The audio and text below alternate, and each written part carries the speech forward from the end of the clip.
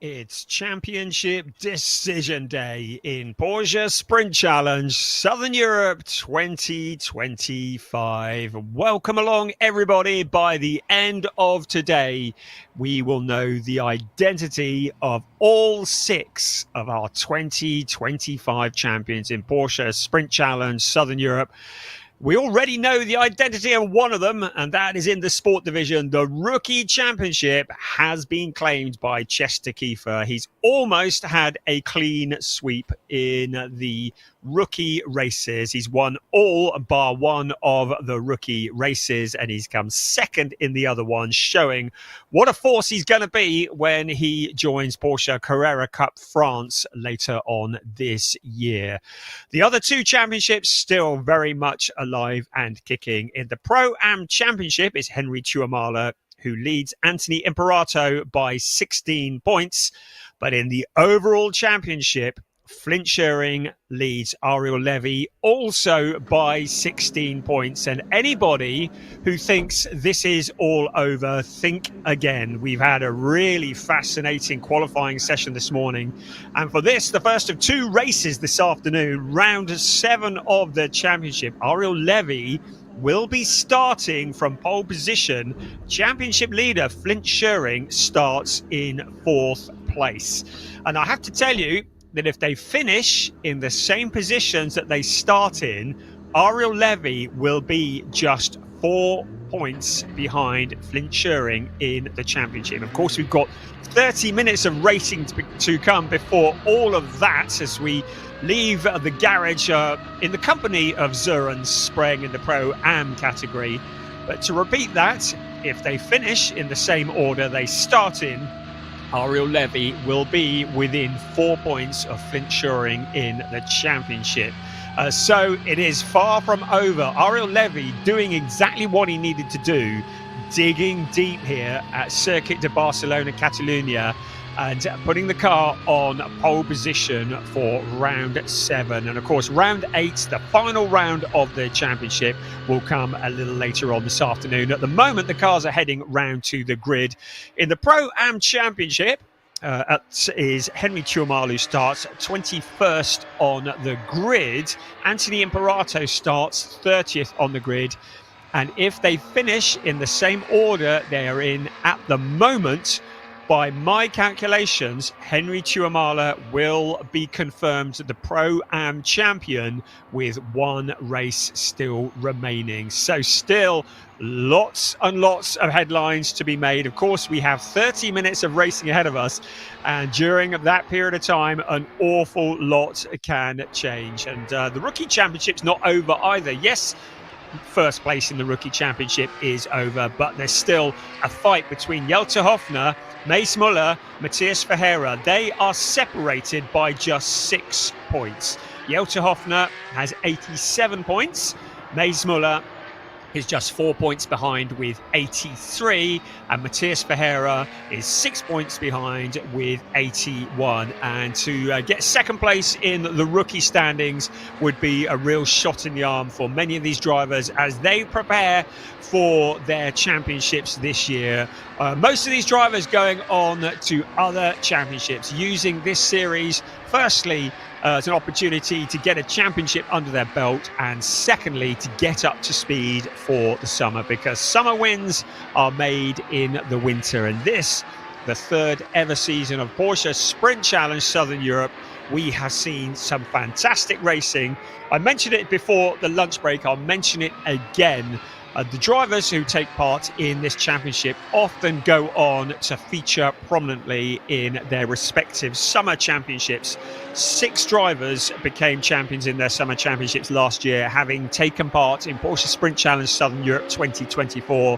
Angus Whiteside, Flint Schuring, who went on to become the rookie champion in Porsche 6 Carrera Cup Germany, Lee Moll, Marcello Tomansoni, Philip Wills and Seb Hopkins went on to become champions in their respective championships. And of course, Ariel Levy, who is our pole sitter and who is second in the championship, he is also the defending champion of the sport division He won it last year. He will be the first driver ever to make it back-to-back championships if he can beat Flint Schuring, but that is quite a mountain to climb. In the Pro-Am Championship, it was Alex Ryman last year. He's in the Pro Championship this year, so we're definitely going to get a new name on the cup for that one. Piers, I believe, is waiting for us down on the grid, so we're going to throw down to Piers, and time for your grid walk. Brian, thank you very much. Yes, we're here on the grid and cars are just joining the grid at the back, but I wanted to just show all the viewers at home quite how long the run is down to turn one. In fact, so long you can't even see it because it goes over a crest, but very, very long way between the grid and turn one a big braking zone at the best of times. So looking forward to some good racing down to turn one in this one, and that'll be definitely a pinch point or a definitive time in the race, I'm sure. Right. Grid drivers are starting to arrive, including our pole position driver, the number 25, Ariel Levy. He's in the blue car with the white flash just coming into shot now. He'll be starting on the left-hand side of the grid, right of shot, as he starts from pole position. Once again, he's had plenty of poles this season. Of course, pole position at both races in Estoril, had plenty of poles last season as well. Just getting the car in position, making sure that it's all good on the grid, and I'm going to just pop in and have another quick word with Ariel. We had a quick word with him after qualifying, after his lap, and I'm hoping we can get a word with him ahead of the race. Ariel, quick word, is that okay? Ariel, pole position once again. You're taking it, a few cars between you and Flint. I suppose your eyes are only forward. Yeah, of course, my eyes are only forward, and I will only do what I can control myself. Ariel, you always do, and we'll see how you get on in the race. Hopefully it will be a good race between him and a new driver to our championship this year. This is Theo Overhaus. Theo, very strong driver in Porsche Carrera Cup cars, rookie champion. I think he was rookie champion in the Porsche Carrera Cup Germany last year. Yes, he was. In 2023 he was, and clearly very fast around Barcelona. Theo, quick word, is that okay for the TV? Theo, new first race in the Porsche Sprint Challenge Southern Europe, starting second on the grid, not a bad place to be. Yeah, qualifying went quite well for me. Sadly, the second set I didn't manage to better my lap, but I'm still very satisfied with P2 and now full focus on the race, and hopefully I can finish it on P1. Absolutely. Have you got any experience around Barcelona in these cars? No, it's actually my first time here in Barcelona. I tested on Friday here the first time, so even for that I'm quite happy with P2 and now full focus, and I think P1 is possible. Hey, well, only slightly in qualifying. If your second fastest lap was right there, so a good fastest lap from Ariel. What's your outlook ahead of the race? Yeah, hopefully I can manage to have a good launch out from the start on, and then hopefully turn into the T1 as P1 and then manage the race. But also when I'm P2 after T1, I will fight for it, and hopefully you can go for Ariel Levy and have maybe a good overtake in the race.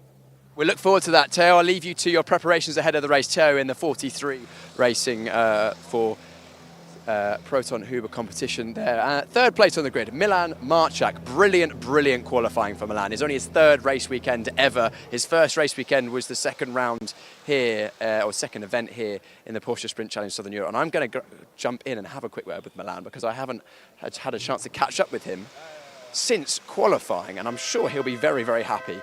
This car took some pretty hefty damage on Thursday. As you can see, some remnants of that still on the car, but clearly not slowing it down at all. Milan just having a quick word with his race engineer ahead of the race to make sure everything is okay. Milan, can we have a quick word?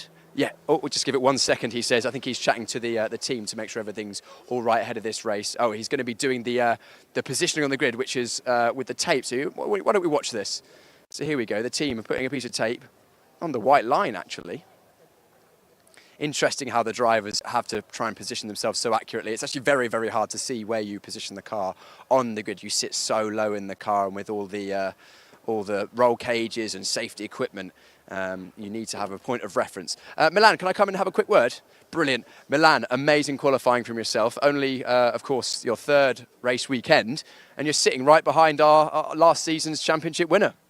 Yeah, it's a very good feeling to get a good result like this, and now hopefully we can finish it in the racing. What's been the catalyst for such a good pace this weekend? Are you just building after every weekend?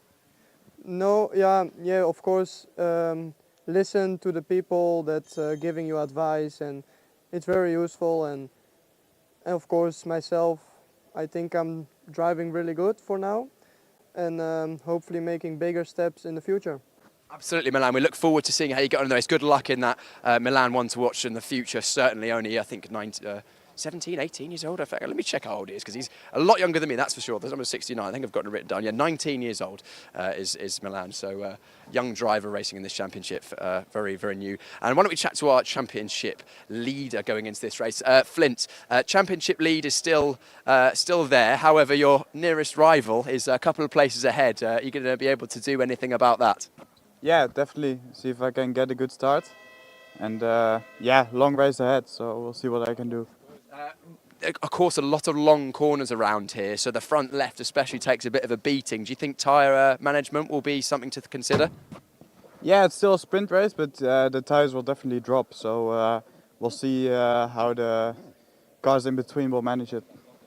Flint, good luck in the race. We'll see how Flint gets on, of course, always one to watch. We chatted to Matthias Ferreira, who's starting in 5th place just a few moments ago during the, well, it was the lunchtime pit walk, but you may have noticed that producer James renamed it to Piers' halftime show. I'm not sure how I feel about that. I enjoyed doing the lunchtime show anyway. We have a right to have a quick word, Sebastian. Sebastian Freimut. Sebastian is starting 6th place on the grid, I believe. Is it 6th or, am I 6th? Yes, P6. What are you thinking ahead of this race?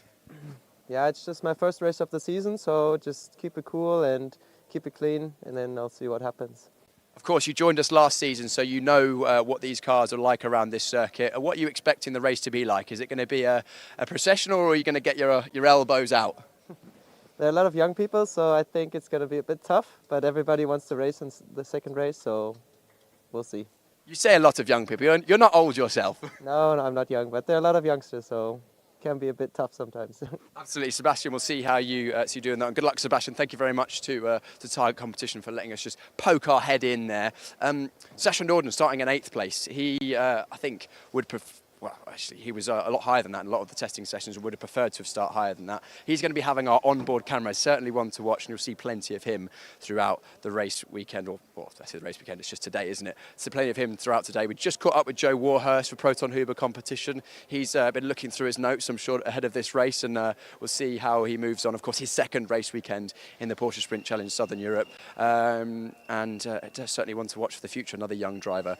Colin Bernighausen, another strong driver in Porsches, racing in the Porsche 6 Career Cup Germany, and I'm being told I need to leave the grid. So Brian is going to take you through the start of this race, round number 7 of the Porsche Sprint Challenge Southern Europe Sport Division. Thank you, Piers. Great job, as always. I love the fact that Sebastian Freimut, at 23 years old, is talking about being surrounded by young drivers. Oh, they don't half start young, don't they?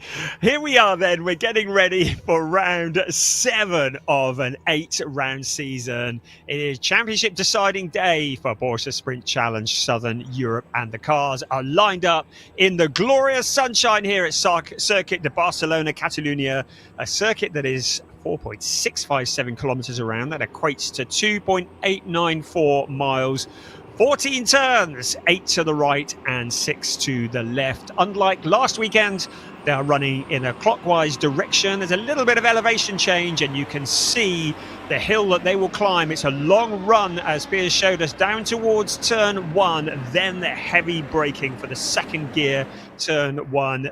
Racing speed, they're going to be reaching about 265 kilometers an hour just before this corner. Let's have a look at the grid. It's Ariel Levy, a very important pole position for him, with Theo Overhaus alongside Milan Marchak and Flint Schering, championship leader, line up on row 2 ahead of Matthias Ferreira. Sebastian Freimut, the very old Sebastian Freimut, with Domas Rodonis and Sasha Norden lining up on row 4. On row 5 of the grid, it is Matthias Ferreira, and we'll see that shortly with... that should appear in a minute. No, it's not Matthias Ferreira, beg your pardon. Joe Warhurst will line up next with Colin Bernighausen for company. Gianluca Tucciaroglu will have Robin Knudsen alongside him. Then Chester Kiefer and Jonas Greif Nick Ho and Jelter Hoffner line up 15th and 16th, and on row 9, James Wallace with Sid Smith for company, an all British row there. Felix Neuhofer and Nathan Sharp line up on row 10, and Henry Tuamala, the pole sitter in the Pro Ams, lines up with Alex Ryan for company.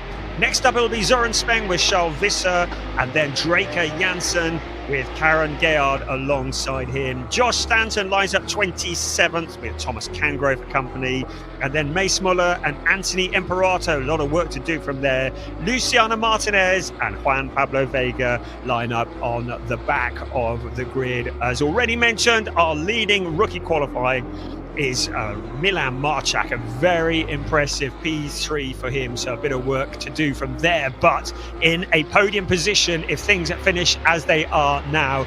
And talking as if things finish as they are now, if the race were to finish with Ariel Levy in first place and Flint Sherring in fourth, Levy will have closed to within 4 points of the championship leader with 1 round still to go. And a good attitude from Levy on the grid. When Piers spoke to him, he's just saying, not worrying about the things I can't control. What's going to happen behind me? I'm just going to worry about the stuff that I can control. And that's all you can do as a driver.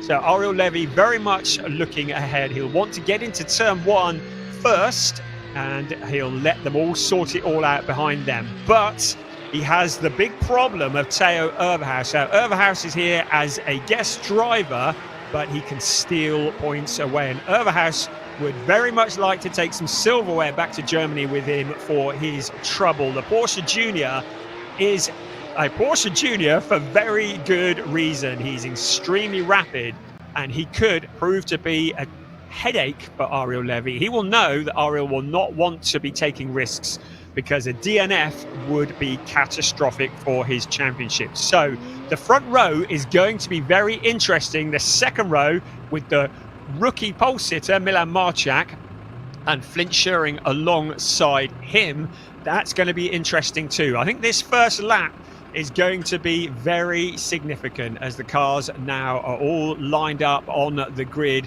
getting ready for what will be round 7 of an 8-round season. 5 red lights on, 5 red lights off. We are go. The cars fan out along the pit straight and in towards turn 1. It looks like a good launch for Ariel Levy. Now keep an eye on Theo Overhaus. Look at him weaving behind him, taken to the outside into turn 1. Flint Sherring's made a good start as well. Theo Overhaus trying to challenge around the wide outside of Ariel Levy. It looked like maybe Nathan Sharp in trouble at the back, and there's Draker Janssen also going spinning. So drama's further back. Looked like one of the target. No, it wasn't. That is Nick Ho in the other of the blue and white cars that has come to a stop. Now, what's happening here? Theo Overhaus has got past Ariel Levy. We have a new race leader, Flint Sherring, on the back bumper of Ariel Levy up into third place. But are we going to get a full course yellow or a safety car? Because there are stranded cars out on the track. The rest of the field comes streaming through. The noise is deafening. 32 Porsche 911 GT3 Cup cars all fighting for position. Around towards turn 7 they come, and we're into full course yellow. So all drivers are now asked to reduce their speed to 80 kilometers an hour. They'll need to drop into single file behind each other. So full course yellow at the moment. Absolutely no overtaking. They should all be going at the same speed. But exactly what Ariel Levy did not want. Theo Overhaus getting the jump on him on that opening lap. And there is the Nick Ho car. It's a different car to what we saw him in Valencia, but stranded at the side of the track. And there's still a little bit of scrapping going on. The safety car is now out, understandably. The full course yellow, kind of a halfway stop before the safety car. And I think Milan Marchak making his feelings known to Domas Radonis as to who should be in front out of those two. So safety car now emerges to pick the field up. I don't think this is going to be a particularly long safety car. I'm looking at my tracker and it looks to me, certainly it's saying that Chester Kiefer is running at the back as well. Now that may be a glitch or it may be the case. We'll wait for them to come across the timing beam to confirm that. But you can see in the picture there, Nick Ho car being retrieved by the hard-working staff here at the Circuit de Barcelona, Catalunya. So at the moment, the clock carries on ticking. It's a 30-minute race, 30 minutes plus 1 lap. The cars, to remind you, with no ABS, the drivers need to weave to keep the heat in the tyres, because in a moment, the safety car will then peel off back into the pit lane and we will be back racing once again. Right, there is the safety car. And we can now confirm who is where. So clearly, Theo Overhaus got the jump on Ariel Levy, and he knew that Ariel Levy was not going to risk everything by trying to fight him for that lead. So Overhaus getting past Levy. Flint Schering has got up to 3rd place, so he's back in a very strong position. Matthias Verheera into 4th. Not a great start for Milan Marchak. He's down into P5. So Verheera is now the leading rookie. Milan Marchak just behind him. Domas Radonis in 6th ahead of Colin Bernickhausen. Good start from Sasha Norden up to 8th. And yes, I said I thought Chester Kiefer was running at the back. Well, that's why he has a deflated tyre. So it's going to be a long old struggle. He's around turn 12 at the moment. He's going to have to come back into the pits. That is certainly going to stop him from scoring any meaningful points in this race. He will rejoin at the back if indeed he does rejoin at all. But at the moment, he is just ambling his way around turns 13 and turns 14. Right, let's have another look at the start. A great view from the back, and you could see that Ariel Levy initially got a good launch, but Theo Overhaus, you saw him weaving into turn 1, ducking to the outside, and then out of shot, sweeping his way around the outside. And there was Nick Ho, who pulls off in turn 1. And apologies to the Nathan Sharp supporters, giving you a bit of a moment there. He's still going strong. He's in 14th place. So it was Overhaus who, off shot, managed to find a route past Ariel Levy. And you can see the amount of damage that flailing tyre does to the car. And I'm seeing indication of a red flag. So the red flag is out. So the race is being stopped completely. It means the clock will stop. The race stewards clearly have decided it's going to take too long to resolve whatever needs resolving, mainly moving that car. They don't want to just waste the time of the race circulating behind a safety car with no racing. So the cars will now come back into the pit lane, and they will need to stop in the fast lane of the pit lane. So it will all come to a stop in the pit lane, and whatever needs to be sorted. I don't think anybody made contact with a barrier, so I don't think there's any barrier repairs. So I would suggest this is probably going to be a fairly short red flag period, but the drivers, having built themselves up since qualifying, got themselves in the rhythm, got the adrenaline flowing, and now it's all kind of with nowhere to go. They're all going to be sat in the pit lane in the glorious Spanish sunshine. And I would just say it is a lovely sunny day here, so we're not expecting any rain at the moment. Cars peeling off into the pit lane. The clock stops. We will get the Nick Ho car removed from the circuit, and then hopefully in a few moments we will be ready to get going again. But I don't think it is going to be an especially long red flag period. I think it's just going to be as long as it takes to get that car removed from the circuit. It's good because it means we don't lose valuable racing time. Obviously, if you're circulating behind the safety car, the clock carries on ticking, and we're not getting any racing. So here come the brave man jumping across the other side of the pit wall. Here come the rest of the cars. There's Joe Warhurst. He was hand carrying his seat insert through Heathrow Airport.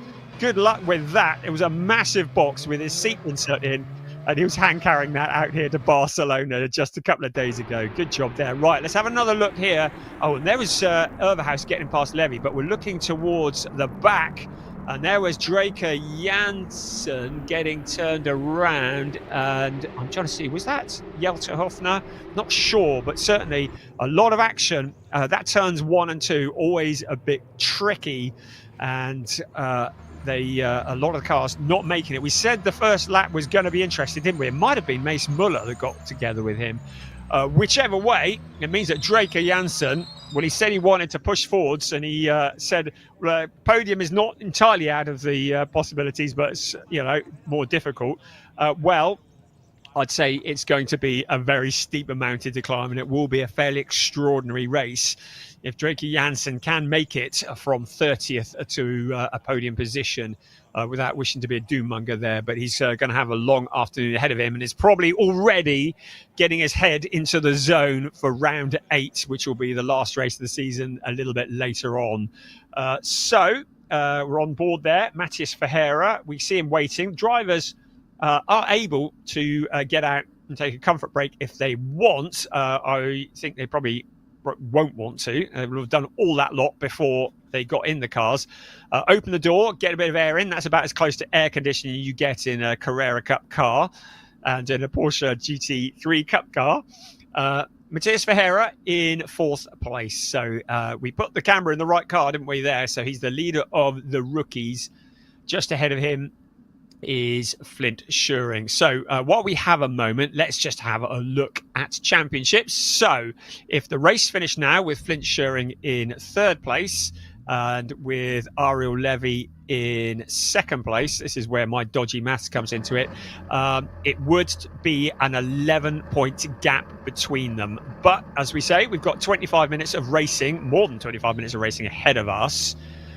Now I'm looking here to see what is occurring. So original grid positions. Oh, well, this is significant. So it's a total restart in terms of grid position. So the race stewards are putting the cars back into their original grid position. So this is a gift for Ariel Levy.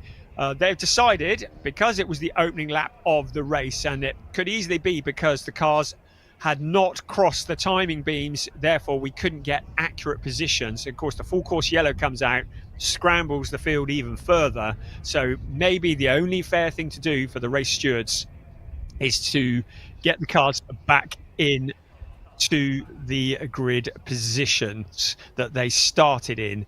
So that is a bit of a win for Ariel Levy. It means that Flint Schuring is going to be relegated back down to P4, and Ariel Levy is going to be back at the front. So high drama indeed. Piers, oh, it must be tense down there in the pit lane.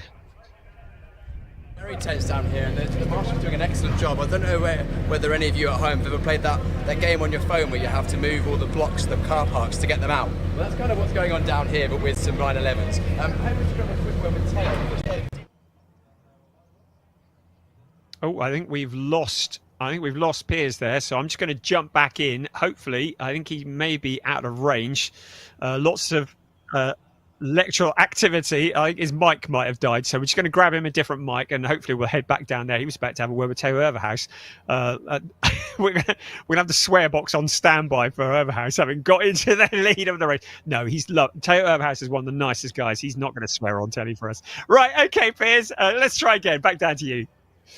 Sorry about that, everyone. I didn't put 50p in the meter. I've sorted it out. It's okay. But anyway, Theo Overhouse got into the lead. Unfortunately, we'll be starting 2nd place after the restart. Theo, we didn't actually see on screen. How did you manage to get past Ariel? I was round the outside on T1. Then I managed to be on the inside for T2. And then I think he backed off a bit because he's driving for the championship. And then I go round the outside in T3. But lucky for Ariel, unlucky for you. Of course, the red flag before the end of the first lap, so reset back to grid position. 2nd place, you're going to try and do the same again? Yeah, I'm a bit confused actually, because the red flag was after the first lap and not in the first lap. So I don't know why we swapped the positions now, but I will find out after the race. Now I'm focused and I will try to do the same again. It's quite funny. I spoke to Ariel briefly a second ago and he said, tell Theo sorry. Yeah. Nice from him, but yeah, we will see now in the race. I will try to do the same again, and let's see how it goes. Theo, thank you very much. I'll leave you to keeping yourself into the race situation there. Good to see the camaraderie between the drivers, fighting for the lead on circuit, but still getting time to have some niceties to each other. Flint Schuring had a good start in that one. Flint, can we jump in and grab another word? Yeah. Flint, of course, a good start from yourself that time. I think you were up to 3rd position, if I'm not correct. If I'm not incorrect. Can you do the same again? Yeah, I don't know. I think we have a normal restart now. So that will be a bit more difficult, but we'll try to get up there again.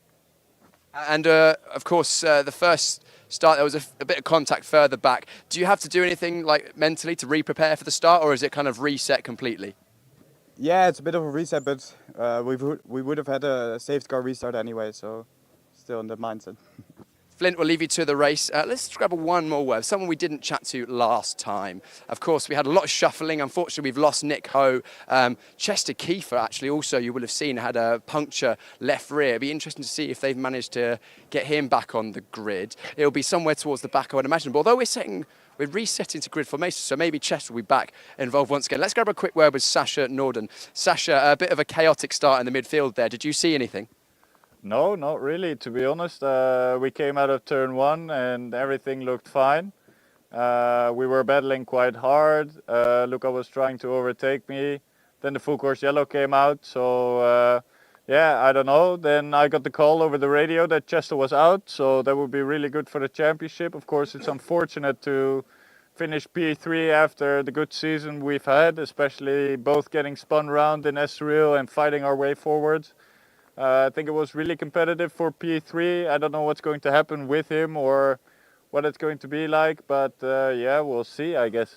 Yeah, we're still waiting for word on that. Chester had a left rear puncture, made it back to the pits, but was nearly a lap down, so I don't know what's going to happen with that. But I suppose your eyes are only forward. Yeah, for sure, of course. The most important part is to look forward and to try to overtake like we've been doing this season. So, yeah, no, 100%. Eyes forward, focus on the race. Make sure if he's allowed to rejoin to keep him behind, and then we'll see. Well, we'll keep an eye, and also we'll be watching over your shoulder with the onboard camera as well, of course. There you go. Thanks very much for chatting to us, Sasha. Joe Warhurst is in a bit of a skew angle there, but that's because the marshals have been doing an excellent job getting the drivers in the correct position, it looks like they're about halfway down the grid now. Let's grab a word with Colin Berninghausen. Colin, a new driver to the championship this weekend. Colin, how was the first start in the Porsche Sprint Challenge Southern Europe for you? My start was pretty good. I got off the line very well. Then I had a good first corner, overtook three people that are now in front of me again. So I need to do it all over again now. Well, you've practiced now. You've had a go at it. You know, you've done your freebie. Now you've got to do it again for real. Yeah, now my start will be even better. Absolutely. Does it make a difference having done one standing start? Does it make a difference how the car gets off the line the second time, or is it pretty much the same? Yeah, the tires will be a bit warmer probably now. So it will be an even better start, like I said before. Colin, thanks very much for chatting to us. Colin's car easy to spot in this turquoise, aquamarine, green, blue. I don't know, you decide. You can comment on the side. You can argue amongst yourselves in the YouTube comments to the side what colour you think that car is. Gianluca Tucharoglu, another driver joining us this weekend. Gianluca was very fast in certain practice sessions and was well up there in the race. How was that start for you? Yeah, start was really good in general. Gained, I think, 3 or 4 positions in the first lap. So yeah, really good start, but we will repeat it in a few minutes. Brian Oliver, our commentator, described you as an entertainer during the qualifying session. Are you going to give us some entertainment out on circuit? Yeah, for sure. I will give my best and hopefully gain some positions. Jan, thanks very much for that. I'll move on. Jan, a little wave to the camera there. He's a German driver with Turkish heritage, so good to see him. Robin Knudsen, another driver joining us this season, was with us for part of the way through last year. Robin, did you see any of the issues that were in the pack during that first start? Well, I was almost involved in one, so I'm lucky to still be here and in the race. No, I just saw someone stuck in I think it was Nick Ho, stuck in at turn 1, so I'm not sure what the red flag was about, to be honest. Yeah. But you said that you were nearly involved in something. What was happening? Yeah, I think when I start in the midfield, you know, we are a lot of cars, 30 cars, and everyone wants to get to the first position, so it gets quite tight from time to time. But now I'd like to get going because it's getting very hot in the car. So I'll leave the door open, but not so far that you can't reach it. We need to make sure that I don't leave the doors too far open, because with all the safety equipment, you can see the mesh as well to keep the driver's arms safe in the event of an accident. Means that they can't really reach out and lean forward when they're strapped in, so I don't want to accidentally leave anyone with a door that would be flailing on circuit. Let's grab a quick word with Jelte Hofner if he's happy to have a chat. Jelte? Yep, brilliant. Jelte, really good pace from you this weekend. I think you've taken another step forward. How was the race, or how was the first part of the race for you? Well, the first part was fun. I didn't really make any positions because I was on the outside in turn 5, but still it was a lot of fun. And now I'm hoping to just improve and improve. I saw that you were side by side with Domas when the safety car boards came out, and you were jostling for position, trying to figure out who was ahead. That must have been a little bit of a tricky moment on circuit. Yeah, I had the feeling like I was ahead, but yeah, he stayed in front. But now all the positions are readjusted, so this will be fine, I guess.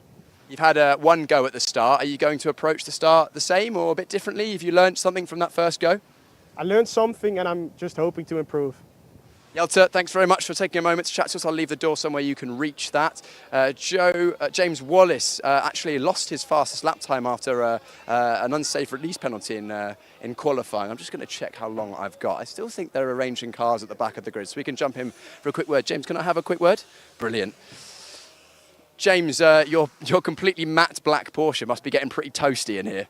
Yeah, I mean, it's warm sat here, but yeah, just waiting to go green again. Not sure how long it's going to be or what's the crack at the moment, but hoping to move forward, get another good launch. Obviously, got a good start that time, just a bit of carnage in front of us, so hopefully we can execute it a bit more cleanly this time.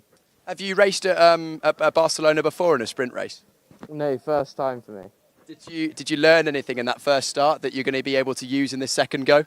I think fortunately they swept the track, so no, it's all good and it's kind of what I was expecting. Well, James, I'm hearing in my ear that we've got a race start in about a minute's time, so I'll leave you to that. I'll give you the door back again so you can close that, and I'll hand back to Brian Oliver to go through the second start of this round 7 of the Porsche Sprint Challenge Southern Europe Sprint Division. Thank you, Piers. Good job. Great stuff to talk to these drivers. It's great just to get the emotion and the feelings as they're sat there in the cars, just now thinking about trying to get back into the rhythm. And Sasha Norden was saying, well, I got a good start and hopefully Chester Kiefer is well out of the equation. Well, the bad news is that as far as I can see, Chester Kiefer is good to go. Well, bad news for Sasha anyway. The restart of this race, a double bad news for Sasha Norden is that he is to report to the stewards after the race for possibly overtake under a safety car. So Sasha Norden, under the watchful eyes of our stewards who do a phenomenal job here. So there may yet be some decisions to be made once this race is over, but you can't do anything about that now. All you can do is focus on what's in front, and what's in front of Ariel Levy at the moment is an open track because the cars have been returned to the order they were in. The restart is going to be behind the safety car, and that will again help Ariel Levy, because it's when you have those standing starts and it's all about the reaction times, that's where you get so many changes in positions.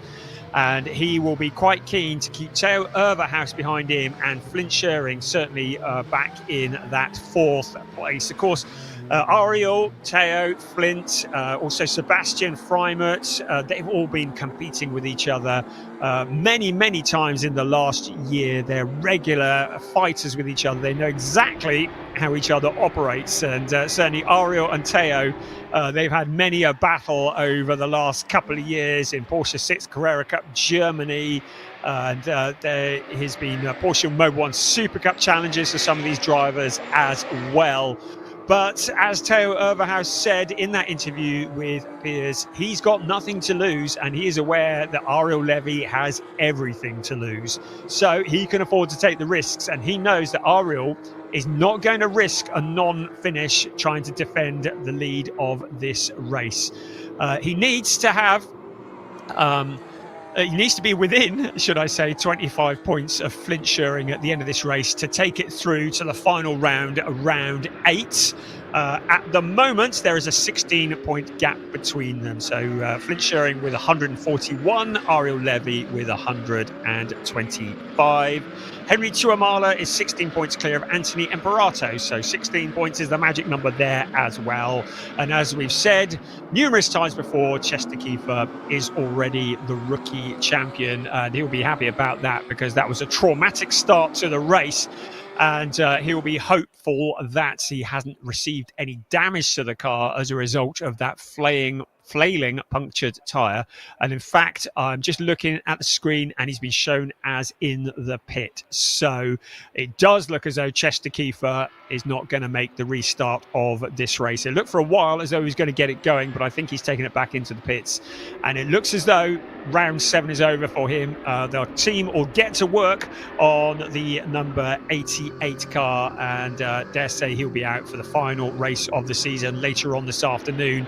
It does give Sasha Norden a bit of an incentive as he tries to close in towards the top of the championship standings. Right, Ariel Levy weaving away. It will be his decision when to go. The safety car has disappeared off into the distance. At the moment, Flint Schuring is glued to the back of the number 20. No, Taylor Overhouse is glued to the back of the number 25 car, ready to try and anticipate the start and get the jump. But Ariel Levy leads them across the line. Taylor Overhouse in that second place. So here we come with 22 minutes and 10 seconds on the clock. The race is back underway. Ariel Levy with a nice clear lead into turn 1 this time, but a challenge. Flint Schuring around the outside, and Milan Marchak into third place. So picking off the positions he goes, and that's a spin for Joe Warhorse. Cars are scattering everywhere.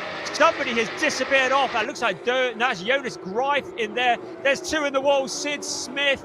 There's another car there. This is surely going to bring out a safety car. So managed to take avoiding action, but we've got 3 cars in the wall. I can see Sid Smith and Jonas Greif there. I don't know who else it was, but we are surely going to get another safety car here. Cars scattering, and a certain Code Brown moment for Joe Warhurst there. That seat insert he carried through Heathrow will need cleaning after that, I should think. There's our race leader, Ariel Levy, Theo Overhouse.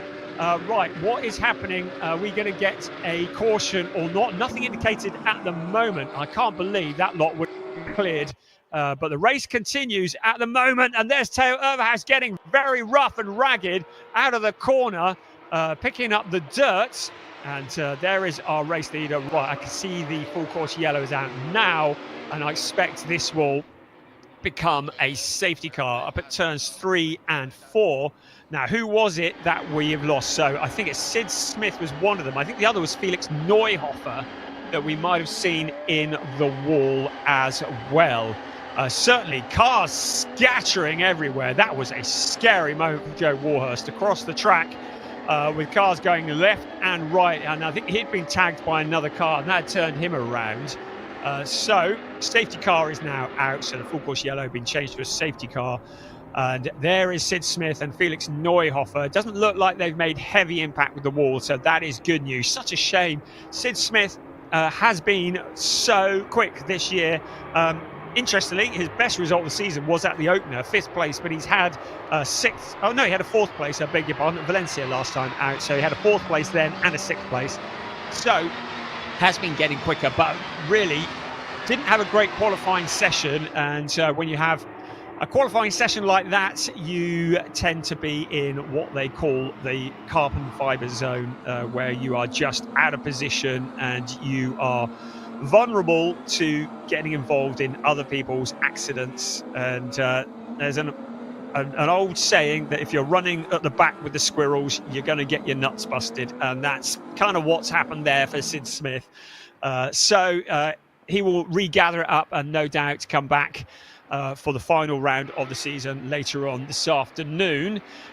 So safety car is out. I'm just looking to see if there's any more information as to what might be happening, but at the moment the drivers are working hard to generate the heat once again, or to keep the heat in the tyres.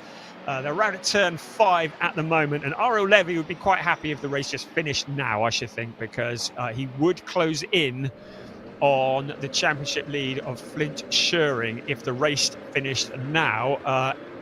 So Theo Overhouse being his friend rather than his enemy at the moment. I'm doing the dodgy maths as we speak. So if the race finished now, there would be a 7-point gap between Flint Schuring and Ariel Levy. So if the race finished now, it would be 157 to Flint Schuring, and it would be 150 points to Ariel Levy. Now I'm thinking there may be a replay coming up of why we have a safety car at the moment. So this is what has occurred. Well, this was the opening lap, and you can see a lot of drivers working hard. Now in the background, see Sid Smith. Well, he was on the inside. He ducked right to the outside into turn 1. Here come the rest of the cars. There's Henry Tuamala, and there was looked like it was Jonas Greif who got into Joe Warhurst, Sid Smith, and Felix Neuhofer having taken. Was it Bernighausen who got into the back? The more I watch that, the scarier it becomes. I might have been Colin Bernighausen who got into the back of Joe Warhurst. But cars scattering left and right, and that is why we have 2 cars in the wall and several cars with seriously flat-spotted tyres. So we have lost Chester Kiefer in the first start. We've also lost James Wallace by the looks of things. So I'm sorry for all the people watching in Great Britain. He's been shown as in the pits. We've clearly lost Sid Smith, Felix Neuhofer, Nick Ho. We lost at the first attempt at a start. Sadly, another one for the Brits. Joe Warhurst has dropped down to 27th place. Well, there's no surprise there because he saw the entire field coming past him and will probably need a stiff drink after that one. At the other end of the field, though, it is Ariel Levy, Theo Overhaus. The main change at the front was Flint Schuring getting past Milan Marchak, who is our leading rookie. Sebastian Freimut staying out of trouble in P5. Second in the rookies, Matthias Ferreira ahead of Domas Radonis. Sasha Norden in 8th place. And I'm just looking at the points standings. Sasha Norden in 4th place in the overall standings, and just 2 points behind Chester Kiefer coming into this race. So as long as he doesn't pick up any problems from the race stewards, in a good position to jump into 3rd place in the overall standing. He'd be very pleased with that. In the Pro-Ams, Henry Tuamala is the leading Pro-Am driver. He's made it all the way up to 13th place. Second in the Pro-Ams is Zuran Spraying, and third in the Pro-Ams, Anthony Imperato. He's all the way down in 22nd place. So just looking at the points on that one, and if they remain in those positions, by my calculations, these are very unofficial, but by my calculations, Henry Tuamala will be crowned Pro-Am champion with 1 round remaining. Certainly no such issues in the overall championship. Looking to see whether we have any news. Nothing at the moment as to when we might get this back underway.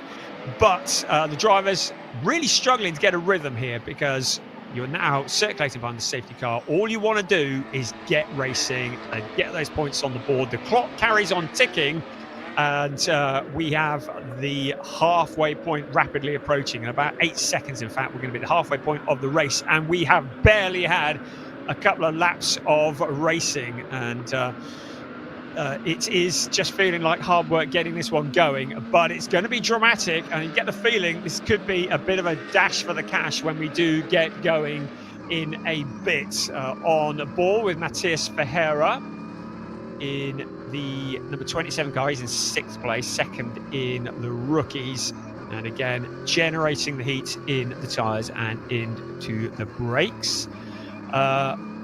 Overtaking under full course yellow under investigation. So I think the results that we see at the end of this race may well be very much subject to confirmation, because we have had a couple of notifications of potential overtaking under full course yellows, and if that is the case, there may well be some penalties incoming. Kind of hope not, because we love to see the races settled on the track.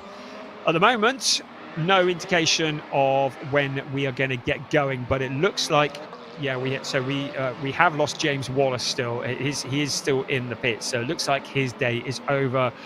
Pierce spoke to him on the grid, and there is Sid Smith. It's an all-round bad day for the Brits, I would say, and that's the Sid Smith car being towed to safety. So I think we won't be long before we get going again. It's not going to be this time around. The cars are around at 13 at the moment, but one would like to hope that the next time they come past here, they may well be at racing speed. Once we get indication that the safety car is going to come in, the lights will go off at around turn 11, and then we will be back up to racing speed. And as we had in the previous start, Ariel Levy will dictate the pace The start-finish line is the critical point. The cars can fan out, but they cannot overtake each other until they cross the start-finish line. And then once they've all crossed the start-finish line, they can overtake. So we certainly got another lap behind the safety car at the moment.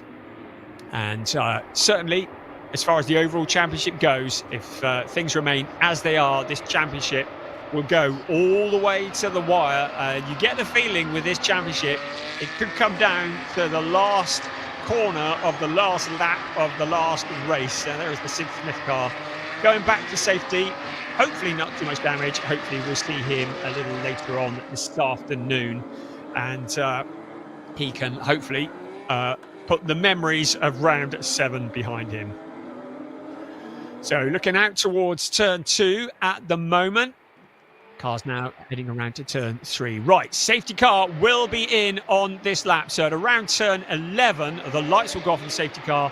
It is going to be a bit of a dash for the cash because the clock is ticking down and we will not have a great deal of time left. Unfortunately, the clock has disappeared off my timing screen, so I can't tell you exactly how long is left. Hopefully it'll reappear again in a minute. But it is going to be, we're going to be getting on for probably about 10 minutes of this race remaining once we're back to green flag conditions. And it would be nice if we can get to the end without any more caution. So at the moment, they're at turns 6 and 7. And when the lights go off on the safety car, that will disappear off into the distance and peel off back into the pits. And then Ariel Levy will once again become the de facto safety car. He will be in control of the pace of the race. Drivers are not allowed to excessively accelerate and decelerate. Once the lights are off, they have to keep a steady pace, single file, and Theo Overhaus will want to try and get the jump on Ariel Levy once the race gets back underway. I still don't see a clock at the moment, so I can't actually tell you how long is left, but I'm sure that will appear shortly. But at the moment, we're up at turn 11 and 12. So once again, Ariel Levy controls the pace. There's the safety car disappearing off into the distance. Matheus Ferreira will be focused on Sebastian Freimuth just in front of him. Everybody will be focused on the car in front. Ariel Levy, well, he can do as much weaving as he wants because it'll be his decision when to go, and he'll want it to be when Theo Overhaus least expects it. Well, he's gone. What has Theo Overhaus done? Well, he's anticipated it reasonably well. Across the start-finish line we come.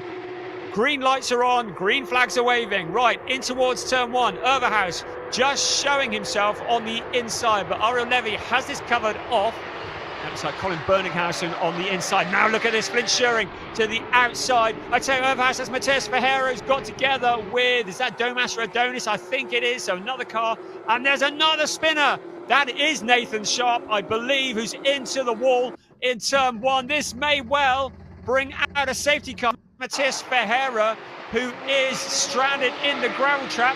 I hate to say this, we may well be getting another safety car here. There's still a lot of fighting going on, though.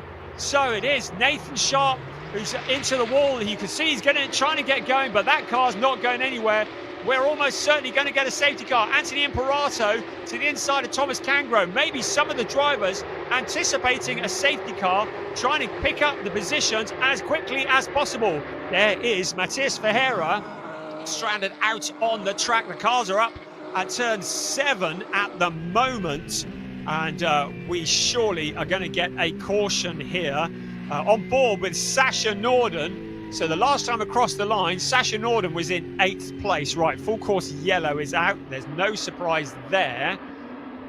There is our race leader. So the big change in that was that Flint Schuring made it up into 2nd place. He relegated Theo Overhaus a position. Sebastian Freimuth, solid drive from him up into 4th. He's got past Milan Marchak, but once again safety car is out. Unfortunately, I have no clock, so I'm hoping that somebody's going to tell me how long is left on this race, because I actually haven't got a clue at the moment. And there is the Domas Radonis car looking very much worse for wear. they have these things in the UK called destruction derbies, where the last car left running is the winner.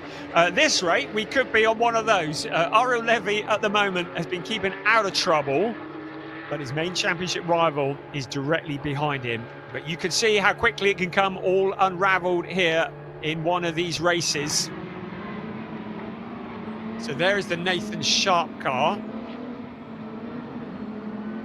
And the rest of the field just filing past.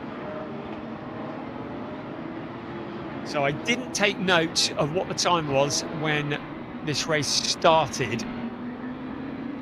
So I'm not sure how long we've got left, but let's have a look. We've got some onboards here, or potentially an onboard of what might have happened. So who are we with? With Matthias Ferreira. We can see this under braking into the corner, and that looked like potentially maybe a little helping hand from behind. Was that Domas Radonis who was behind him? You could see the back end of the car getting loose. You could see him fighting the wheel, and felt like he was a bit of a passenger in that instance. Right, well, this is turning into be quite a challenge, this race, isn't it? It's just he who survives primarily, and the cars continue to circulate behind the safety car. So, in summary, with some time left in this race, we're into the final third, I'll tell you that much, but the clocks have all disappeared off the screen. But I can tell you that Ariel Levy is the leader. Flint Schuring is in second place. Theo Urberhaus is in third. Sebastian Freimuth is in fourth.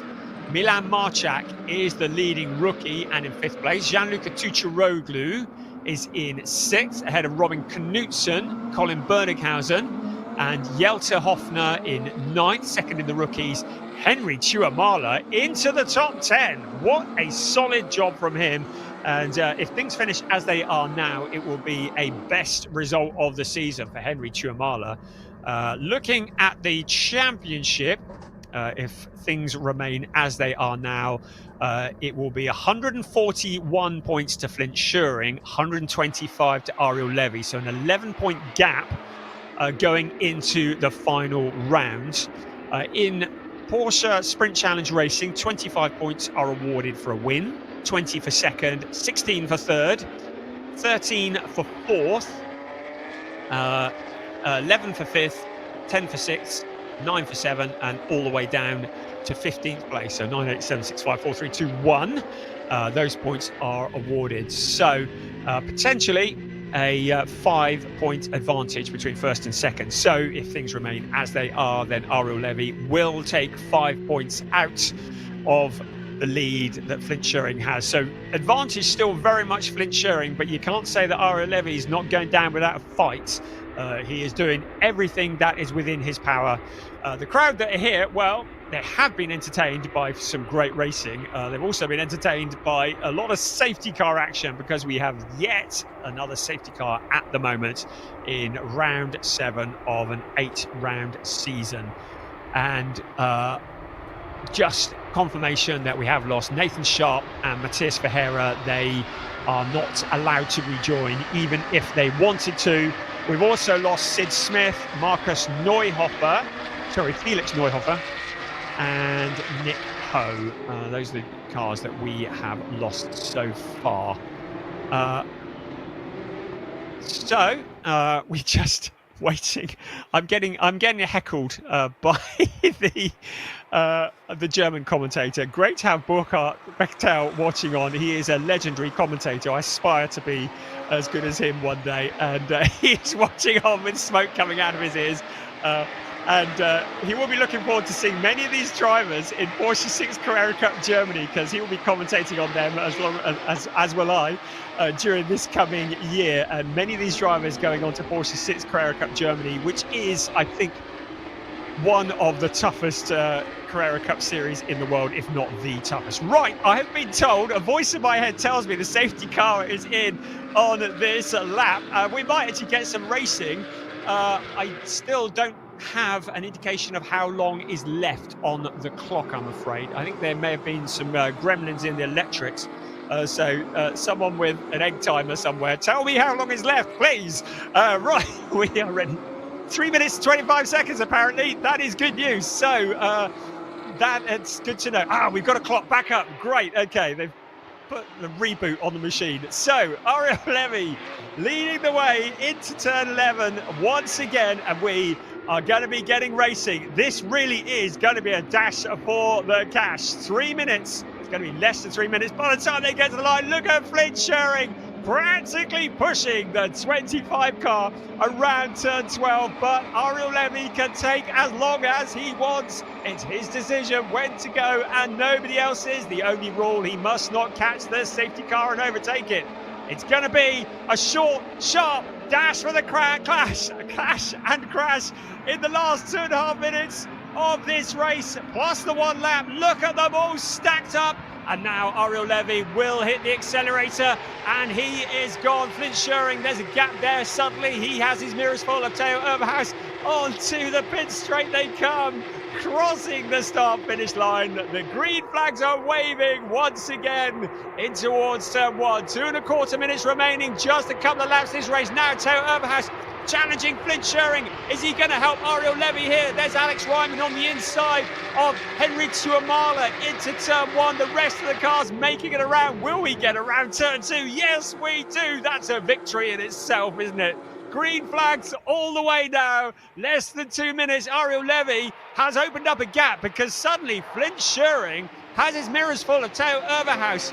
And Ariel Levy would dearly love it if he could get past, if Theo Overhaus can get past. There's Draker Janssen locking up, the smoke rising up into the air, but Ariel Levy looks to have this under control. Flint Sherring looking vulnerable in that second place. There's Sasha Norden to the inside of Charles Visser. So Sasha Norden just showing his nose to the inside of the blue and white car. Can he make it stick? There's our leaders, first, second, third. Everybody running nose to tail after that restart. 1 minute and 20 seconds left of this race, plus the obligatory 1 lap. The fastest lap of the race has been gone to Flint Sherring, so he is responding. But Theo Overhaus would love to move up a step on the podium. There's Gianluca Tucciaroglu just looking to the inside. Colin Berninghausen on the outside into the corner as well. We're into the final minute of what has been a traumatic round 7 of the season for Porsche Sprint Challenge Southern Europe Sport Division. We are in the green flag conditions now, all the way to the checkered flag, hopefully. Look at our race leader, Ariel Levy. The gap opening up. It was 0.483. It continues to open because Flint Sherring is having to defend for all he's worth. And Theo Overhaus is challenging hard for that second position. Ariel Levy will be looking in the mirrors and cheering on Theo Overhaus. Ariel Levy now with the fastest lap. Across the line we come. The gap up to just over 1 second. Into turn 1 they come. Again, Alex Ryman, Draker Janssen, who has been in the wars, but now to the outside of Alex Ryman. There's Søren Spreng coming into the corner. We ride on board with Søren Spreng as well in the Pro-Am race. Henry Tuamala leads. There is Thomas Cangro going to the escape road. In second place is Søren Spreng in the Pro-Ams. In third place, Anthony Imperato. If things remain as they are, Henry Tuamala will become the Pro-Am champion. But there's a lot of fighting at the front. Theo Overhaus looks to the outside of Flint Sherring. He's going to try and go the long way around turn 4. Into turn 5 they come. What fantastic racing here for second place. Sebastian Freibert looking from behind as well. Theo Overhaus almost making it stick. He drops back into line behind Flint Sherring. Out towards turn 7 and turn 8 they come. The clock has struck 0. So it'll be 1 more lap after this. And the race will then be over. There's Ariel Levy. Out of the corner he comes towards turn 9. Under braking in towards turn 10. Flint Sherring with his mirrors full. No longer in a position to challenge for the lead. Now defending second place on the podium. Sebastian Freimer in the background. Milan Marchak looking to take a rookie win as he leads the way there. Draker Janssen with the bit between his teeth.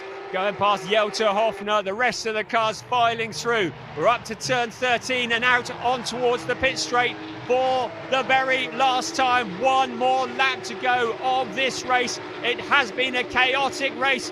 Ariel Levy with another fastest lap, nearly 2 seconds clear of Flint Sherring towards turn 1. There will come once again, hitting 265 kilometers an hour. Theo Overhaus to the inside. He tries to sell the dummy. Flint Sherring has this one covered off into turn 1, but goes deep into the corner. Here comes Theo Overhaus once again, tried to put all the pressure on. Briefly riding on board with Sasha Norden. Norden still trying to push his way forward, but he's down in 13th place. Not what he wanted from this race.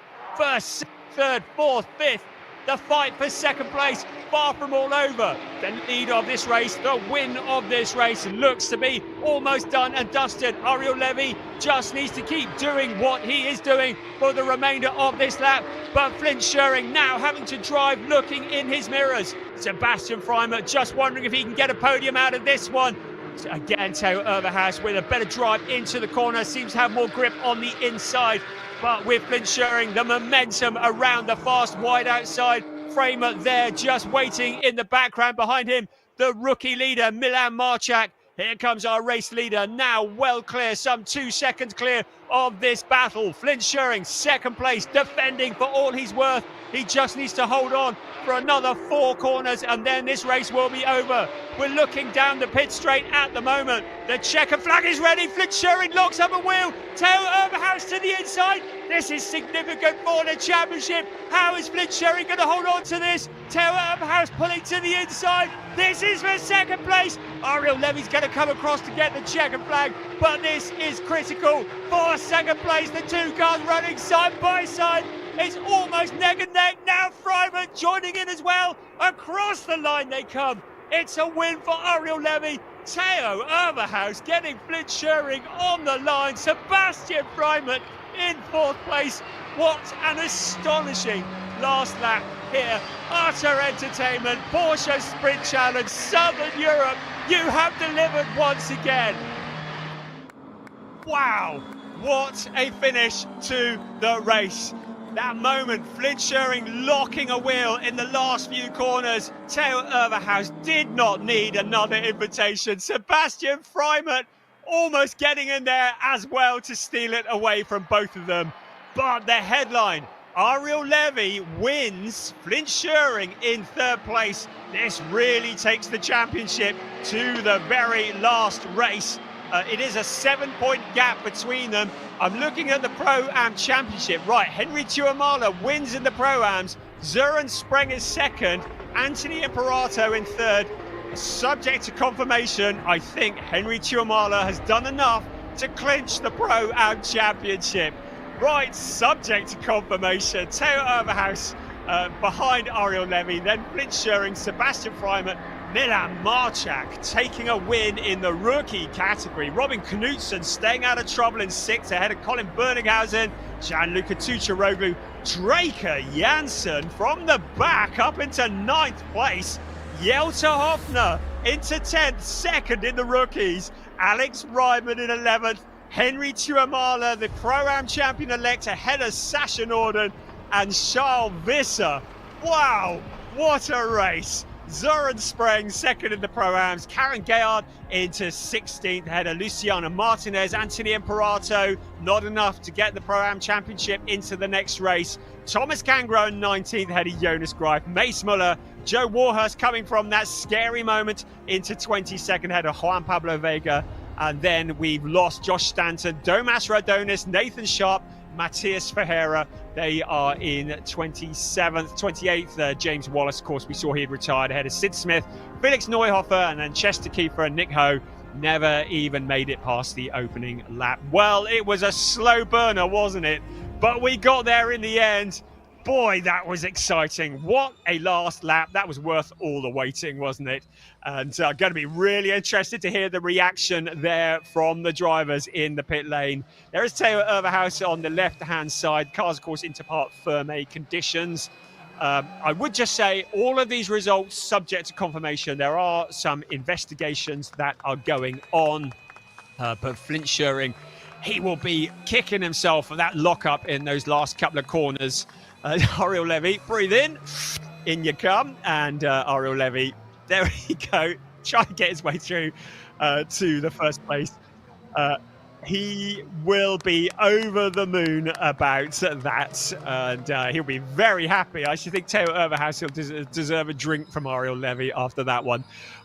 Taking the fight all the way to the line, there is Flint Schuring's dad, Gervin, who is such a supporter of his 2 sons, Racing Dynasty. But the headline, Ariel Levy did what he came to do, and that was to win the race, and receiving the congratulations from Team GP Elite, a wonderful group of guys who do a fantastic job. There's another GP Elite driver in the background, Zuren Spreng in the background there, who's just chatting to the crew as well. But yeah, Team GP Elite do a fantastic job, the Dutch team, and prepare cars for so many drivers. And Ariel Levy, since he's moved to them, has been very much a man brought alive. And he is looking to become the first ever driver to successfully defend a championship in Porsche Sprint Challenge Southern Europe's short history, and he would dearly love it if he could snatch that away from Flint Sherwin. Right, I can see Flint down there. I can see Flint. I can see Piers. There's Theo Overhouse in the yellow and red, just offering his congratulations. I really do need to lie down after that, because I think I might have just blown something. Piers is with our race winner, Ariel Levy. Down to you, Piers. Thanks, Brian. Yeah, brilliant race. Well, the last part anyway, but the driver that stormed away at the front wasn't easy, but you made it look easy. Yeah, for sure it was not easy. I think in general the level of competition here is quite strong, so it's never easy.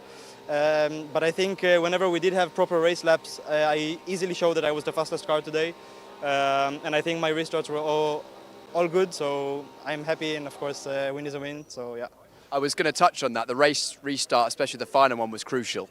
Yeah, I think they were all crucial, but of course the last one was crucial, and in the end, of course it helped me a lot because they started fighting after that. So yeah, of course they were crucial, and I'm happy about them. Congratulations, that's brought the gap a little bit close to Flint, so we'll see what happens in the final race. Ariel, great race. We'll bring in our championship leader, Flint. Come this side for me. Flint, that was, you soaked up a lot of pressure in those last few laps, and unfortunately couldn't quite hold second place, but it made for great watching. Yeah, it was very tight in the end. Had some good restarts, but didn't quite manage to hold on. Got quite a hit in the end, but was P3 still better than the starting position, so happy with that. Absolutely, Flint. We'll catch up with you later on after what will be the championship decider. I'm hoping to grab a word with Theo Overhouse. Theo, come on in. It'd be great to grab a word with you. Getting a high five from Christophe, the team manager. Theo, first race in the championship. You made sure that you got plenty of airtime, that's for sure, on the telly. You can watch that back later. Yeah, for sure, it was a tough race for me. Sadly, I lost on a restart my second position, so I could not attack on Ariel, but still very happy that I could fight back in the last corner.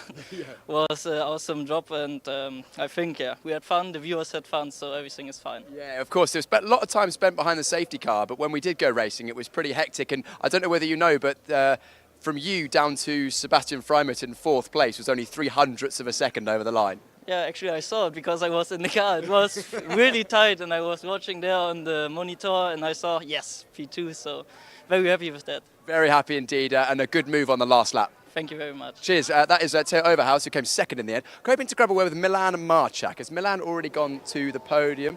We'll go away with Jelta. Jelta, come on in. Are you second? Are you second in rookies, I think? Yeah, I'm second, yeah. Must feel pretty good. Yeah, it was good. The race was a lot of fun. I'm not sure you can really call it a race when there's barely any laps that we really race, but still it was a lot of fun. Jelta, I'll let you go and get ready for the podium, as I think we have to head up and do that very shortly. So I'll let Brian talk you through what was, I say highlights. There wasn't a lot, but anyway, here's the final lap. Thank you, Piers. There wasn't a lot of it. What there was certainly well worth waiting for, wasn't it? I mean, we spent the majority of that race either in red flag or safety car conditions, but when it did get going, boy, were we entertained. And as we already mentioned, the gap between first and second between second and third, shall I say, 0.015. So that was thoroughly entertaining. So we're going to take a little look at some of the highlights from that race. And when we did get going, it really was very entertaining. So initially, Theo Overhouse found a route past Ariel Levy. That seemed about sometime last Tuesday, I think, when this race started. But we had drama. It was Nick Ho was the first to fall. Damage to the front right steering. You could see there a bit of contact from somebody into turn one, and that brought out safety car initially. and then it turned into a red flag, the car needing a bit of effort to get it removed. So everybody came back to the pit lane. We were all cooking and overheating in this glorious Spanish sunshine, but when we did finally get going, then it was Ariel Levy who led Theo Overhaus and Milan Marchak, but Flint Schuring didn't waste much time getting past Milan Marchak in towards turn one. You could see him lining up, picking up a slipstream. Matthias Verheer there as well, but it was round the outside for Flint Schuring to get that third place. But then it was further back there. Keep an eye on the green and white Sid Smith car. He got involved. It looked like somebody had tagged Joe Warhurst. He was pointing in the wrong direction. I think it might have been Jonas Greif. Then we had cars scattering in all directions, and it ended up with Neuhofer and Smith in the wall. Just having another look at it there very, very briefly. And then Colin Berninghausen, well, it looked like he might have been the one that got into the back of Joe Warhurst, but everybody with their lightning reactions, and 10 out of 10 for avoidance. We did finally get the race underway, and it really was going to be very lively because Theo Overhaus was putting the pressure onto Flint Schuring. Everybody fighting for positions further back. Draker Janssen, well, he came from the back and he was eventually going to finish in a pretty solid position. Sasha Norden still frustrated, I think, by the fact he hadn't made as many positions as he'd wanted to. But here we go. Ariel Levy was able to open up a gap over the second place battle. And what a battle this was going to turn out to be. There was Zuren Spreng, who was coming through as Karen Gayard went to the inside of, and there was Thomas Cangro there as well. But as long as Flint Schuring was having to defend from Theo Overhaus, it was allowing Ariel Levy to just stretch his legs because suddenly the attacker was becoming the defender, and the attacker who had turned defender had a lock up into the corner. He left that gap on the inside. Theo Overhaus doesn't need an additional invitation. If he sees the smoke, he's going to go for the gap. That's what he did. The two cars ran side by side for the majority of that last few corners. Sebastian Freimer also fancied his chances and tried to get involved as well. It was advantage Theo Overhaus at the end of that. So what a race that was, and we've got one more to come this season. The championship's still very much alive and kicking. In terms of the Pro-Am Championship, we need to just confirm that, so we will confirm that a little later on. But at the moment, I make it Henry Chiumala is 25 points ahead of Anthony Imperato, but we'll get confirmation of that later. In the meantime, Piers is waiting for us down on the podium. Yes, we are on the podium, and we're going to be starting with the overall classification. And in third place, it is the number 99 from the Netherlands, Flint Schuring. Flint driving for the Schumacher CLRT team. In second place, after a brilliant last lap battle, the number 43 from Germany, Theo Overhaus. Theo driving for Proton Huber competition, but our eventual winner, last year's champion, the 25 from Israel, Ariel Levy. Ariel driving for Team GP Elite. And for Ariel, we will now have the Israeli national anthem.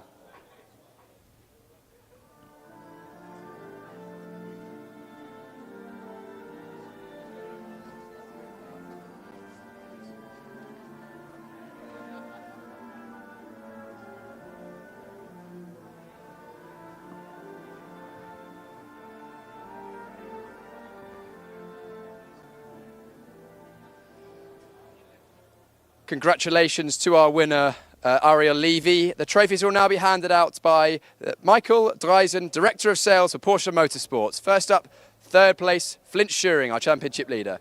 Second place, Theo Overhaus. And our eventual winner, Ariel Levy. Ariel's looking to close the championship deficit to Flint Schuring, and will now have the photos of the top three on the top step of the podium. Of course, still one more race to come this afternoon, so I don't imagine we're going to see much champagne sprayed, but maybe later on. Congratulations, a final round of applause for our top three in the overall classification.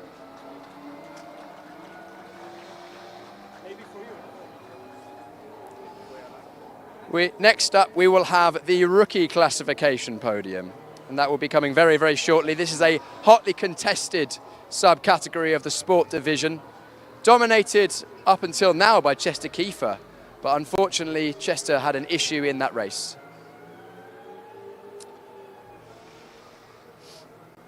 The trophies once again for the rookie division will be handed out by Michael Dreisen, Director of Sales for Porsche Motorsport. It's great to have him here. And in third place, the number 7 from South Africa, Charles Visser.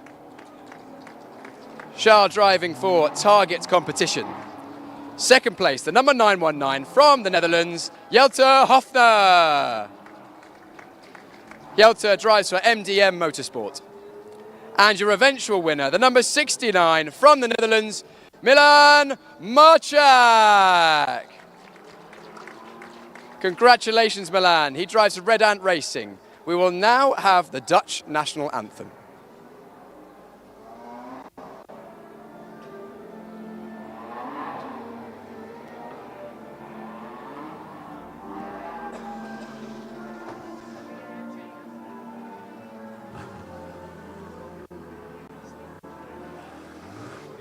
Congratulations to our top 3 in the rookie division. Trophies once again handed out by Michael Dyson. Third place to Charles Visser. Second place, Jelte Hofner. And our winner in only his 3rd race weekend in cars. That is Milan Marchak. Raise the trophy aloft to the applause of Red Ant Racing and the whole crowd. All 3 rookie drivers now assembling on the podium for the professional photograph before what I would imagine will be the informal photograph by Jelte himself. Making it a thing. Here we go. Don't go anywhere, lads. You've still got Jelte's photo. We'll be seeing that on social media later on. Congratulations to the top 3 in the rookie classification of the sport division, round 7 here at the Circuit de Barcelona, Catalunya. All that's left in this podium ceremony is the Pro-Am classification. That will be in just a moment's time.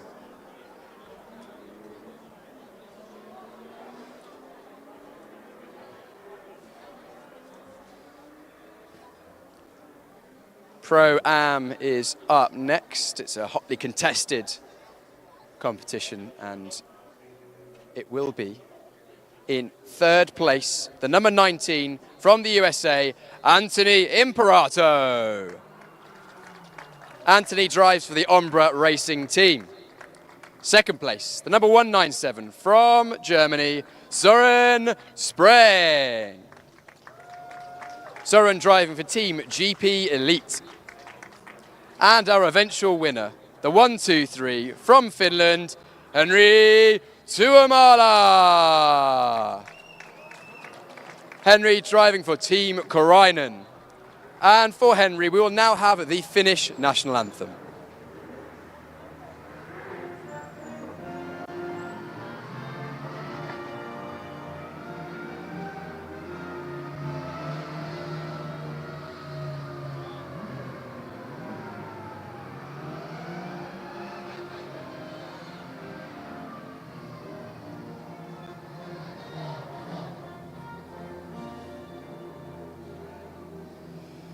Congratulations once again to our top 3. Trophies handed out by Michael Dreisen, again, Director of Sales of Porsche Motorsport. And in 3rd place it was Anthony Imperato. 2nd place, Søren Spreng. And our eventual winner, and I believe provisional champion, I will confirm, Brian will confirm that later on, Henry Tuomala. Congratulations to our top 3 on the Pro-Am classification. All 3 on the top step of the podium for the obligatory photographs for our top 3 in the Pro-Am classification. We'll see all of these drivers, plus the other, well, however many, what's that, 21 other drivers in the sport classification will be up in just over half an hour's time. But before then, Club Division, which is up next.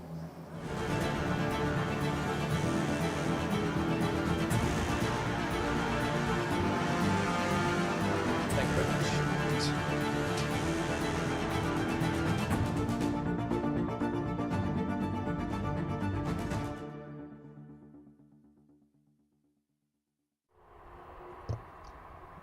So, after what was a spectacular round 7 for the sport division in Porsche Sprint Challenge Southern Europe, it took a little while to get going, but when it did, boy, was that something special. And it certainly takes it down to the wire. But now our attention turns to the club division and for their penultimate race of the season. So the cars currently coming out towards the grid, and this is going to be exciting. If you saw qualifying this morning, you'd have seen Andre Fernandez putting the car on pole position with Michael Cole alongside him, Evgeny Leonov on row 2 with Damir Hott alongside. It's going to be another exciting race. Unlike the previous race, the cars will have a rolling start. It's not a standing start for the club division. And the cars are also equipped with ABS. We also have on the grid the Porsche Cayman GT4 RS Club Sport cars. The championship really is getting close to being concluded with one race to go, because Philip Wills leads the way in the overall championship. He's 80 points clear of Angelo Fontana. And Philip Wills starts this race in 5th place, Angelo Fontana in 6th. That is going to be quite a scrap. But it will be very much advantage Philip Wills, and in the AM Championship he leads Fontana by 40 points. And by my calculations, if Philip Wills finishes in 6th place, whatever, he will become the champion. So Piers is waiting for us. We've got him running around today, haven't we? He's back down on the grid and he's going to have a chat to a few drivers. Over to you, Piers. Thank you, Brian. Yep, I've had to actually take my my second Porsche jacket off. I've only got one on now. I had lots on this morning, but the sun is out, track temperature's rising, and the racing is hotting up, as we saw in the second half of that sport division race. We've got club division up next. Andre Fernandez starting on pole position. We spoke to him earlier on the inside of the front row of the grid. Outside of the front row of the grid is Michael Cole, and I'm hoping to grab a quick word. Michael, can we have a quick chat? Brilliant. Michael, you joined us this time last year. It went pretty well, 2 victories. Can you do the same again this year? I really hope so. So that's the aim. Of course, the team Belgian Racing have given you a great car. Track temperature's rising. Is that going to affect you in any way? I think it will be better for us because it looks like the speed comes at the end of each session. So I think it's better for us.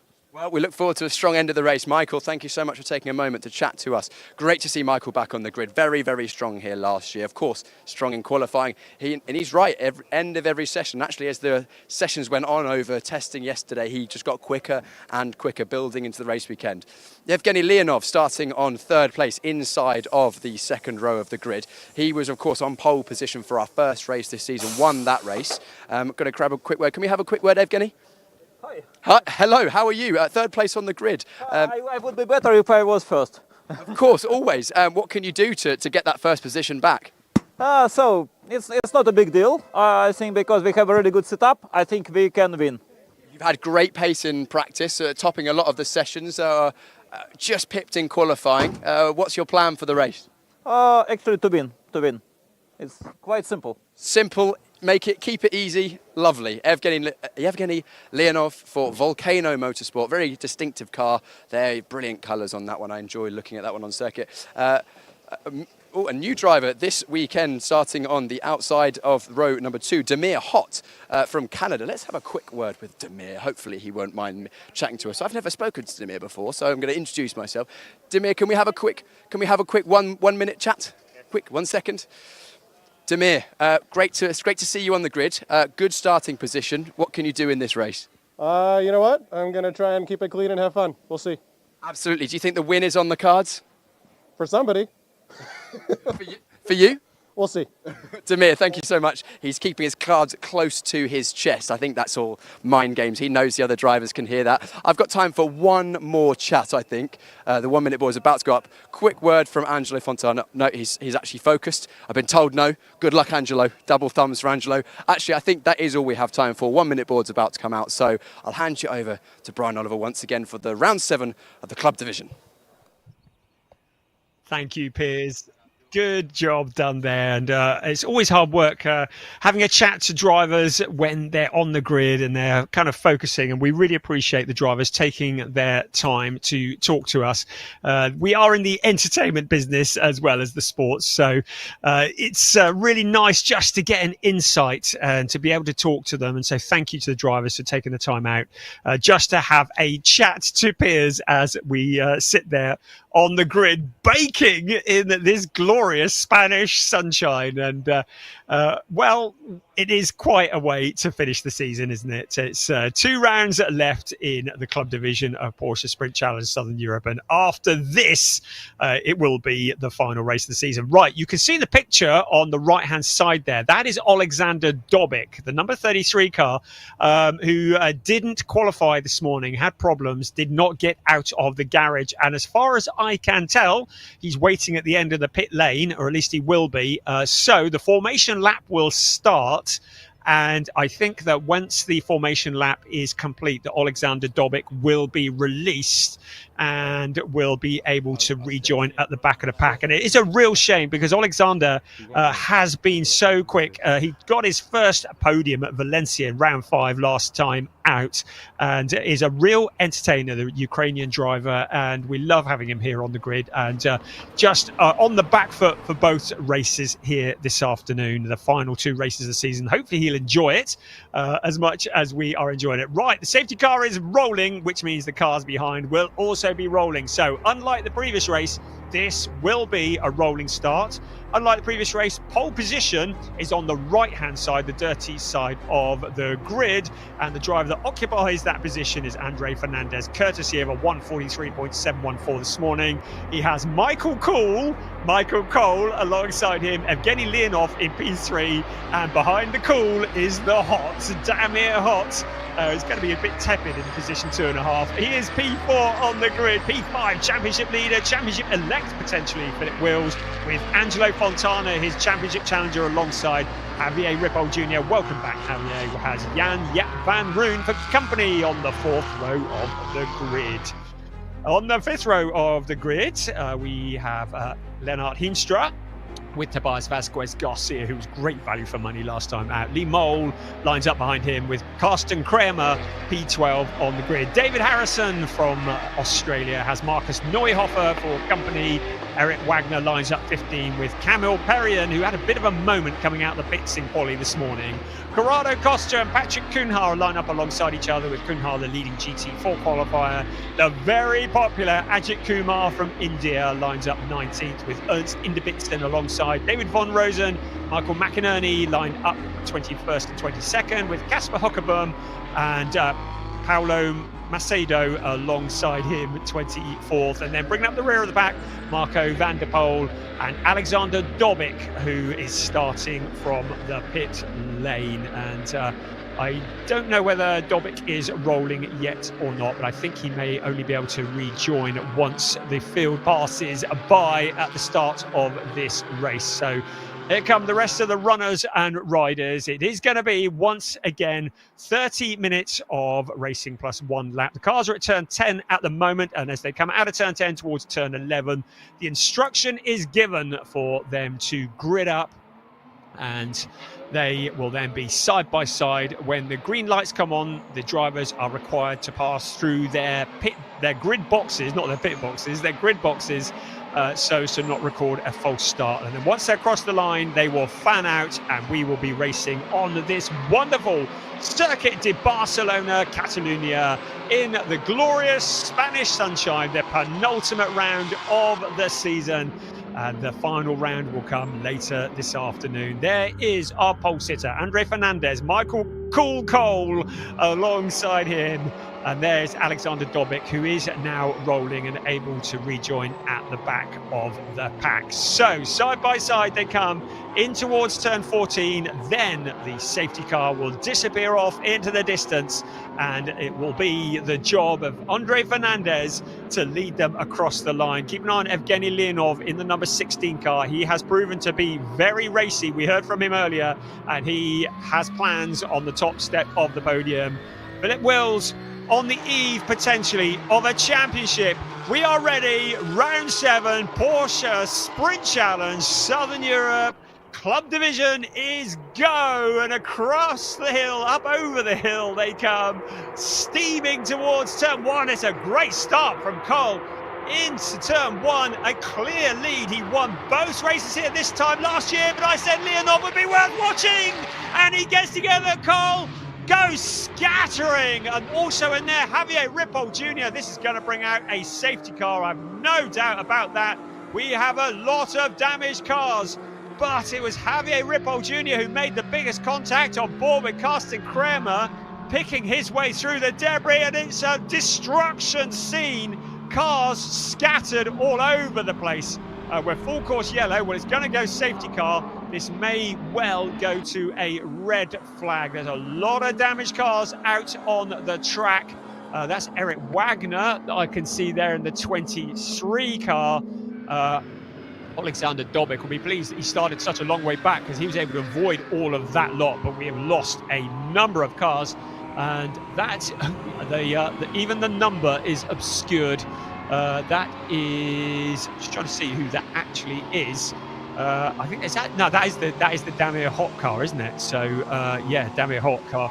So that car looking very hot as the steam pours from it. And that was exactly the kind of start we didn't want, is the kind of start we feared might happen.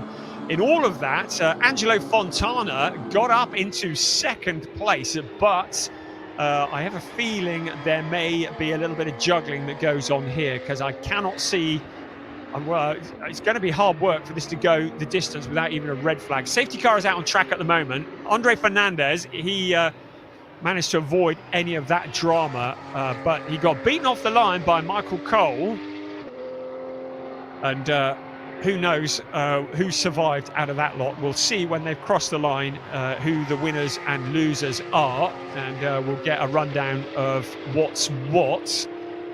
So Andre Fernandez, Angelo Fontana, Lee Mole is registering up in third place at the moment. So it was that great start from Michael Cole at the very first corner, but then it all came unravelled after that. So they're crossing, they're still circulating at the moment. I've had no indication that we're going to see a red flag as things stand at the moment. So look at that. It looks like a scene out of a scrapyard, doesn't it? Lots of Porsche damage in the corner, and that's going to take a little bit of moving. So as things stand at the moment, the timing screens is all that we can go on, saying that Andre Fernandez is the leader. Angelo Fontana in second. Lee Mole up into third place. He'll be happy if we can keep this one going. Philip Wills into fourth. Lennart Heemstra into fifth, ahead of Jan-Jaap van Roon. Carsten Kramer in seventh, ahead of Tobias Vasquez Garcia.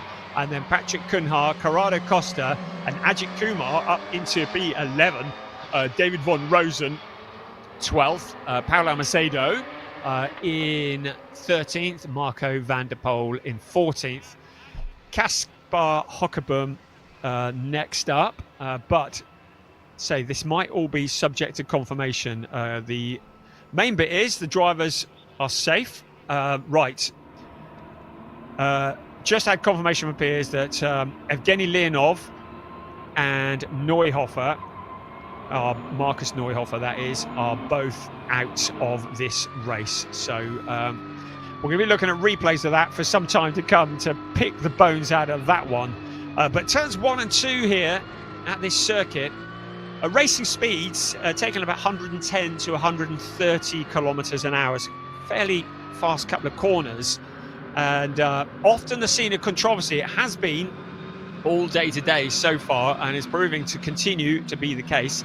I'm kind of pleased to see that we haven't gone red flag yet, if I'm honest. Hoping that'll stay that way.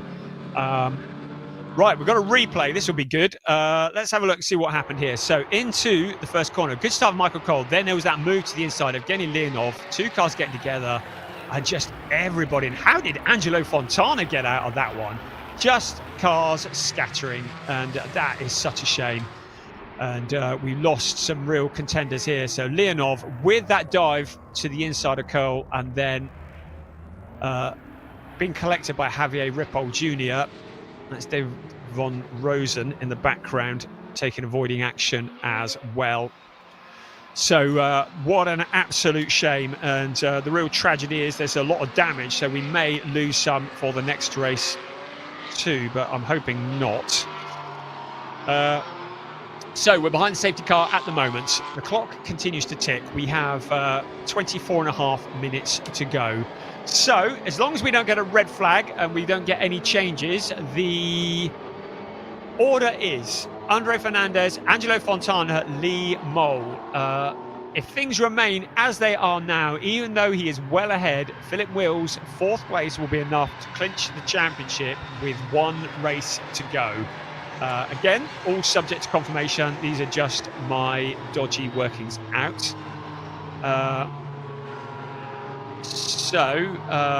just checking on a few points popping up on my screen, making sure I've got all the information I need. All I've got is that we have an investigation into that incident on turn 1. So yes, if things finish as they are now, Philip Wills will be the champion. I haven't even looked at GT4 yet. Let's have a little look at the GT4. So coming into this, Patrick Cunha was leading David von Rosen by 25 points. Moment, Cunha is the leading GT4 runner. David von Rosen, looking to actually find him on the whether he survived all of that. Oh, David von Rosen is in. Oh, right. Okay, we've gone to red flag. Okay, well, this might change things anyway. So we've gone to red flag in the race. So everything's going to come to a stop, and you can see why. It's a bit of a war zone out on turns 1 and 2, and we're going to bring the cars back into the pit lane.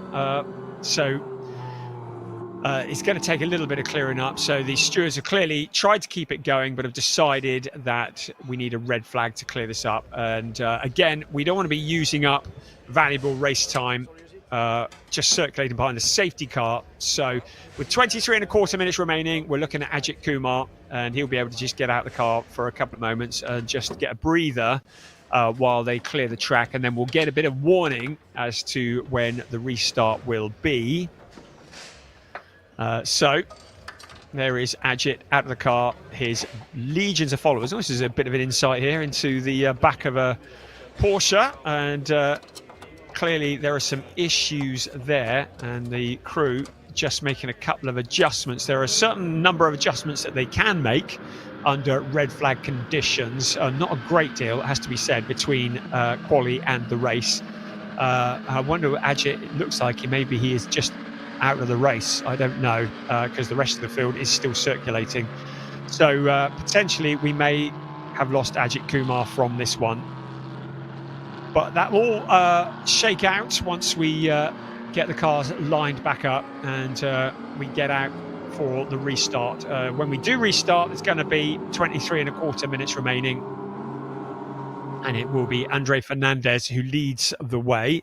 Well, it's going to be that whatever anyway, because he started on pole position. So Andre Fernandez, who kept his nose clean while everybody behind him was getting in a mess.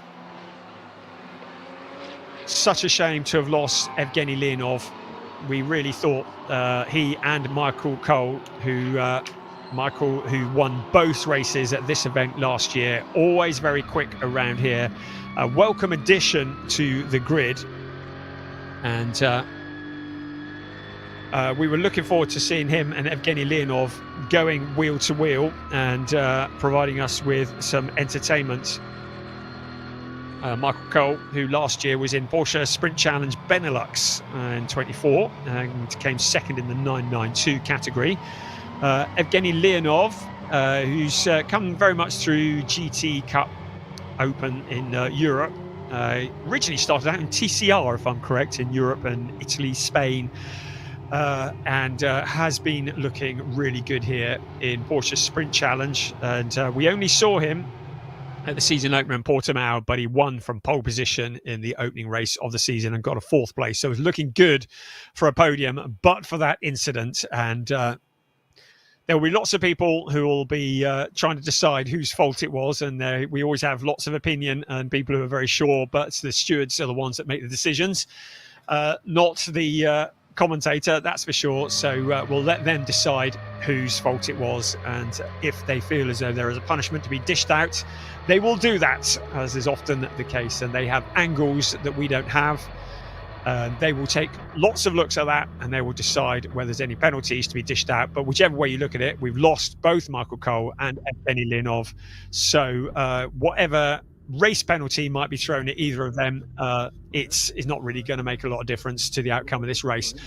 Piers, I believe, is down in the pit lane. So have you got any news for us, Piers? No news as of yet, Brian, but of course everyone just coming into the pit lane right now to reassemble the grid, allow the Marshall team to clear the circuit. Dramatic start to the race. It's a shame to have so many red flags. We'll want to go racing again soon. Was hoping to grab a word with Angelo, but unfortunately they think we want to keep in the zone, and also I don't want to open the door in case that gets stuck. Andre Fernandez started on pole position, maintains pole position. Probably the best place to be honest, keeping out of the trouble at the moment. So he's looks like he's in good spirits, and he'll be hoping to do basically what he did in that first one. I'll leave him to continue chatting with the team. Moving further down the grid, Lee Mole all the way up in 3rd place after all that. I don't know whether this is going to be the final starting order, so we'll confirm that later on. Once Lee's finished chatting with his team, I'll jump in on here. A few little scuffs you can see, so Lee's been either avoiding or getting close to other drivers. It's a very, very close start, did well to avoid all of the issues at the start of that race. And I can see that the team have also got a nice bottle of water with a straw there. It's high-tech straw there. Exactly. It is nice. Of course, the drivers very, very hot in these race cars. They do have blowers in the car, but I don't think many of them run with air conditioning because it adds weight. Lee's deep in conversation, so maybe we'll come back to him later on. Moving further down the grid, our championship leader, champion-elect, I think he's in the pound seat at the moment to take the win. Philip Wills for the Proton Huber competition team.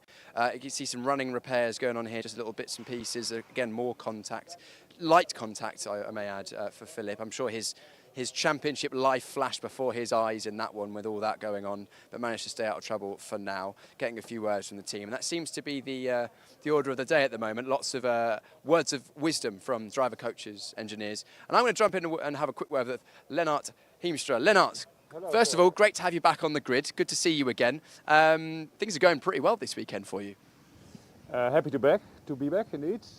Yes, I made really good progress in these 2 practice days, yesterday and the day before. Every time I gained on my time. It's the first time on this track.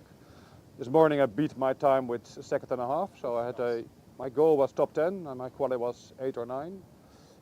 I said beforehand a top 5 would only happen if other people have disaster, and well, here I am at P5.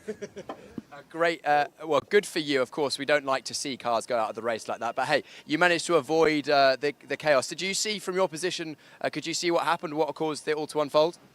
Not really, it goes really quickly and there were cars spinning and flying everywhere. I got hit quite hard on the side, but luckily no mechanical damage, so I could accuse. Great job from the Triple Crown Racing team to get you back on the grid. Of course, hefty damage at Estoril, which meant you weren't out for Valencia, but going okay so far? Even still. Yeah, they did a really good job in rebuilding the full car in 2 weeks' time. I'll let you talk to the team. I can see the team are chatting in your ear. Lennart, thanks for taking time to chat to us. Of course, the drivers all have radio communication with the teams, and I could see that Lennart was thinking, oh, do I talk to Piers or talk to the team? I think it's probably best if I let them do the important job. I'm just here to chat with them. Moving further down the grid, we've got Jan Jakveld. Yeah, why not? We'll grab a word with Jan. Can we grab a quick word? Yeah, of course. Jan, talk to us about how the race has gone so far. Not much racing, but a lot happened. A lot happened for sure. I started on the outside line on P10, and the guy in front of me didn't really accelerate much, so I took the inside. I was like, okay, I don't want to be stuck behind him, and I went to the inside, and the guy next to me just dive bombed. I was like, if I'm here on the inside and I see you out braking, like how? So that I think was the start of the crash, and then I just decided to stay all the way to the right, because yeah, This was bound to happen. It was clearly a good decision to stay over to the right because we lost a few cars, unfortunately, which is the cause of the red flag. As far as we're aware, everyone's okay, but some of the cars maybe not so much. Of course, we're resetting. We've got another race start. You've moved up. Well, I say you've moved up. What's your outlook for the second half of this race?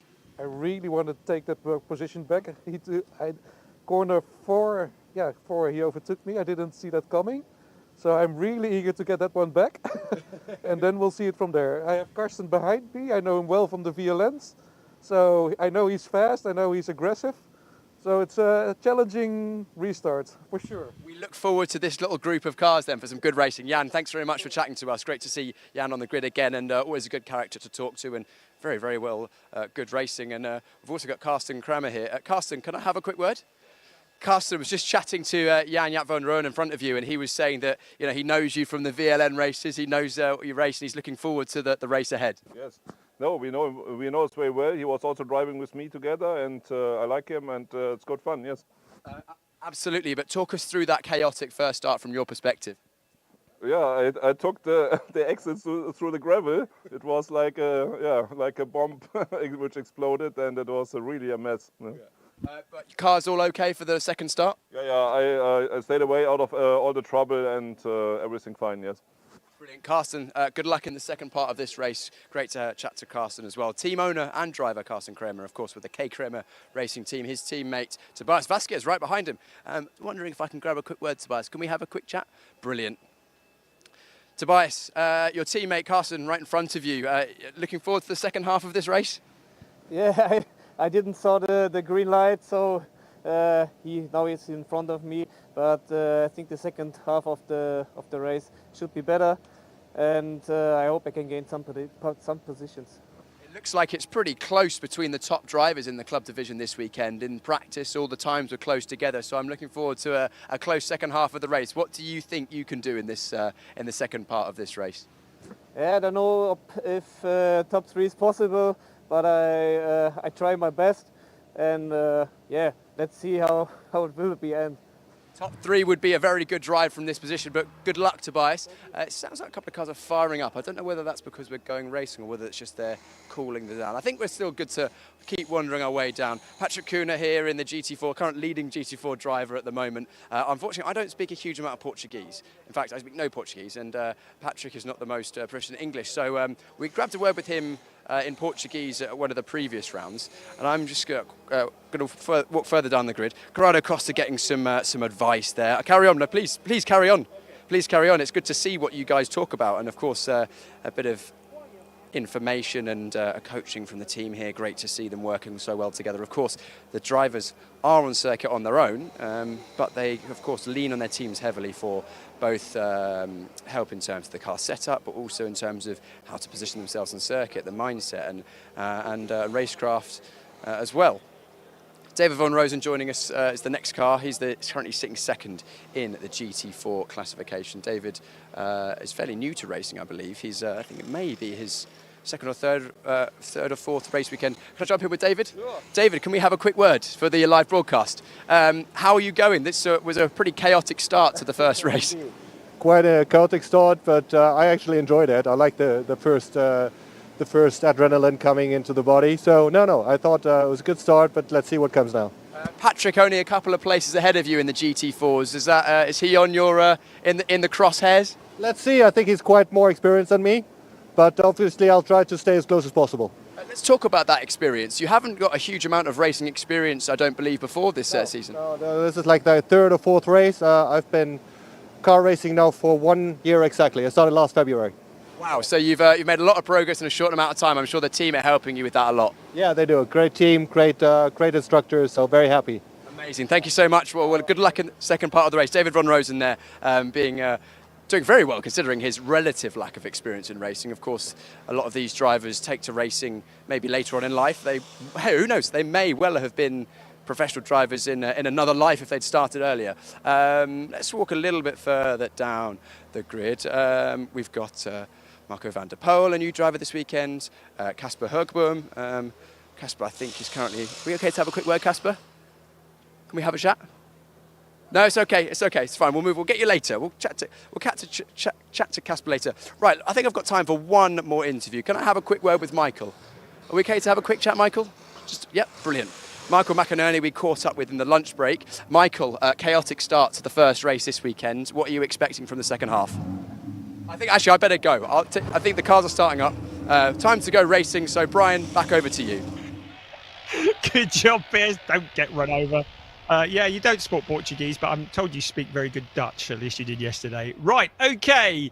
Engines are running. So when the cars get rolling and exit the pit lane, the red box will turn green and the race will be underway. We'll get a formation lap with the clock running. So we're going to probably be getting down towards 20 minutes remaining by the time we get the green flag.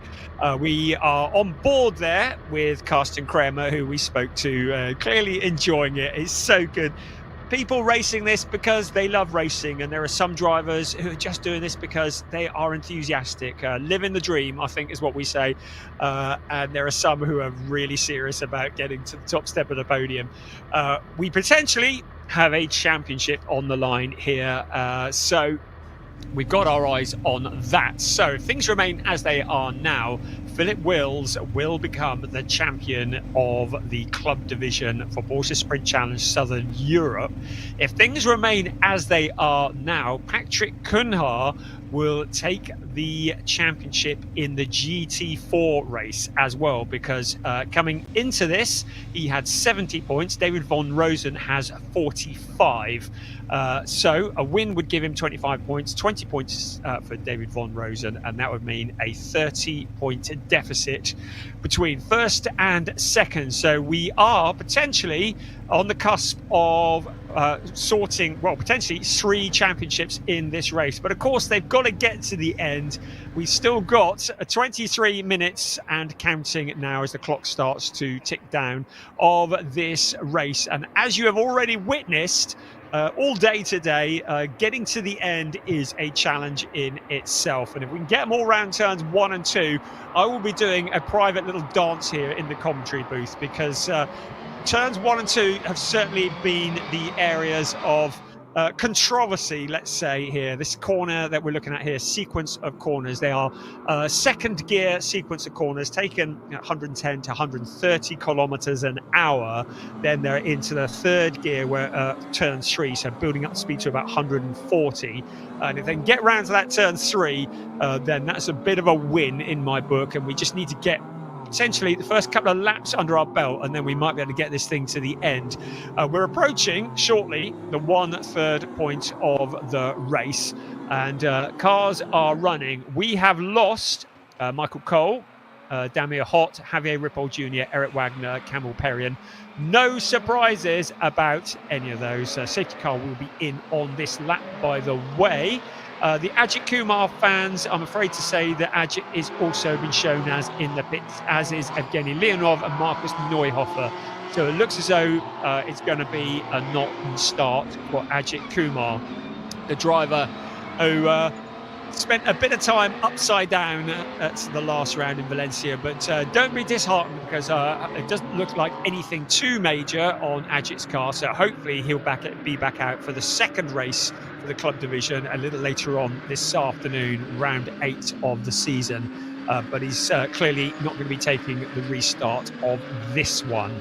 So cars now out once again on a rolling lap. They're up at turn 8 at the moment, heading towards turn 9. And next time around, when they cross the line, the green flags will be flying. And Philip Wills just needs to keep doing what he's doing. His main championship rival, his only championship rival, is Angelo Fontana, who has, by a miracle, managed to work his way from 6th on the grid up to 2nd as a result of the carnage that we just saw. A very rapid driver is Angelo Fontana, so he certainly knows how to pedal one of these Porsches, but he needs more than just a win. He needs something to befall Philip Wills to drop him out of the top 6. And I have to say, though, anything can happen. Probably will, usually does, as the cars head up towards turn 12. And it will be a single file restart. Andre Fernandez will become the de facto safety car now that the real safety car has disappeared into the distance, and he will increase the speed. It looks like he's done that quite early. Yes, he has. So whereas we saw Ariel Levy in the previous race backing everybody up to the last minute, Andre Fernandez has done quite the opposite, and he's motored it around turns 12 and 13 to receive the green flag. We are racing once again with just under 20 minutes plus 1 lap remaining. Fontana in second, Lee Mole in third, but coming under pressure from championship leader Philip Wills. So Wills being the brave man, but just backing out of it. He needs to finish this race. He needs the points. But in so doing, leaves himself a little bit vulnerable to Lennart Heemstra through the tricky turns 1 and 2. Yes, we made it. Well, almost everybody's through now and in towards turn 3. So we've got a good chance of this one actually completing a lap. Here they come. There's Heemstra on the outside of Philip Wills. So Wills just tiptoeing carefully. He's got a much bigger picture in mind, and he doesn't want to throw it all away by ending up in a gravel trap. Now Heemstra has got Carsten Kramer almost pushing him around the corner, and that's going to keep him occupied. That might allow Philip Wills just to break free a little bit. Just ahead of him, Lee Mole breaking clear of this particular battle in third place. It'd be great to see Lee Mole if he could finish on the podium. And Philip Wills just behind him, almost a rear gunner in this instance. Here comes first, second, third, fourth, fifth, sixth, seventh, eighth, ninth, 10th, 11th. There we go. That's the first cue. Then we've got a gap back to Paula Macedo in 12th place. Again, the challenges come thick and fast. Carsten Kramer on Lennart Heemstra. Heemstra in the white and black car.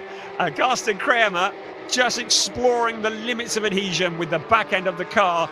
He's got his teammate, the Tobias Vazquez Garcia, the very pretty black and gold car. We'll just point out that Carsten is the team boss. So Tobias probably not going to be trying too hard, although he does duck out of the draft, out along the pit straight. Is he going to put one over the boss? I think he is, of the team, that is, into turn 1. Very important that these two cars don't get together. But Cade Kramer racing into turn 1.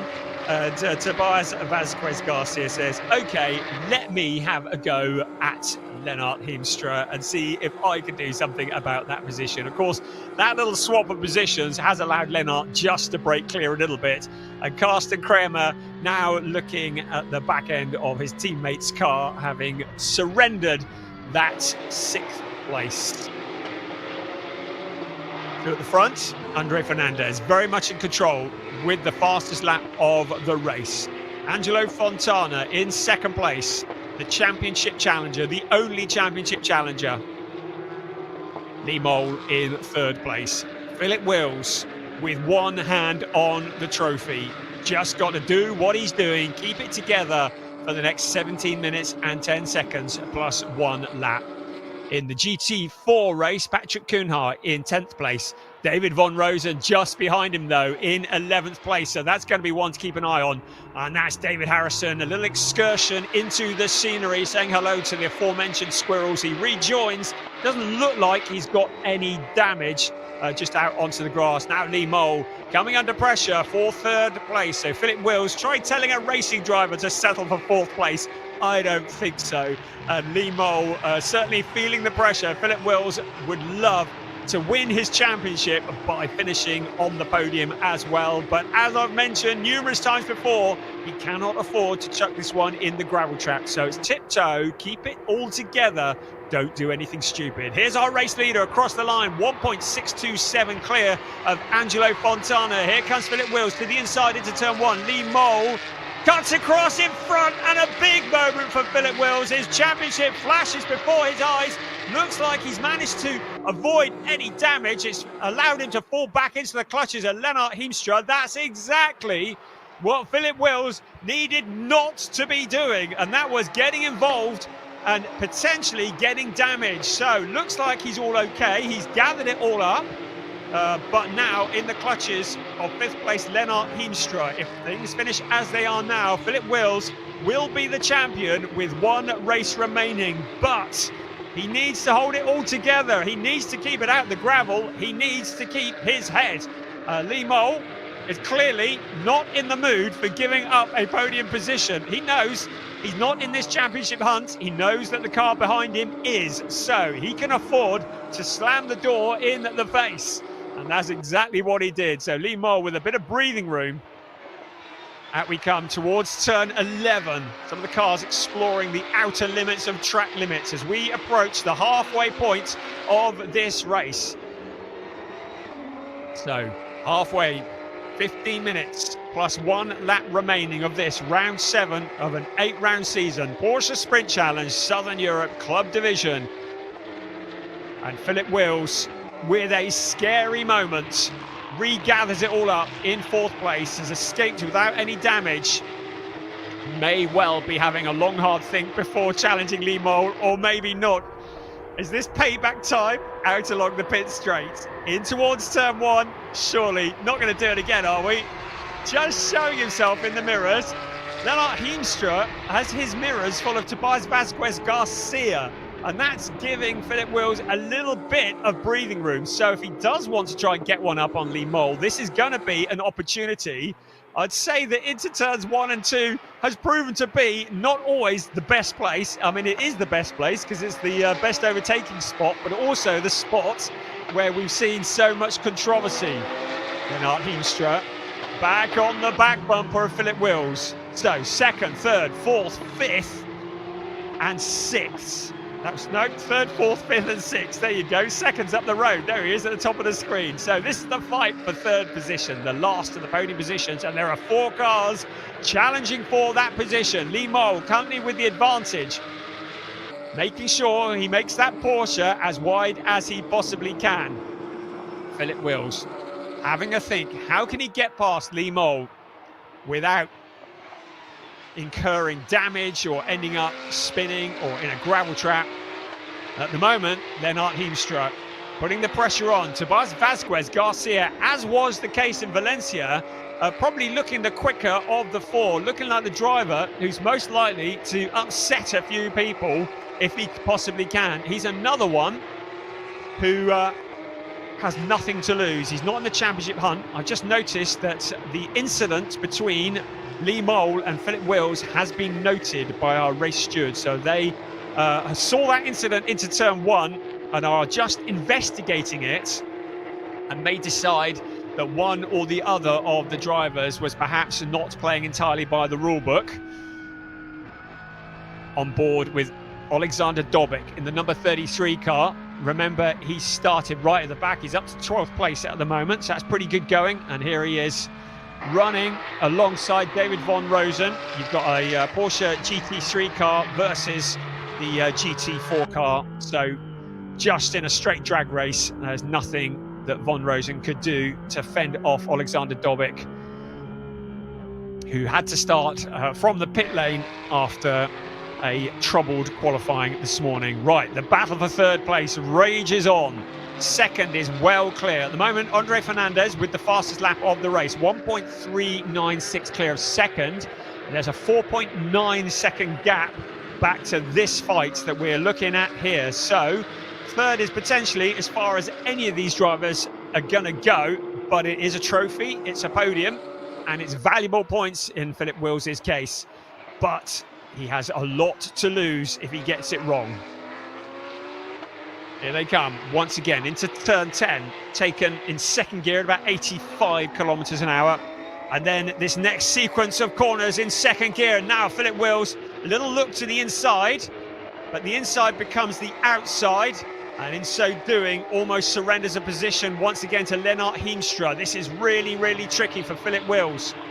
Around turn 13 and 14 they come, up into 4th gear, then out onto the straight. They exit turn 14 at about 165 kilometers an hour. Then they pick up about another 100 kilometers an hour as they move up into 6th gear along the pit straight before the heavy braking into the 2nd gear, 110 kilometer an hour corner.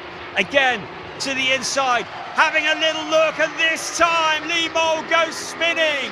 It's a replay of what we saw a few laps earlier. Philip Wills with his nose in, but Lee Mole trying to shut the door this time. Wills was not going to back out of it, and the 56 car is sent spinning. The stewards have already flagged that as something they're going to be having a look at. It's moved Philip Wills up into third place. Lennart Heemstra up into fourth place. Such a shame for Lee Mole. Was he being a little bit over defensive? Well, the stewards will make their decision on that one. But at the moment, subject to confirmation, Philip Wills up into third. Doesn't look as though he's picked up any damage, but winning this championship, doing it the hard way in terms of keeping us on the edge of our seats. He's into third place at the moment. So if the race finished now, the championship would go the way of Angelo Fontana. Third place is enough, and Lennart Heemstra getting it all wrong on the exit of the corner. Keeps it out of the wall, surrenders the place to Tobias Vazquez Garcia. But that was a big moment for Lennart Heemstra there. Bit of a tank slapper. I think that was at a turn 9. He gathered it all together, but that's allowed Garcia through. And Garcia might be perhaps a little bit more robust in trying to find a route past Philip Wills if he can catch him. We know that Garcia really doesn't tend to take many prisoners, and Philip Wills will not be pleased to see the black and gold car in his mirrors, and he'll want to break clear. In the meantime, Angelo Fontana, with the fastest lap, has closed down our race leader, Andre Fernandez, to 0.783. Now, I mentioned this earlier on in qualifying this morning. Tyre preservation is everything. And if the drivers have taken too much out of the tyres, either in qualifying or in the race, they may well be vulnerable at the end. And it might be that Andre Fernandez has just had a difficult lap. Well, his last lap was his best lap. So he doesn't look to have had any issues on the previous lap. But it could be that he might be having issues with grip, or it might be that he's just looking after the car to bring it home. But 0.783 is not exactly a comfortable margin over first and second place. Philip Wills is all the way 9.008 seconds back in that third place. Further back, that is Karsten Kramer, and he has Jan Jaap van Room, who we heard from in the pit lane earlier. This is the fight for sixth place. 8 minutes and 10 seconds remaining. Let's have a look at the GT4. Still, Patrick Kunha leads the way in 11th overall. David Von Rosen just behind him in 12th place overall. So by my calculations, if things finish as they are now, we will be crowning 2 champions at the end of this race, both the AM champion and the GT4 champion. Make that 3, because it will be the overall championship as well that will be decided. But we've still got 7 3/4 minutes plus 1 lap remaining of this race before anything can be declared, not to mention anything that might be coming from the race stewards. Angelo Fontana continuing with the fastest laps of the race, continuing to close in on our race leader, Andre Fernandez. So in towards turn 1, that is Karsten Kramer with Jan Jaap van Room for company. Here's Alexander Dobik. He's caught up with Lee Mole, but Lee Mole did have that little moment. So good driving from Alexander Dobik up into 9th place from the very back, just keeping out of trouble, picking them off one by one. He moves past Lee Mole.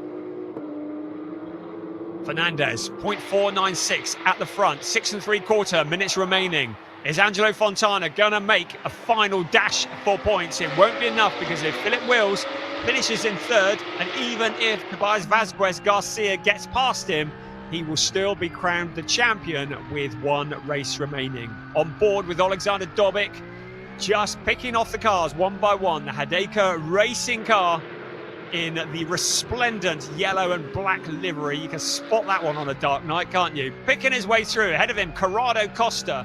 Great to welcome him back. Now, Evgeny Leonov, on all that's been going on, I thought we'd actually lost him from the race, but he's been shown up as the fastest driver. So Evgeny Leonov, who's 6 laps down, is the fastest man on the track. So he clearly had rejoined while we were looking the other way after that opening incident, just showing everybody what might have been had he not got together with Michael Cole on that opening corner.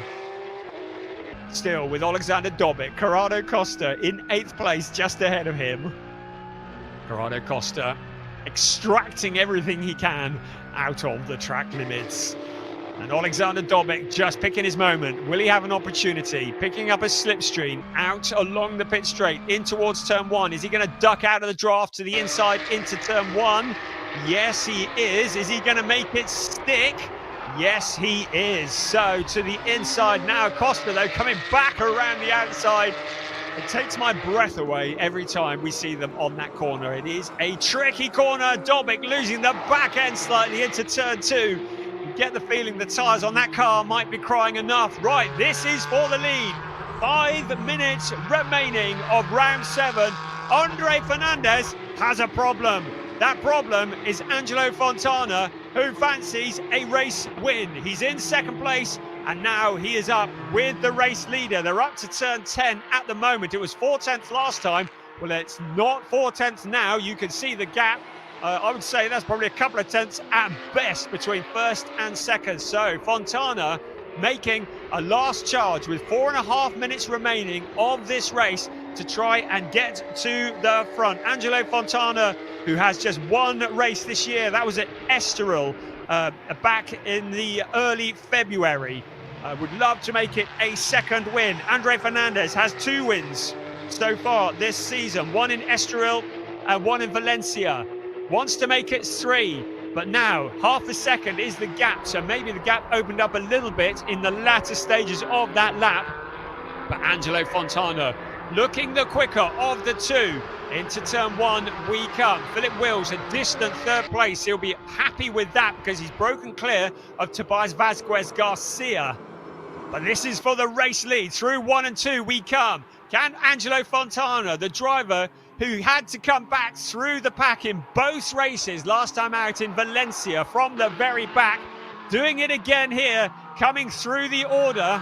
There is Michael McInerney and David Harrison. They're running together. That's for 13th place. Right, here we go for the lead. A little gap on the inside.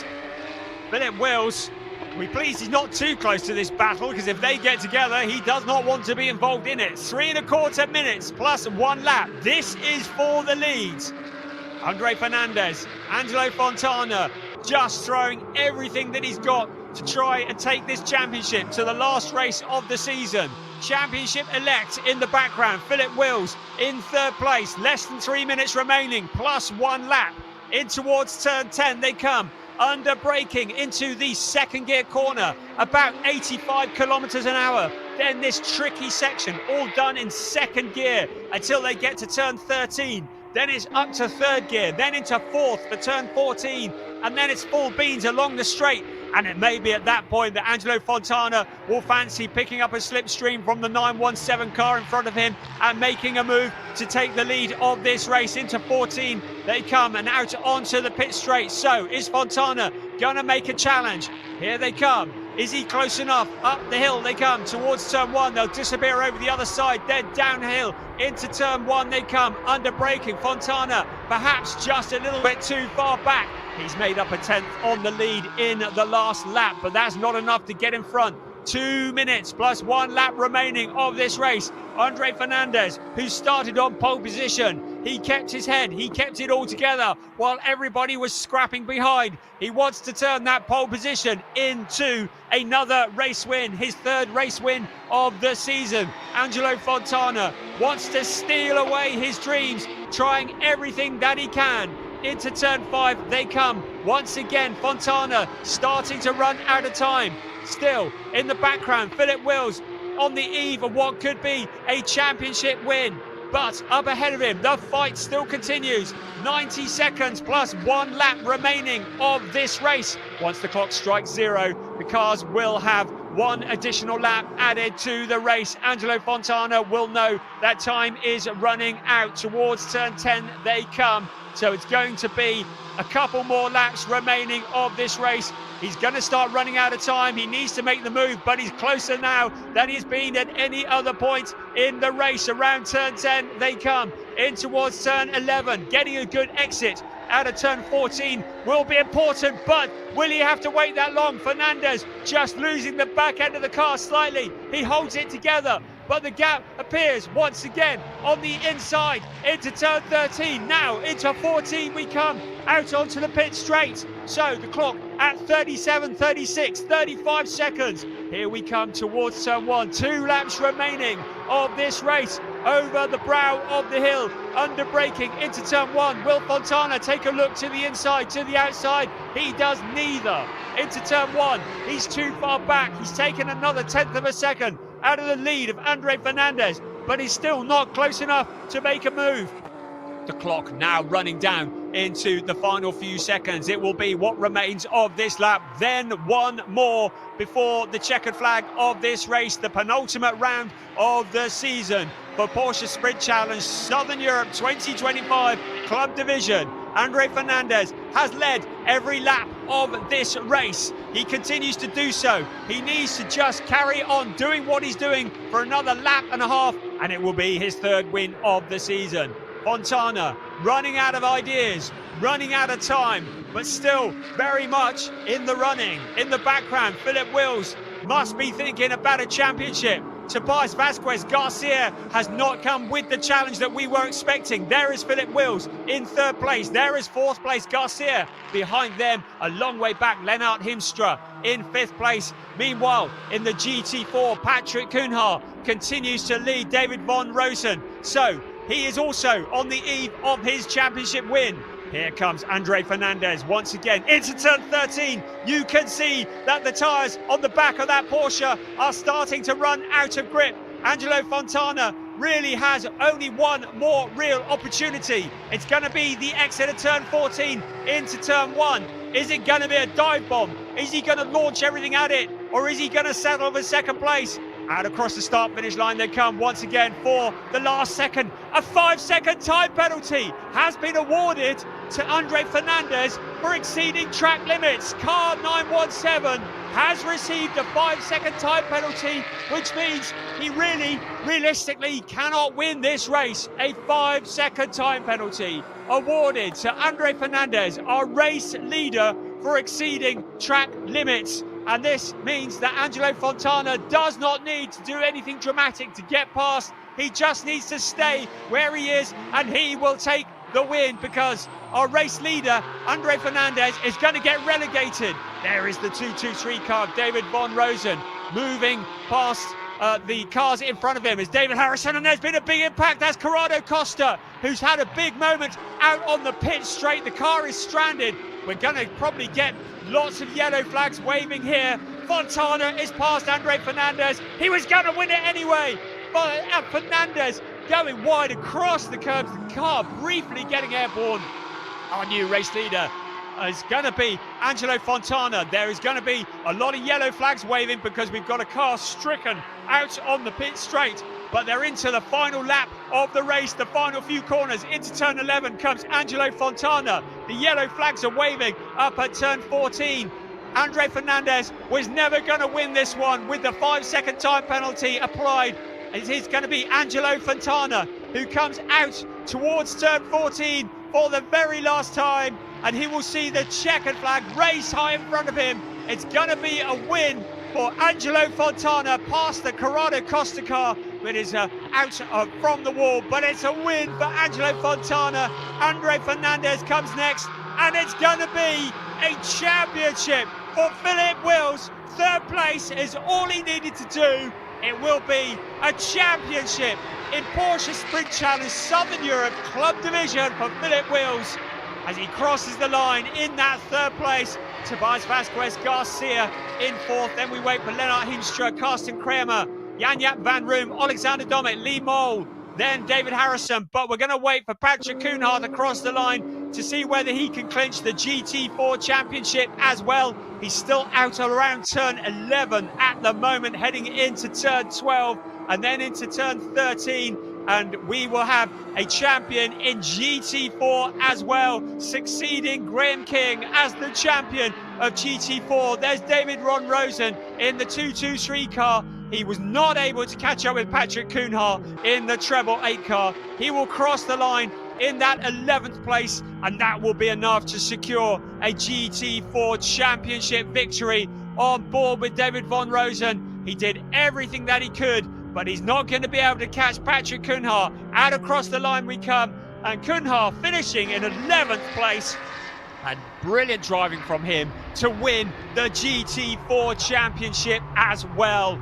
David von Rosen did everything that he could, but it was going to be a 15th place and a third in category. Kasper Hockebom getting past David von Rosen in the closing stages. So that gives the GT4 Championship to Patrick Cunha as well.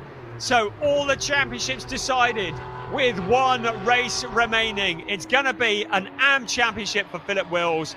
It's going to be a GT4 Championship for Patrick Cunha and an overall championship for Philip Wills. The race win going to Angelo Fontana. Second across the line, Andre Fernandez, but will have 5 seconds applied. But that will make no difference because Philip Wills was 8.999 behind. So Fernandez will stay in second. Wills in third, the new champion, ahead of Tobias Vasquez Garcia. Lennart Heemstra in 5th place, ahead of Karsten Kramer. Jan-Jaap van Room in 7th, ahead of Alexander Dobik from the back. Lee Mole was in the wars but brought it home in 9th place, ahead of David Harrison. And Patrick Cunha, your new GT4 champion, in 11th place, ahead of Michael McInerney, Ernst Inderbitzin and Kasper Hockebom, rounding out the top 14. In 15th place, David von Rosen gave it all that he could, ahead of Paolo Macedo and Corrado Costa, showing in 18th, but of course with that big crash. There is Philip Wills, the relief. He's finally done it. He can call himself a champion in Porsche Sprint Challenge Southern Europe Club Division. And there is Christoph Huber, who is one of the absolute key people in Proton Huber competition, who congratulates him. Of course, Philip Wills racing for Proton Huber competition, receiving the congratulations. And a shout out to Christoph Huber, who does a fantastic job along with Christian Reed for Proton Huber competition. And they prepare those cars. And there for Est1, Angelo Fontana. It was a lively race. Surviving was part of it. But he got to the end to take his second win of the season. The driver from Venezuela working hard, and he nibbled away at Andre Fernandez. Fernandez, by my calculations, despite the 5-second time penalty, will keep his second place because he had that gap over Philip Wills. Brilliant. I can see that Piers is down there. I hope you enjoyed that one, Piers. I certainly did. Oh, yeah, I enjoyed it. Thank you very much, Brian, for keeping us up to date with what was going on. Of course, the team's just spoken to Christoph Huber. They don't want to celebrate for Philip Wills just yet because you never know what can happen afterwards, of course, with Andre Fernandez's penalty looming over as well. But I'll grab a word with Philip anyway. Philip, come on in. Third place on the road. Andre, we believe, has a time penalty. I don't think you'll inherit that position due to the time, but still, it's a tough race out there. You had to work for that one. Yes. For the first, to avoid all the cars, it was very lucky that I was. Because I was just in between them, and I thought they are pretty aggressive in the front, so I will keep it a little bit slower in the first corner to see that and everything happened before me, so I could just pass between them. And I touched left and right cars, and I thought, oh my God, is the radiator still okay? And then after the restart, and it was very difficult to pass Limo because he was always closing the door. So I passed them on a special way, but I'm pretty happy that, okay, I made it to the finish line now with all these crashes what happened. So of course, the cars in one piece. Important for me to finish now in this weekend and maybe for the next race to enjoy. Yes, Philip, we'll catch up with you later, I'm sure, because you're still favourite for the championship. Let's grab a word with our race winner, Angelo Fontana. Angelo's over here, so if I'll try and grab his attention. Angelo, come on in. Be great to hear from you once again, of course, Angelo. Great drive from yourself. You pushed. Yeah, I pushed. And it worked. Yeah, I pushed till the end, and finally P1. After Valencia's, you know what happened. I really wanted to arrive first again, you know. And you did. Great pace. You closed the gap from nearly 2 seconds right down onto Andre's tail. And talk us about the move where you took the lead. Yeah, he made a mistake definitely, and I took the chance. I knew that he was penalized anyway, but he opened the doors, and I took it. Angelo, congratulations. I see you've got the team flag there. Team flag, Estonia. Congrats. Team Est1, of course, from Estonia, and our second place driver, Andre Fernandez. Andre, can we have a quick word? Quick word, Andre. So close, so close. Yeah, the last lap, it's racing, but he touched me behind. I started losing my grip with tires, started losing the back, and then he touched me in the back, and then it's racing. Still got one more race to come later on. Let's see if I can win this one. Absolutely, and I'll grab a quick word with Patrick Kuna, who I believe is our provisional champion as well in GT4. I'll just wait for him to finish it. Patrick, again in Portuguese if you prefer, I believe you're provisional champion. É verdade, somos campeões europeus, estamos muito felizes. Foi uma corrida que no início com muitos toques e arrancamos atrás de safety car. Eu queria ganhar um bocado de distância ao segundo para manter o primeiro lugar, foi aquilo que eu fiz. Comecei a andar nas 4, 5 primeiras voltas a tentar fazer os melhores tempos para ganhar um bocado de distância. A partir daí foi só gerir e guardar os pneus para a segunda corrida, como não vamos meter novos e tentar, agora já somos campeões, acabar a corrida. Patrick, congratulations. Obrigado. Obrigado, exactly. Right, well, I'll let Brian take us through some of the memorable moments from that round number 7 of the club division while we get ourselves ready for the podium. Thank you, Piers. Yes, we'll call them champions-elect. They mathematically have won their championships, of course. It is all subject to confirmation because the stewards will be investigating any potential incidents. The cars also have to pass technical scrutineering as well. We have seen it this year. We saw it with Angelo Fontana getting disqualified from quali the last time out in Valencia as a result of the car failing technical inspection. So we say champions-elect, Philip Wills and Patrick Cunha, and they've done all that they can do now, and it will be good because it means that the next race, the final race of the season, it really is gloves off. It really is just fighting for glory, fighting for the silverware, and that's always very exciting to see. And like we need any more excitement here to this circuit, particularly into turns 1 and 2, and it was turns 1 and 2 where it all kicked off. Evgeny Leonov to the inside of Michael Cole, the two cars getting together and then scattering. Javier Ripoll Jr. certainly getting a lot of damage out of that. A number of other cars going spinning as well, and that brought out the eventual red flag that meant that we had a long delay. But when we did get going, Philip Wills and Lee Mole, and Wills would have seen his championship passing by him in slow motion. There's Lennart Heemstra and Karsten Kramer and David Harrison had a little field trip there, went out and spoke to some of the bunnies. This is Philip Wills once again with Lee Mole, the two cars making contact. A big moment. Well, this is what Philip Wills, I think he referred to as his special overtaking manoeuvre in the end, because he felt as though Lee Mole was perhaps being a little bit overly defensive. There was a great battle for the lead, though, wasn't there? Andre Fernandez with Angelo Fontana. A battle that raged on.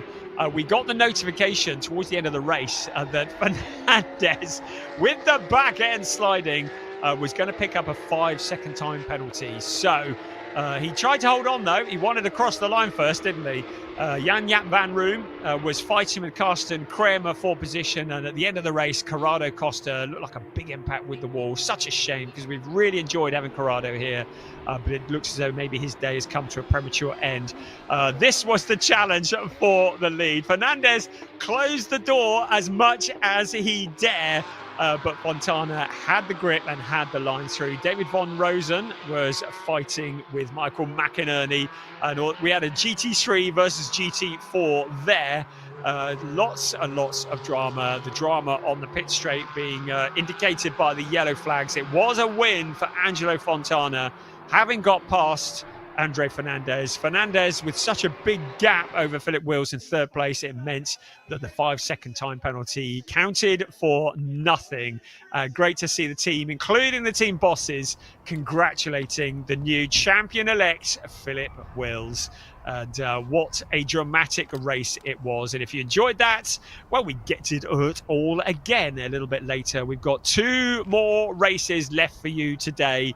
2 more races left for you this season in Porsche Sprint Challenge Southern Europe. A season that has flown past and has been thoroughly entertaining.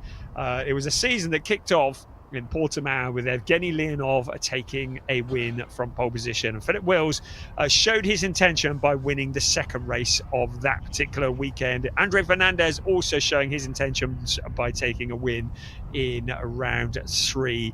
The fighting continued, and it's come all the way down to this. But Philip Wills and Angelo Fontana were the only 2 mathematically in the equation coming into today's racing. And Philip Wills mathematically has done all that he needs to do to win this championship and has the engraver on standby to put his name on the trophy that was won by Robert Solmer last year and Graham King, who won a GT4 last year. Piers is down on the podium and he's ready to bring us the podium ceremony. Over to you, Piers. Thank you very much. The podium ceremony now, starting with the AM classification. Our championship leader and potentially favourite for the championship, the number 912 from Belgium, Philip Wills. Philip joined by a young future champion as well. Philip drives for the Proton Huber competition team. Second place, the number 917 from Portugal, Andre Fernandez. And our eventual winner, the number 80 from Venezuela, Angelo Fontana. Angelo driving for the S1 racing team. High fives all round, and we will now have the Portuguese national anthem.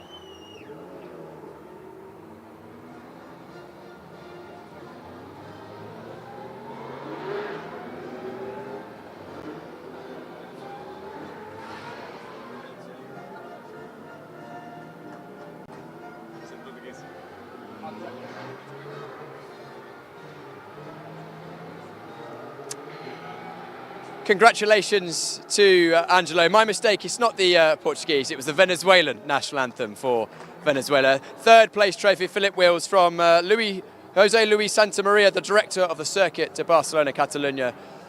Third place trophy, Philip Wills. Second place trophy will be handed to Michael Dreisen from the director of sales to Porsche Motorsport. Second place, Andre Fernandez. And Jose Luis Santa Maria will present the winning trophy to Angelo Fontana for S1 Racing from Venezuela. A brilliant drive, and the S1 Racing team whooping and hollering. We'll now have all 3 on the podium along with Jose Luis Santa Maria and Michael Dreisen on the podium for the photos. And any photo opportunities down from the grid as well. Good job, everyone. Congratulations to our podium drivers in the AM classification. Next up, we will be having the GT4s, which has been hotly contested.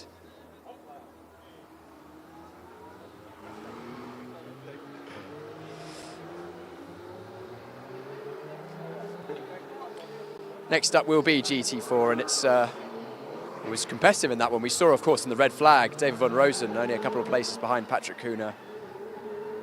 And of course, those GT4 cars racing amongst the GT3 Cup car machinery. Separate classification.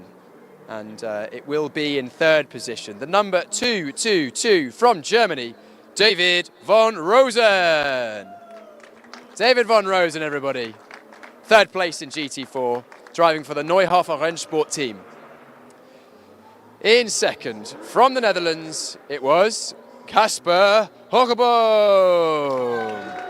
Congratulations, Casper, driving for Team GP Elite.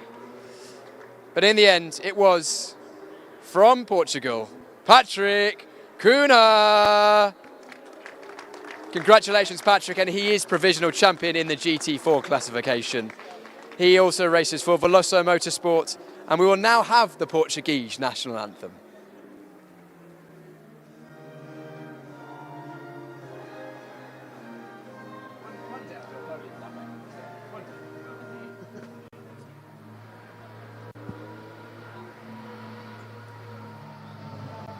Congratulations to our top three in the GT4 classification. Michael Dreisen will be presenting the third place trophy to David Von Rosen, Director of Sales at Porsche Motorsport. Second place trophy being handed to Casper Hochbaum by Jose Luis Santamaria, Director of the Circuit de Catalunya, Barcelona. And the winning trophy, Michael Dreisen will present to Patrick Kuhner, our champion for Porsche Sprint Challenge Southern Europe in 2025. Great job from all three of these drivers. Everyone on the top step of the podium now for the photo opportunities. To remember this moment, eye line down to the gantry down there, and a final round of applause to our GT4 classification. Congratulations, all three of you. We'll be seeing you very, very shortly for the final round of the season, round number 8. But very, very shortly, we have the final round of the season of the Sport Division, and that's coming up right now.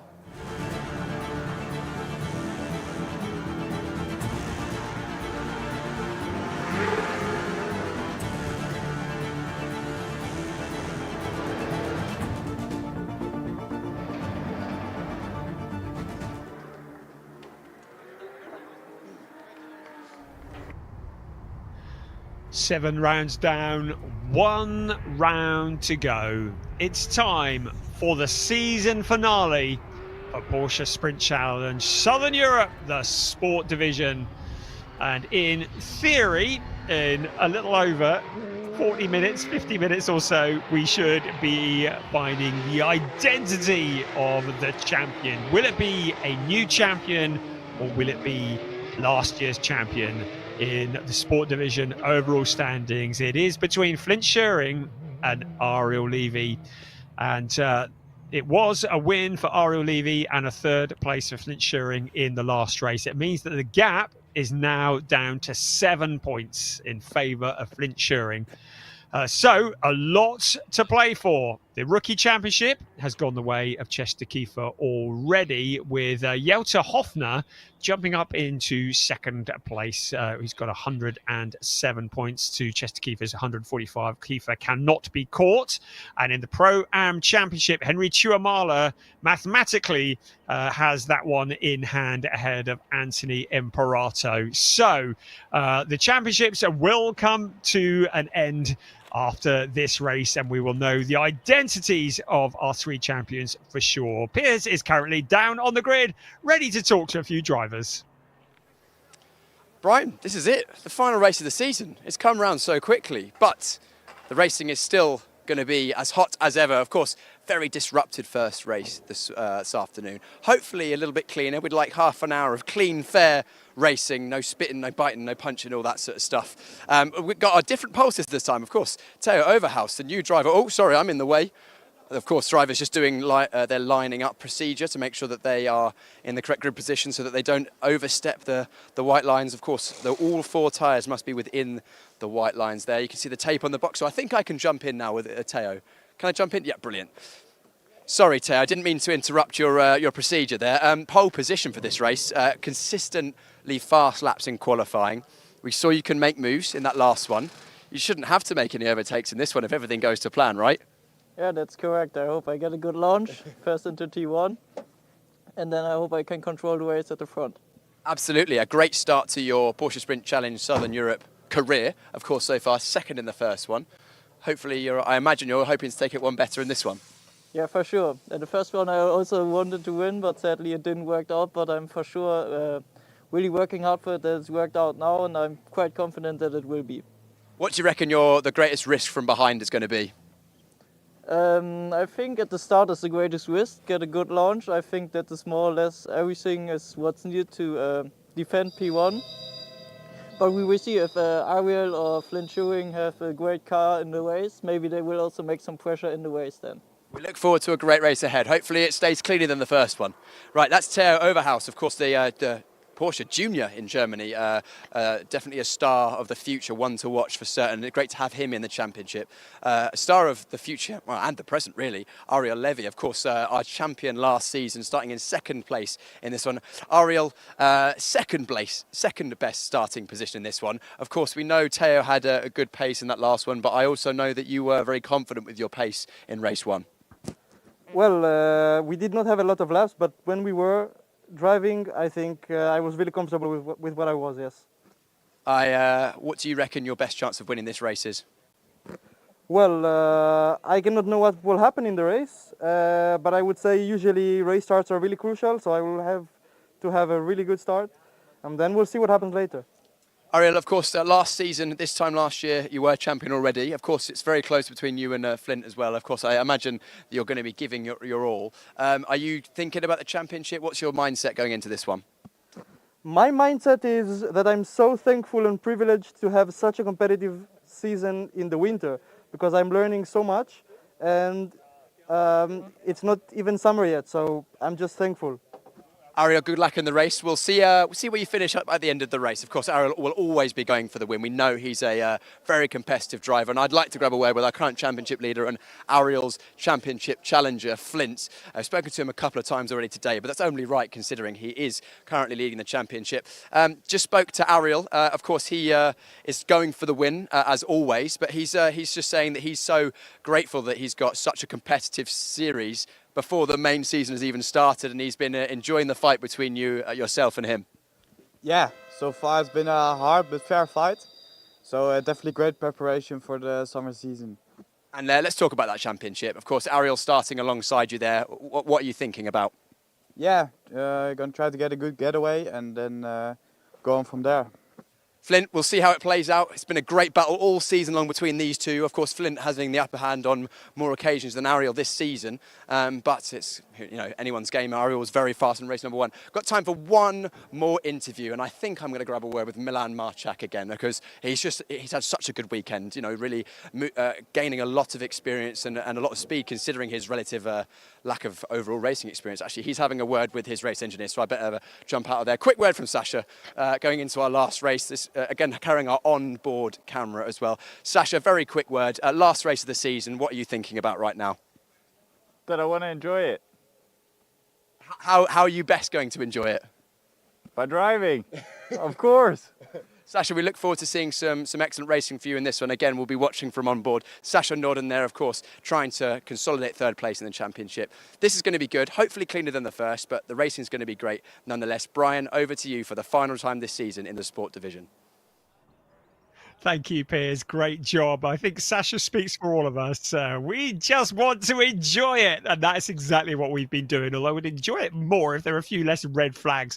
Right. Well, our pole sitter for this race is one Mr. T. Overhouse, and he is not featuring in the championship race, but he may well play a part in it because the two championship contenders are directly behind him. By my calculations, if things finish as they are, i.e. Ariel Levy second, Flint Schuring third, Flint Schuring will be champion. But if Ariel Levy can get past Theo Overhouse and Flint Schuring finishes in third place, Ariel Levy will be champion. It is that close. How exciting is this? We are 1 minute away from the season finale for Porsche Sprint Challenge Southern Europe Sport Division, and it is all to play for. This could really go down to the wire. It's all about who keeps their head. What we don't want is any red flags, or if hopefully safety cars or full course yellows. Well, good luck with that. We've had a red flag in every race so far. The leading rookie qualifier, Milan Marchak, down in P6, also impressing here this weekend at Circuit de Barcelona, Catalunya. So lots to look at in the Pro-Am Championship. Henry Tuamala is the leading Pro-Am driver. By my calculations, he's done what he needs to do to clinch the Pro-Am Championship, but he really needs to get to the end of this race just to cement it and seal it. Of course, Chester Kiefer is the second qualifier in the rookies. He's down in P9. He's already clinched the Rookie Championship. The grid is like this. Theo Overhouse with that 143.001. Ariel Levy alongside him. Then it's Flint Schuring with Sebastian Freimut for company. He might be looking for a podium too. Domas Radonis and Milan Marchak occupy row 3. And Sasha Norden and Colin Berninghaus, big solid qualifying from him into P8. Our new rookie champion, Chester Kiefer, has Matthias Ferreira for company. Joe Warhurst will be looking to avoid the dramas of race 1. He has Sid Smith alongside. He too will want to get to the end of this one. Robin Knutson and Alex Ryman are 13th and 14th, and they're ahead of Gianluca Tucciaroglu and James Wallace. Keep an eye on both of them. They're going to be coming through the pack. Nathan Sharp and Jonas Greif line up on 17th and 18th ahead of Jelta Hoffner. Henry Tuamala, the leading Pro-Am champion, leader in the championship. Søren Spreng just behind him with Felix Neuhofer, Charles Visser and Josh Stanton line up 23rd and 24th. Then it's Thomas Cangro and Karen Gayard ahead of Mace Muller, Anthony Emperaso in the Pro-Am race, Luciano Martinez, Juan Pablo Vega, Draker Janssen and Nick Ho. Good to see he's got the car back out on track as well. 32 riders for this, the season finale for Porsche Sprint Challenge Southern Europe 2025. I'm just looking up to the skies. The clouds are coming in. The temperature is dropping. Famous last words. I don't think we're going to be getting any rain. Sincerely hope not. But with the temperature dropping on the track, that can change the dynamic of this race as well. It's the last hurrah for Porsche Sprint Challenge Southern Europe Sport Division. Next stop for a lot of these drivers will be their summer championships. They'll want to put this time to good use, this 30 minutes plus 1 lap of racing.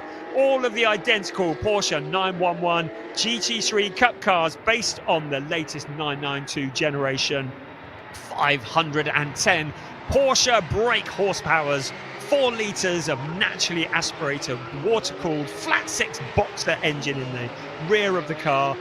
Control tyres, restricted setups, no ABS, no traction control. This is about raw talent. It's about the best drivers in the best cars rising to the top, and that's exactly what we've seen all season long.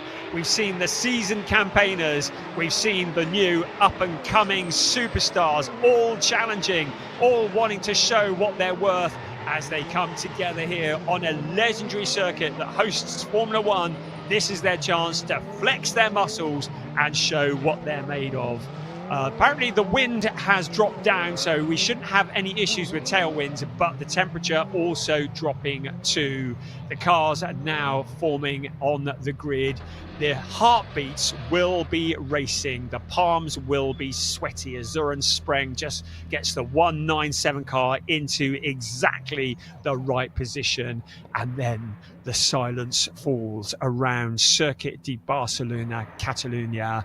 And then the indication from the back that all is good. The engine notes will start to rise. Are you ready for one last dance? Porsche Sprint Challenge Southern Europe is go for the final race of the season.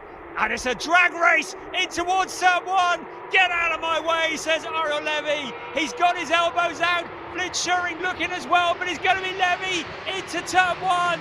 Theo Urbahouse dropping into that second place, but is he going to come back? There's a couple of cars that have cut across the runoff area. What is going to happen there? Ariel Levy and Theo Urbahouse running side by side. Looks as though Urbahouse might have gone wide. He's back into the lead. Ariel Levy will want to come back. Urbahouse giving up that lead position because he knew he exceeded track limits. Flynn Schuring in that third place. If the championship finished now, if the race finished now, it would be championship Ariel Levy. But Flynn Schuring looking eager. The rest of the cars jostling for positions behind, all fighting over the scraps. Out towards turn 7 they come, and that is Henry Tuamala, who's got off into the gravel trap. He's able to keep it going. There's Karen Gayard there as well, who got involved. Tuamala looks like he's able to rejoin on board with Matas Ferreira in the number 27 car. But a dramatic first lap, as always is the case here. And that's Draker Janssen into the gravel trap. This may well bring out their safety car. Our race leader, Ariel Levy, second. Theo Urbahouse, third. Flynn Schuring, but I have a feeling a caution may be incoming. The rest of the cars heading around turn 13 and 14. Another spinner, there's Mace Muller pointing in the wrong direction, able to rejoin, and Nick Ho once again in his old car, but looks like that is stranded as well. So a couple of cars stranded at the side of the track. This is surely going to bring out a full course yellow, and across the line we come. I think the race stewards want to get a lap in the board so that we don't have a complete restart. It's Ariel Levy with 7/10 over Theo Overhaus. Flint Schering in that third place. Sebastian Freimut in fourth ahead of Domas Radonis. We're still racing at the moment. Still no cautions showing at this point. There's Karen Gayard in the 85 car, able to rejoin. And now we go for yellow flag at turn 5, but we're still in racing conditions. 30 minutes plus 1 lap is the length of the race. At the moment, Ariel Levy leading the way. Theo Overhaus, now we go to full course yellow. So Ariel Levy will drop the speed down to 80 kilometers an hour. Really important, there's no overtaking. Søren Spreng now backing out of the power. The start is under investigation, so the race stewards will be taking a look at that.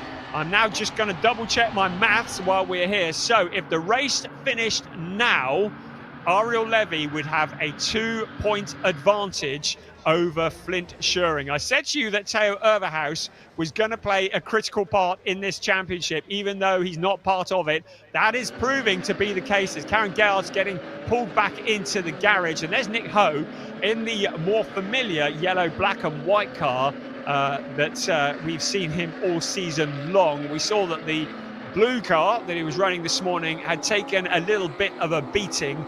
And it looks like there may be 2 damaged cars that are going to be heading back to the PG Motorsport garage.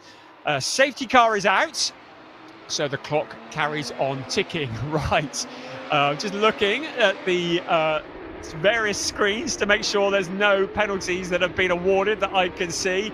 So as far as I'm aware, it is very much as you see it out on track. Theo Overhaus did get past Ariel Levy. We saw him going wide, and then we saw him backing out of it just to give that position back because he had taken the lead of the race, having gone into the runoff area. So very fair from Theo Overhaus, and if he hadn't done that, the stewards may well have penalised him, and he could have picked up a penalty that would have been a lot greater than just letting the lead car back through. So there is the Nick Ho car. So we've lost Nick Ho and we've lost Karen Gayard. Looking to see a non-starter was Sid Smith and Felix Neuhofer. They never even made it out of the garage after the incident in the earlier race. So they never made it onto the grid, which is a real shame. We got confirmation as the cars crossed the timing beam. Let's have another look at the start of this race and let's just see what occurred. So it's a good start from Ariel Levy. It was a good start from Theo Overhaus as well, but Levy had that inside line into turn 1. Overhaus tried to come back around the outside, but you just see he ran wide. Also in there was Flint Schering. Again, needs to be careful. Got to finish and not be in the gravel trap because that would hand the championship on a plate. That was Henry Tuamala going wide onto the gravel. He was able to keep it going. He's currently down in 27th place and 3rd overall. So the Pro-Am Championship still very much in his hands, and that was a big impact for Draker Janssen. I see him making a big contact with the wall, and that's a real shame. Right, safety car is in on this lap. They've done a great job. Thank you to all of the marshals and the hard-working track crew for getting it all cleaned up. It means we can get back racing nice and quickly as we look to decide the champions of 2025. As things stand at the moment, if the race finished now, Ariel Levy would be champion. If Flint Schering can get past Theo Overhaus, he will become the champion. So Theo Overhaus has very much the power here. He holds all the cards. He's not in this to score points. He's in this for the silverware. He'd quite fancy relegating Ariel Levy if he possibly can in that 2nd place. Sasha Norden in 6th place at the moment, ahead of Chester Kiefer, one of his main rivals in a runner-up spot in the championship. Chester Kiefer is the leading rookie. Matthias Ferreira down to P2 in the rookies ahead of Milan Marchak. So plenty still to come.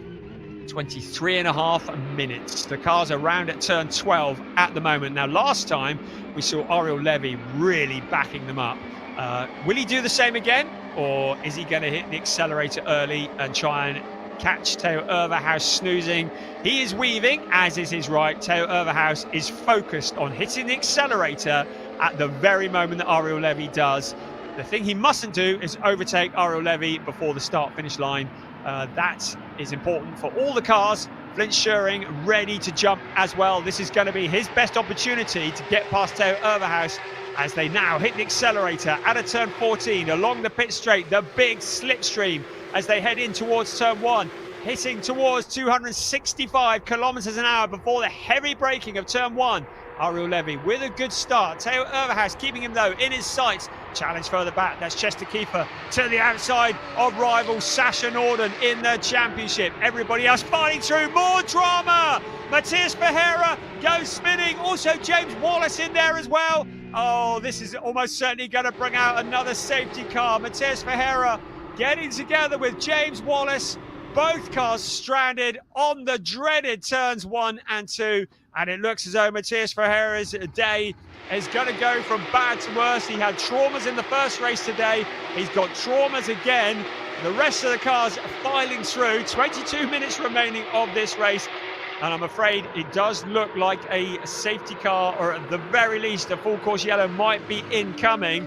At the moment, Ariel Levy with a 0.378 gap over second place. Well, the good bit is Ferreira's got it going, but I'm not sure that Wallace is going to be able to. But a lot of damage to the number 27 Target competition car, the Brazilian driver, and there is Wallace getting out of the car. So that is such a shame. The Proton Huber competition, number 83 car, James Wallace, and he'll be pretty fed up about that after such a strong showing in Valencia. He will be pretty fed up with all that has occurred here in Barcelona. And you can see from his body language as he looks at the car, and he will walk away. Let's have another look at what happened there. That's first, second, third. Here's the rest of the cars, and it just looked as though Ferreira carried just way too much speed into the corner. Wallace was just an innocent bystander. Nathan Sharp also taking to the gravel to avoid it. But it looks as though Ferreira had lost it long before Wallace appeared on the scene, and he was just caught up in someone else's incident in the carbon fibre zone once again. And you can point the finger maybe at poor qualifying, being in the midst of all the drama.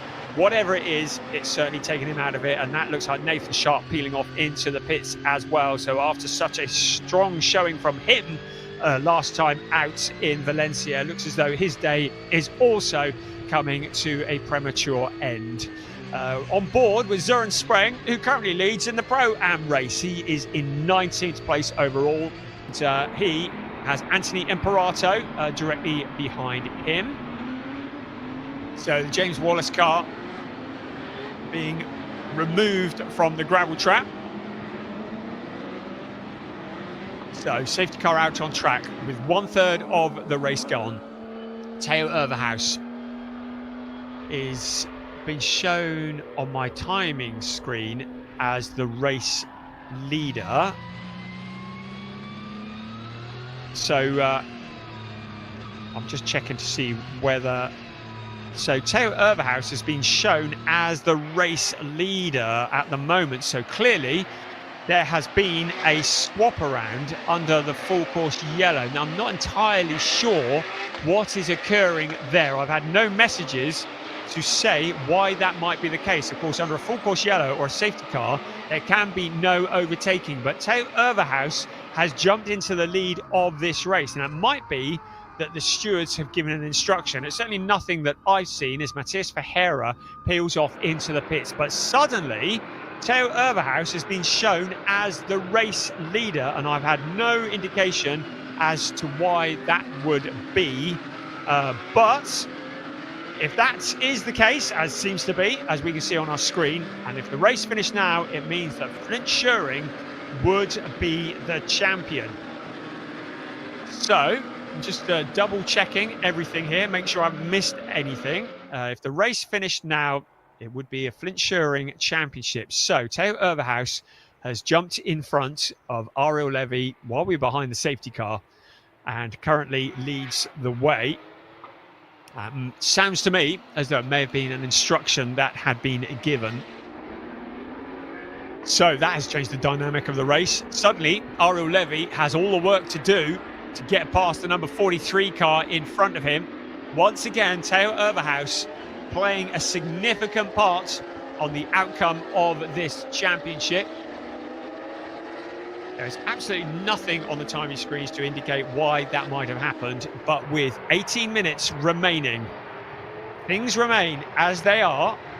It will be championship to Flint Tschering by the slimmest of margins. Certainly not had the kind of dominant weekend that we saw him have at Valencia.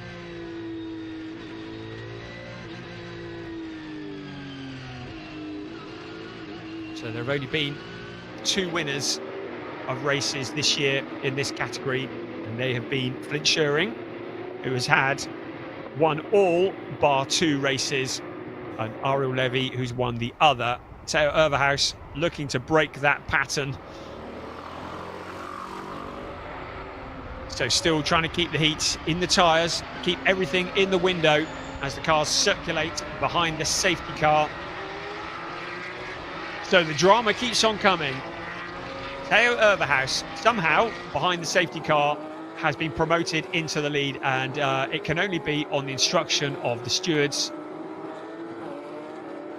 But it means that Ariel Levy has a lot of work to do now, because he is going to have to work his way past the lead car if he wants to retain the championship that he won here this time last year.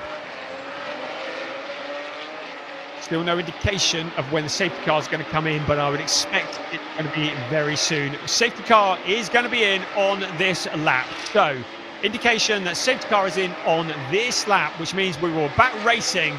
There is Henry Tuamala, the champion-elect of the Pro-Am category. So out to round turn 5 at the moment. Theo Overhaus holds all the cards to decide who will become the champion of the sport division in Porsche Sprint Challenge Southern Europe. Sasha Norden has made progress. He's up into P6 at the moment. His main rival for position in the championship, Chester Kiefer, is behind him, and he wants to keep it that way.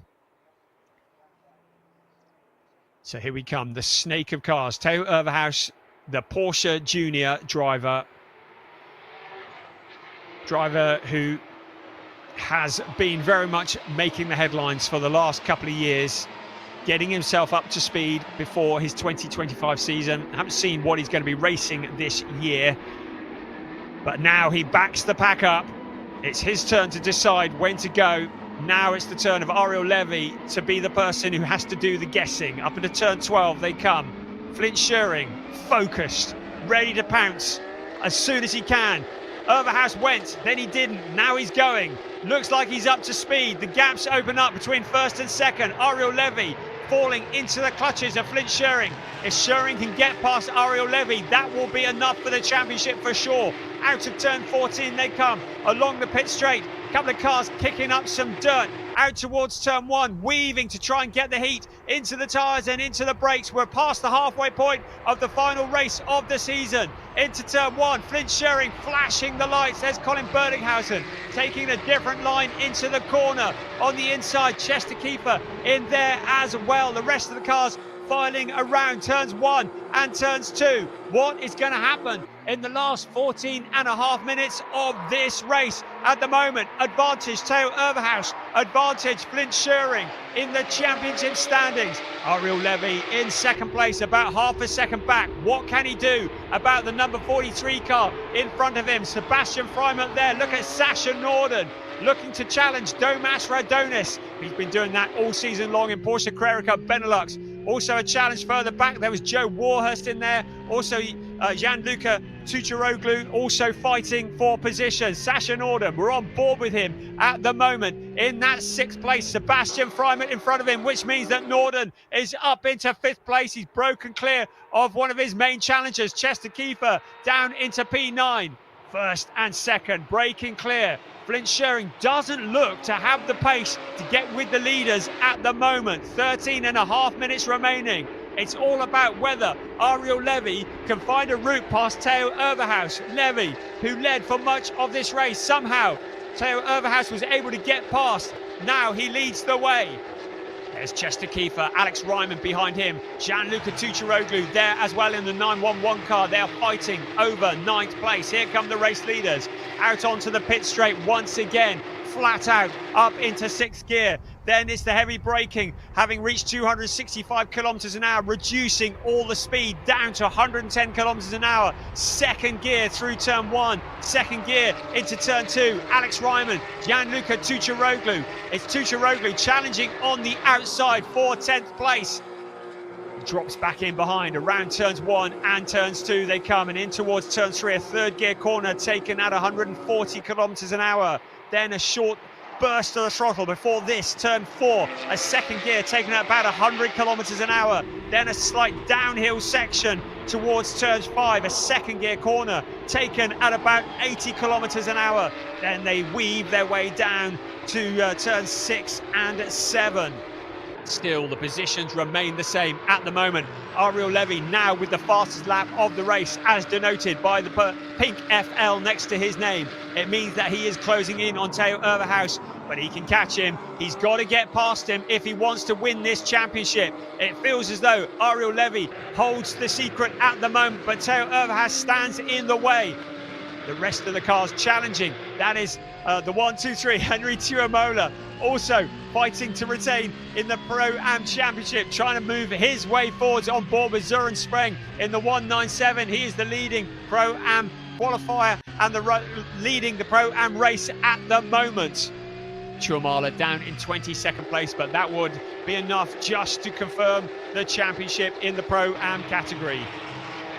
11.5 minutes remaining of this race. Look how close this is. There's Milan Marchak with Colin Berninghausen pressuring him all the way for 7th place. Also there, Chester Kiefer, the man who never backs off. Now Theo Overhaus responds with the fastest lap. So Ariel Levy gonna have to turn the wick up some more, find some more pace if he wants to challenge for the lead.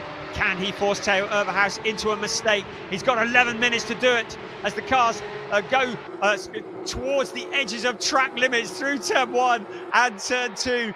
Just fighting for every last thousandth of a second. Theo Overhaus with the fastest lap. Jan Pablo Vega also in the 563 car. He's down in 23rd place. He's got Henry Tuamola there for company as well. So everybody pushing hard, fighting hard. Gianluca Tucciaroglu on the inside of Alex Ryman. He's been lining that one up for a while, and he pokes his nose in. They go wheel to wheel briefly. Now Ryman trying to come back, but Tucciaroglu has the position. Now he's coming under pressure from Joe Warhurst. Warhurst flashing the lights, looking to have a better race than he did last time. He's in 12th place at the moment. Now pressuring Alex Ryman, Gianluca Tucciaroglu. Now breaks clear into the top 10. Here comes the lead queue of cars. Sasha Norden has now closed up with Sebastian Freimut for 4th place. Here's Berninghausen to the inside of Milan Marchak. Colin Berninghausen muscles his way through in turn 10 and takes that position away. So Colin Berninghausen up into 8th place. Shuffling Milan Marchak down the order. Joe Warhurst now also past Alex Ryman. So Warhurst, man on a mission. On board with Søren Spreng, once again the leading driver in the Pro-Am race. He is in 19th place overall, fighting for silverware on the Pro-Am trophy. First, second, third coming across the line. The dust rising up into the air. We're into the last 9.5 minutes of the season. That is Jelte Höfner having a look to the outside of Alex Ryman. Ryman looks to be struggling a bit at the moment. He's getting mugged by a number of cars. So Ryman clearly struggling for pace here in this, the final race of the season. Sasha Norden looking either. There's Domas Radonas there as well. Chester Kiefer just behind him. Colin Berninghausen, Gianluca Tucciaroglu. Two drivers that have fought against each other in Porsche 6 Carrera Cup Germany this year. Just behind them, Milan Marchak, one of the up-and-coming superstars. Joe Warhurst, to remind you, in only his second weekend in a Porsche GT3 Cup car, and really enjoying the experience as he prepares for a season in Germany this year. And there's a car that's gone wide. Looks like Thomas Cangro to me on to the gravel. Cangro has not really enjoying the rub of the green at the moment. He's kept it going. But Cangro out onto the gravel trap. He can keep it rolling, which means we won't need a caution. Sasha Norden closing in still on Sebastian Freimut. Our leading rookie is Chester Kiefer. in 7th place. But if things remain as they are, Sasha Norden will have jumped Chester Kiefer for 3rd place in the championship. And that's exactly what he came here with the intention of doing this weekend. There is Sasha Norden in the 5th place. Had a tough time in qualifying, but has been somewhere near the top of the timing sheets in all of the free practice, and the qualifying sessions is where he struggled the most, and he's now having to make up for that in this, the final race of the season. Another driver going wide, picking up the dirt out towards turn 1 once again. Theo Overhaus with 6/10 over Ariel Levy. If things remain as they are for the next 7 minutes and 40 seconds plus 1 lap, it will be championship Flint Schuring by the slimmest of margins. Joe Warhurst now pressuring Milan Marchak for position. This is to get into the top 10.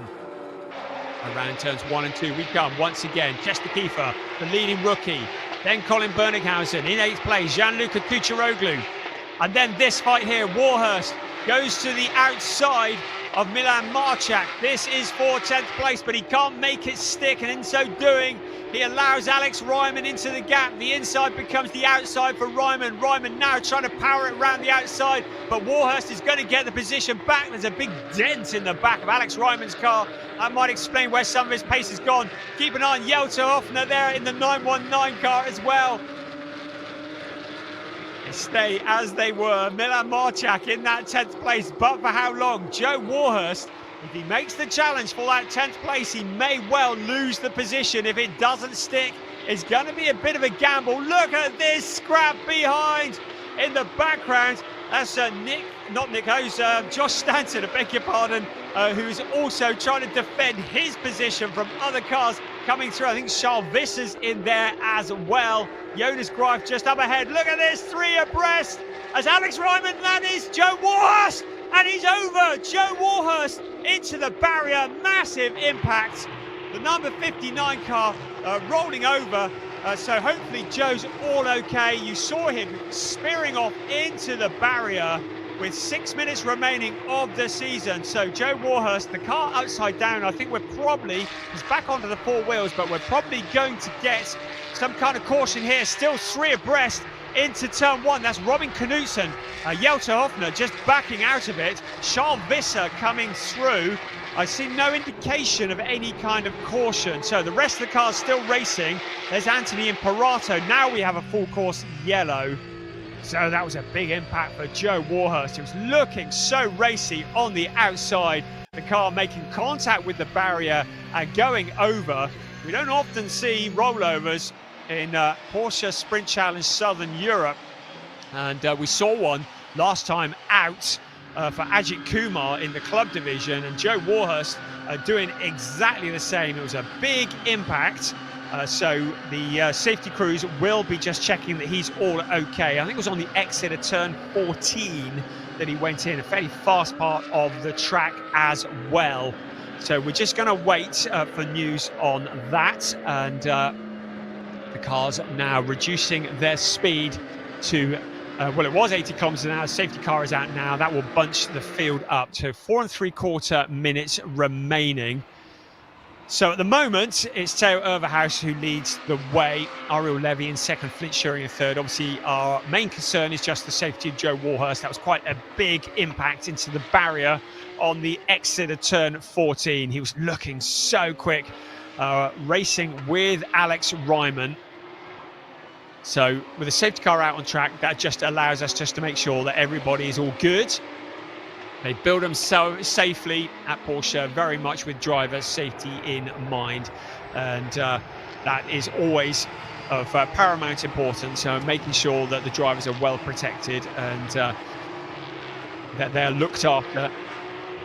So he is just being attended to, Joe Warhurst in the car, and we've got a thumbs up from Joe Warhurst. So I know there's a lot of people watching in the UK who would have been holding their breath. We've got a thumbs up from Joe Warhurst. So really pleased to say thumbs up from Joe Warhurst that he is okay. A scary moment, a big impact. So driver is okay. I've got confirmation through. So I know a lot of people, there he is getting out of the car, and he got his nice new seat insert. I mentioned earlier he had to hand carry it through customs at Heathrow when he was coming out here to Barcelona. It was a whopping big box. It's done him justice because it held him in position, not done the car a lot of favours. That is such a shame. He was looking so quick. We're really excited that we're going to see him in Porsche Carrera Cup Germany this year. That's not quite the baptism he was looking for into Porsche GT3 racing. Right, with the clock ticking, we breathe a sigh of relief that all is well with Joe Warhurst, and a replay would be wonderful if we've got one. I think our director might have one. I'm not sure that Joe Warhurst or indeed his family will want to see this. So you go and put the kettle on. We're going to see what happened here. He was alongside Alex Ryman, the two cars, and Jelte Hofner was in there as well. It was 3 abreast, and that was never going to work, was it? And Hofner just gave the squeeze, and I think maybe the tyres touched, maybe the wheels touched, whatever it was. It was a big impact. The barrier, the Tech Pro barrier, doing exactly what it's built to do, and that is to absorb the impact. But the car getting flipped over onto the lid. I think we might struggle to get this one back into green flag conditions. It'll be a real shame if the season does finish behind the safety car, but we have to make sure the track is safe before we go back to green flag conditions. If things remain as they are now, it will be Flint Schuring who will take the championship by 3 points from Ariel Levy, the outgoing champion he will be.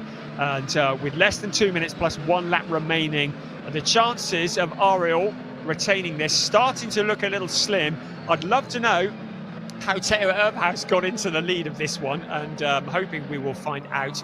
And we have had confirmation that the race is going to be finishing behind the safety car. So confirmation that the race will not restart. So all that Flint Schuring needs to do is to keep the car in 3rd place, and he will win the championship. It will be a first win for Theo Erbhaus. Oh, no, I've just heard safety car is in this lap, so the new decision has been made. So we are going to get some racing. We thought it was going to be all over. Safety car is going to be in on this lap. They're out at turn 11 at the moment. If they can get to the line before the clock strikes 0, we'll get 2 minutes, 2 laps of racing remaining. So still all to play for. Theo Erbhaus won't be in a hurry to get to the start-finish line, because if he can drag it out so the clock strikes 0 before he gets to the start-finish line, he'll only have to do 1 more lap of racing to take the win. But he can't back it up too much. It has gone green. He's on the accelerator. We're going to have 2 laps remaining of this season. It is a dash for the cash. Theo Erbhaus leading the field out of turn 14. Ariel Levy with one last slim chance to take this championship. Flint Schuring being challenged by Sebastian Freimert. So Schuring challenged into turn 1. He's got Freimert on the outside of him into turn 1. Schuring needs to hold on to this 3rd position. He's got it covered off at the moment, but Freimert ducks back to the inside. Schuring having to defend for all he's worth. A lap and 3/4 of this season remaining. Still the championship very much up in the air. Theo Erbhaus holding the cards. Ariel Levy in 2nd place. Flint Schuring in 3rd place. And now Sasha Norden challenging hard, but in so doing, losing position. Domas Radonis starting to challenge on the outside. Norden coming back, and now Radonis has the inside line into the corner. On board with Sasha Norden. He was in 5th place, is about to become 6th, but he's going to fight back on Domas Radonis. Just behind him, the leader in the rookie race is Chester Keeper. Colin Berdinghausen in 8th place, Gianluca Tucharoglu in 9th, then Milan Marchak. Now in towards turn 10 they come. It's still Theo Erbhaus leading from Ariel Levy. Levy does not look to have anything that he can do to get into the lead on this race. That's Tucharoglu going wide onto the gravel. He keeps his foot buried on the power, doesn't even lose a position. Brilliant stuff there. Still positions remaining as they were as we head towards what will be the last lap of the season for what has been an extraordinary season of Porsche Sprint Challenge Southern Europe Sport Division. Out towards turn 14, and to start the very last lap. Theo Overhaus will lead them across the line. Ariel Levy running out of ideas to get past. He can see the championship starting to slip away. His main championship rival is behind him, but Theo Overhaus will take the maximum 25 points if he can keep in the position he's in. Flint Schuring a long way back, but still flashing the lights in an attempt to distract Ariel Levy in front. Sebastian Freimer there, ready to demote Flint Schuring if he gets half a chance. In towards turn 1 and 2, and up towards turn 3 we come for the very last time. It's Theo Overhaus leading the way by over a second. It looks to be over for Ariel Levy, unless Theo Overhaus makes a mistake, unless something goes wrong in the number 43 car. The championship looks to be slipping away from the Israeli. Ariel Levy, the driver who won it in 2024. He's staring at Overhaus in front of him, but Theo Overhaus does not make loads of mistakes. Ariel Levy in second place. He's broken clear of Flint Schuring. They're up towards turn 6. That is Jonas Greif also going off into the gravel. He looks to be out of harm's way, so everything continues. Here comes Theo Overhaus hustling the car around the corner. In towards turn 7 they come. Ariel Levy there, keeping him in sight, but still with nothing that he can do. No, beg your pardon, turn 10 is on to turn 11 now. So our race leader heading up towards turn 12 for the very last time. He has a big gap over Ariel Levy. It's going to take a mistake to lose that, but it doesn't like mistake is incoming. Theo Overhaus into turn 13, round to turn 14 for the very last time. Out onto the pit straight. It's going to be a first win in Porsche Sprint Challenge Southern Europe for Theo Overhaus. Ariel Levy in second place. It's going to be a championship for Flint Schuring, with third place Sebastian Freimer in fourth, ahead of Domas Radonis. Sasha Norden staying in front of Chester Kiefer, who wins in the rookie category. Colin Berninghausen in eighth place, ahead of Milan Marchak, who is second in the rookies. Gianluca Tucharoglu rounding out the top 10. Zoran Spreng is going to win in the Pro-Am race. Anthony Imperato second. Henry Chuamala in third. That just confirms Henry Chuamala's position in the championship as the Pro-Am champion. Brilliant stuff. What a final few laps that was. Theo Overhaus held all the cards and stole the dream away from Ariel Levy at the final moments. Wow, great stuff. What a way to finish the season in Porsche Sprint Challenge Southern Europe Sport Division. Theo Overhaus, what a time to take his first win. Second place to Ariel Levy, ahead of Flint Schuring, Sebastian Freimer, Domas Radonis. Sasha Norden did what he intended to do, stayed ahead of Chester Kiefer. Chester Kiefer wins in the rookies, ahead of Colin Berninghausen. Milan Marchak second in the rookies, ninth overall, ahead of Gianluca Tucharoglu. Josh Stanton, solid drive to 11th, ahead of Robin Knudsen. Draker Janssen, despite the dramas earlier on, coming home in 13th place. Good job there. Zoran Spreng winning the Pro-Am race in 14th place, ahead of Alex Ryman. Anthony Imperato second in the Pro-Ams. Henry Chuamala third in the Pro-Ams is enough to secure the championship, ahead of Mace Muller, Thomas Cangro, and then Juan Pablo Vega, Luciano Martinez, Jonas Greif we saw in trouble, and then Jelter Hufner after that incident with Joe Warhurst coming home in 23rd place. Charles Visser, Joe Warhurst, Nathan Sharp, Matthias Ferreira all coming in as non-finishers, and of course Joe Warhurst exiting in spectacular style ahead of James Wallace also into the gravel trap, and Karen Gayard that we saw retiring to the garage. Amazing stuff. What a race that had a little bit of everything, including that dramatic rollover for Joe Warhurst, and pleased to say once again he's all well, no problems there. So gosh, that was exciting, wasn't it? And I'm just checking there are no messages, nothing that's going to change any headlines here. I don't think that I can see anything that might cause any problems. I think we can safely say that Flint Schuring will be crowned as the champion by just 3 points. Chester Kiefer, the rookie champion, and Henry Chuamala, the Pro-Am champion. And the driver taking the top step of the podium on his guest outing here mind the front door. There we go. Theo Overhaus exiting the number 43 Proton Huber competition car to take the win. He had a second place earlier today. There's Flint Schuring. The news has filtered through to him that he's done all that he needs to do to win the championship. The team congratulating him at Schumacher CLRT. And there is Flint's dad with the glasses on, embracing his son. He's already seen his older son. There's Larry Tenforder, and there is Maurice Schuring, the older brother of Flint Schuring and winner of Le Mans 24-hour race GT category. They got the T-shirts printed already. That was a bit brave, wasn't it?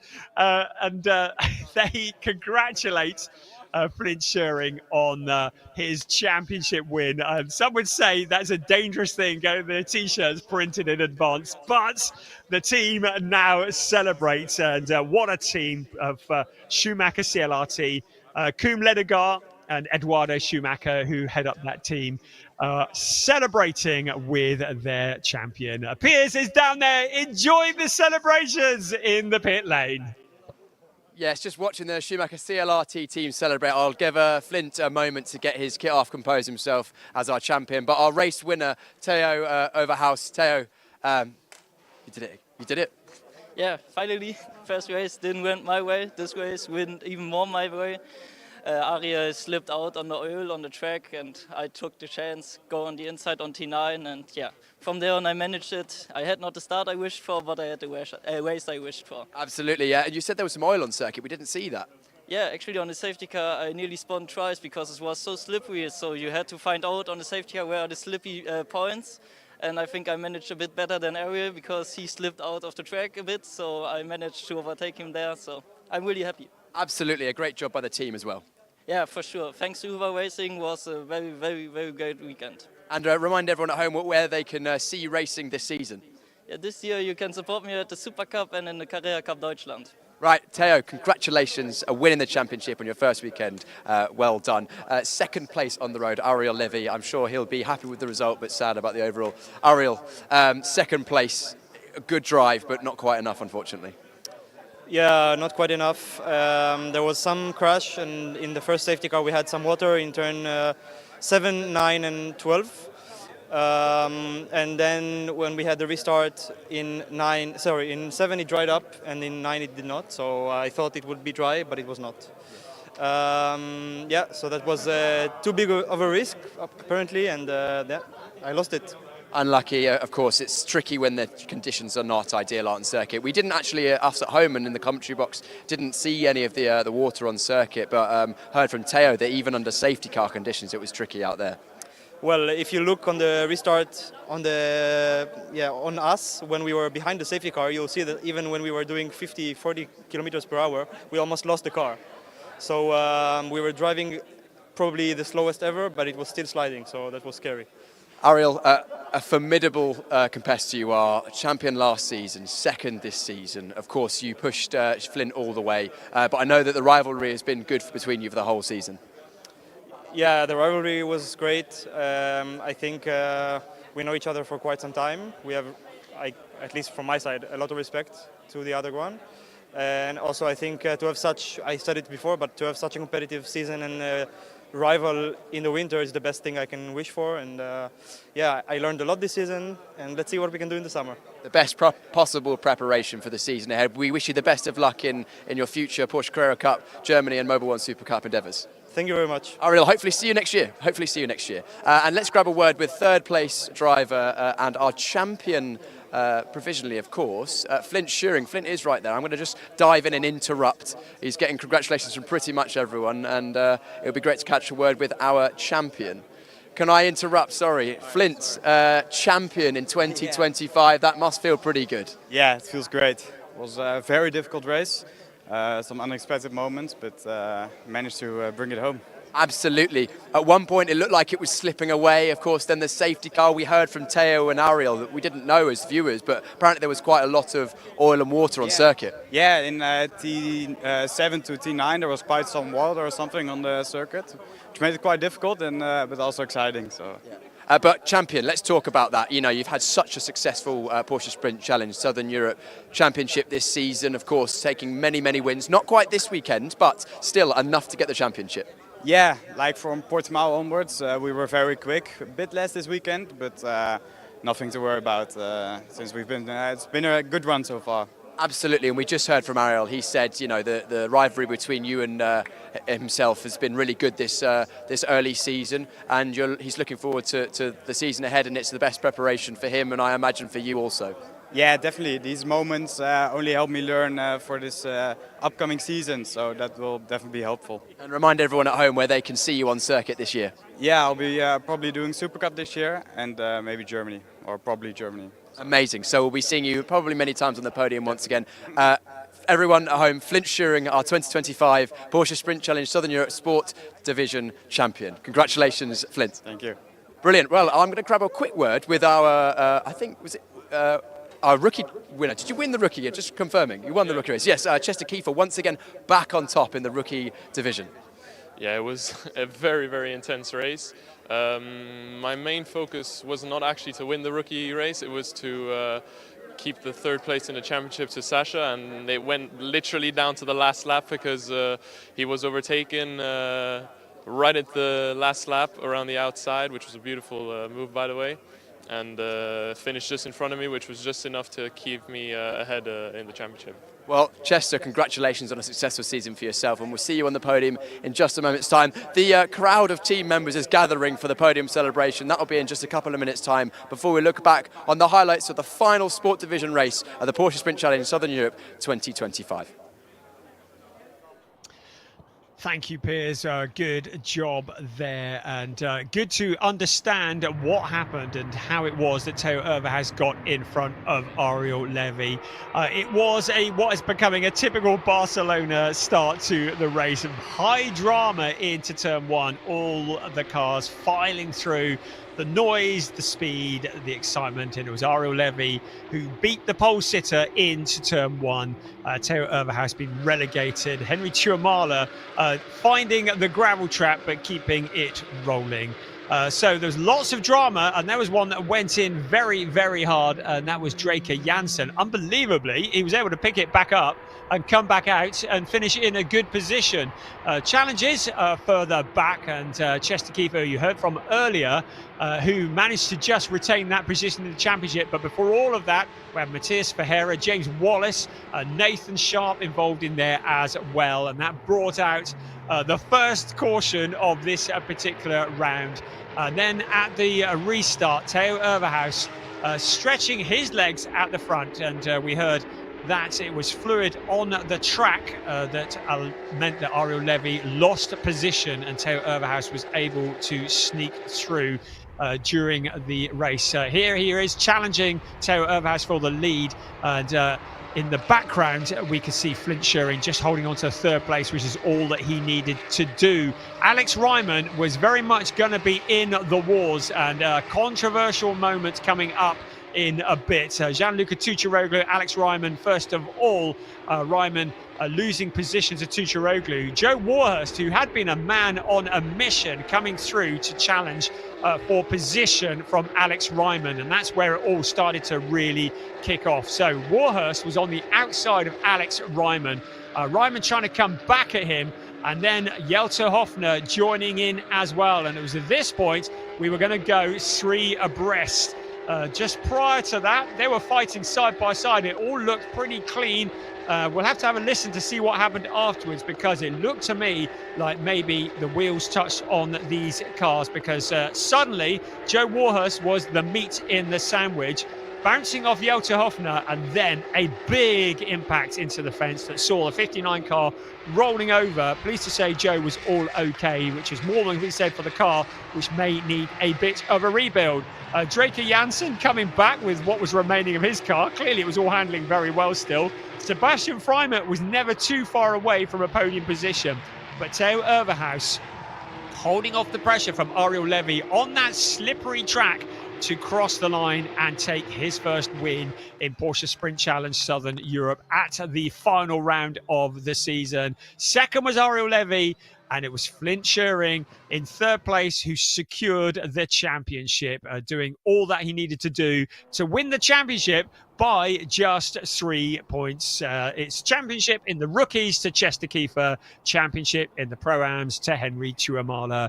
I believe that Piers Pryor is down on the podium, so we're going to throw down to him for the final podium ceremony of the sport division for 2025. Well, what a finale that was in the sport division. And we'll be having the podium for the overall classification first. First up, our champion overall, the number 99 from the Netherlands, Flint Shearing. Congratulations, Flint, driving for the the Schumacher CLRT team. In second, last year's champion, the 25 from Israel, Ariel Levy.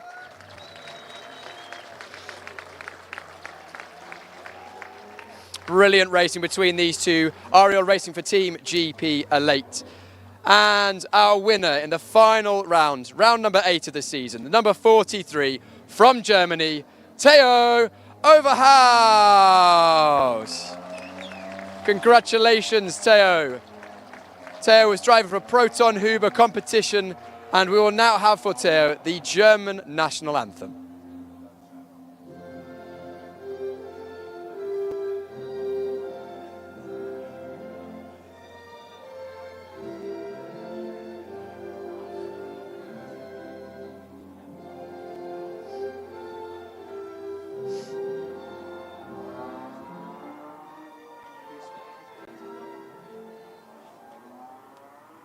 Congratulations to our podium drivers. Brilliant, brilliant racing throughout the season, and it is Flint who will receive his trophy from Michael Dreiser, the sporting director of Porsche Motorsport, for third place, and he'll be collecting his big trophy later on this evening.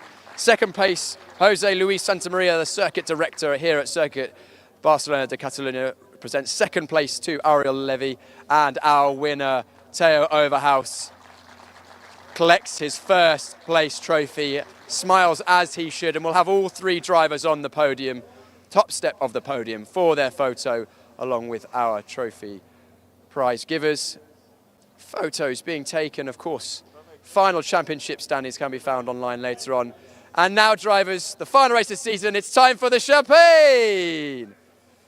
One final round of applause for our overall podium, round number 8 of the sport division. Congratulations. We'll be seeing plenty more of these drivers in Porsche Carrera Cup cars throughout the 2024 season in both Porsche Carrera Cup Deutschland and the Porsche Mobil 1 Super Cup. So keep an eye out for that this season. I'm sure the competition will be just as good as it has been in the Porsche Sprint Challenge Southern Europe this season so far. And what a championship it has been. But it's not just the overall classification. In the sport division, we also have the rookies who are coming up in just one moment. And we'll be starting with third place in the rookie classification, the number 67 from the Netherlands, Mace Muller. Congratulations, Mace, driving for PG Motorsport. Second place, the number 60 line from the Netherlands, Milan Marchak. Only his third race weekend in a Porsche. Brilliant, brilliant driving after taking the win earlier on. But a tricky couple of races in the rookie classification. But our ultimate champion and winner in the final round from Luxembourg, Chester Kiefer. Chester driving for the Schumacher CLRT team, and a brilliant season for the whole team. We will now have for Chester the national anthem of Luxembourg.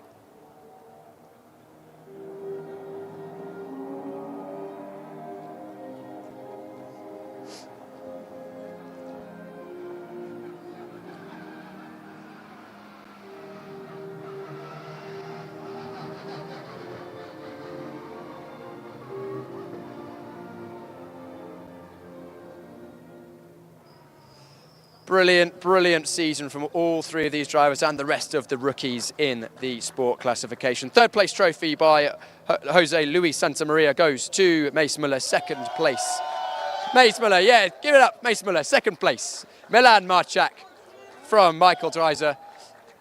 And the winning trophy for round number 8 of the Porsche Sprint Challenge Southern Europe 2025 is for Chester Kiefer. Congratulations, Chester, our champion in 2025. Let's have all the drivers on the top step of the podium for a photo, along with our representatives from Porsche and the Circuit Barcelona de Catalunya. And I'm sure that the celebrations will just begin in a moment's time with the champagne, and they will end this evening at the end of season party. And it is champagne time for the rookies. I imagine these guys will have plenty more opportunity to spray the champagne in celebration throughout their future careers, which are looking very bright. And May Spray and the team, congratulations, you three. We'll see you all, hopefully, again next year. But if not, in the meantime, racing Porsche Carrera Cup cars, Porsche Cup cars around Europe. Our rookie drivers, young drivers under 25 who are in their first season of Porsche racing. Now, the final podium of 2025 for the sport division will be our Pro-Am classification. And we're going to start off with the 1, 2, 3. Our champion in 2025 in the Pro-Am division, Henry Tuomala. Congratulations, Henry, and Team Karainen, our Pro-Am champions. Second place will be the number 19 from the United States of America, Anthony Imperato. Congratulations, Anthony, driving for Team Ombra. And our winner, the 197 from Germany, Søren Spreng. Congratulations, Søren. Søren drives for Team GP Elite, and we will now have for Søren the German national anthem.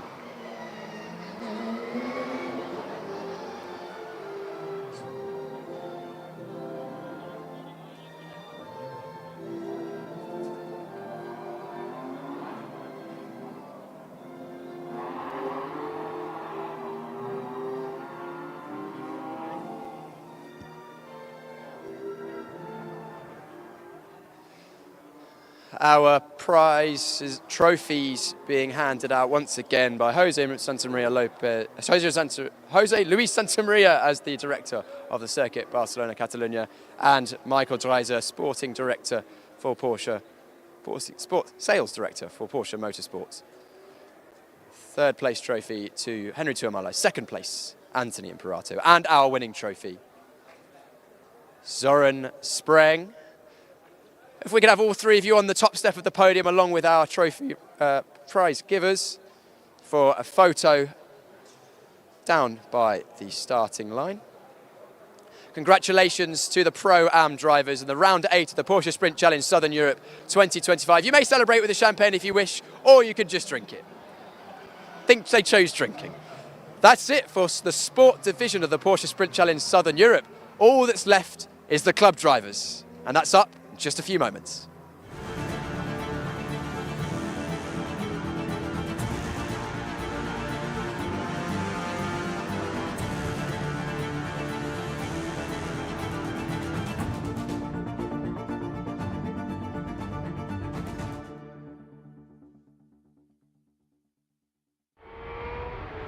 One last race of the season in Porsche Sprint Challenge Southern Europe.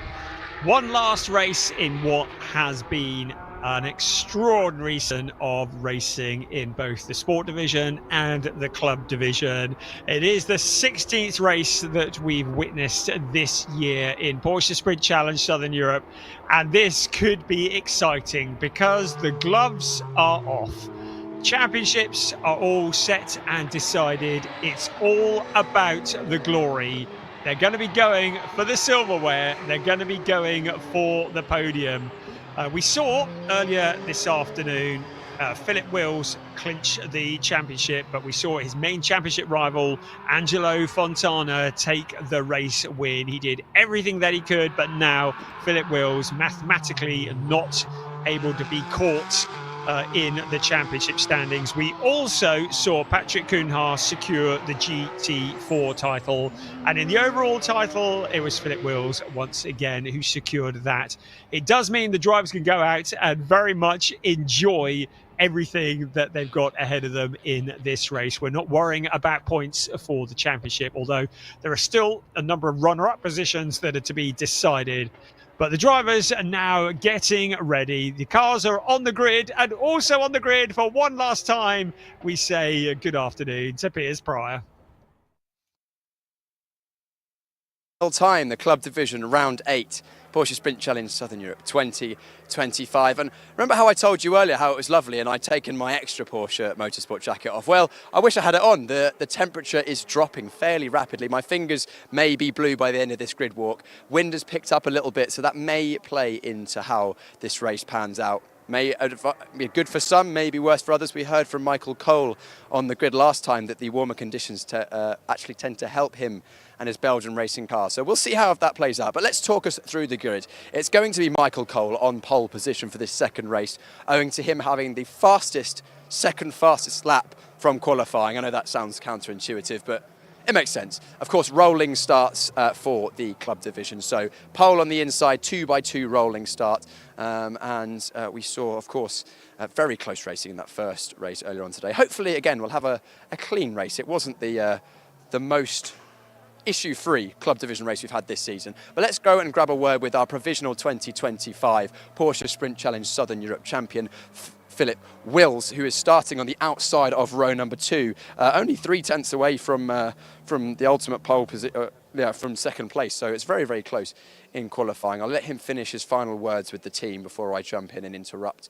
Because, of course, as much as the championship is sewn up, they also have a race to prepare for. Thank you very much, guys.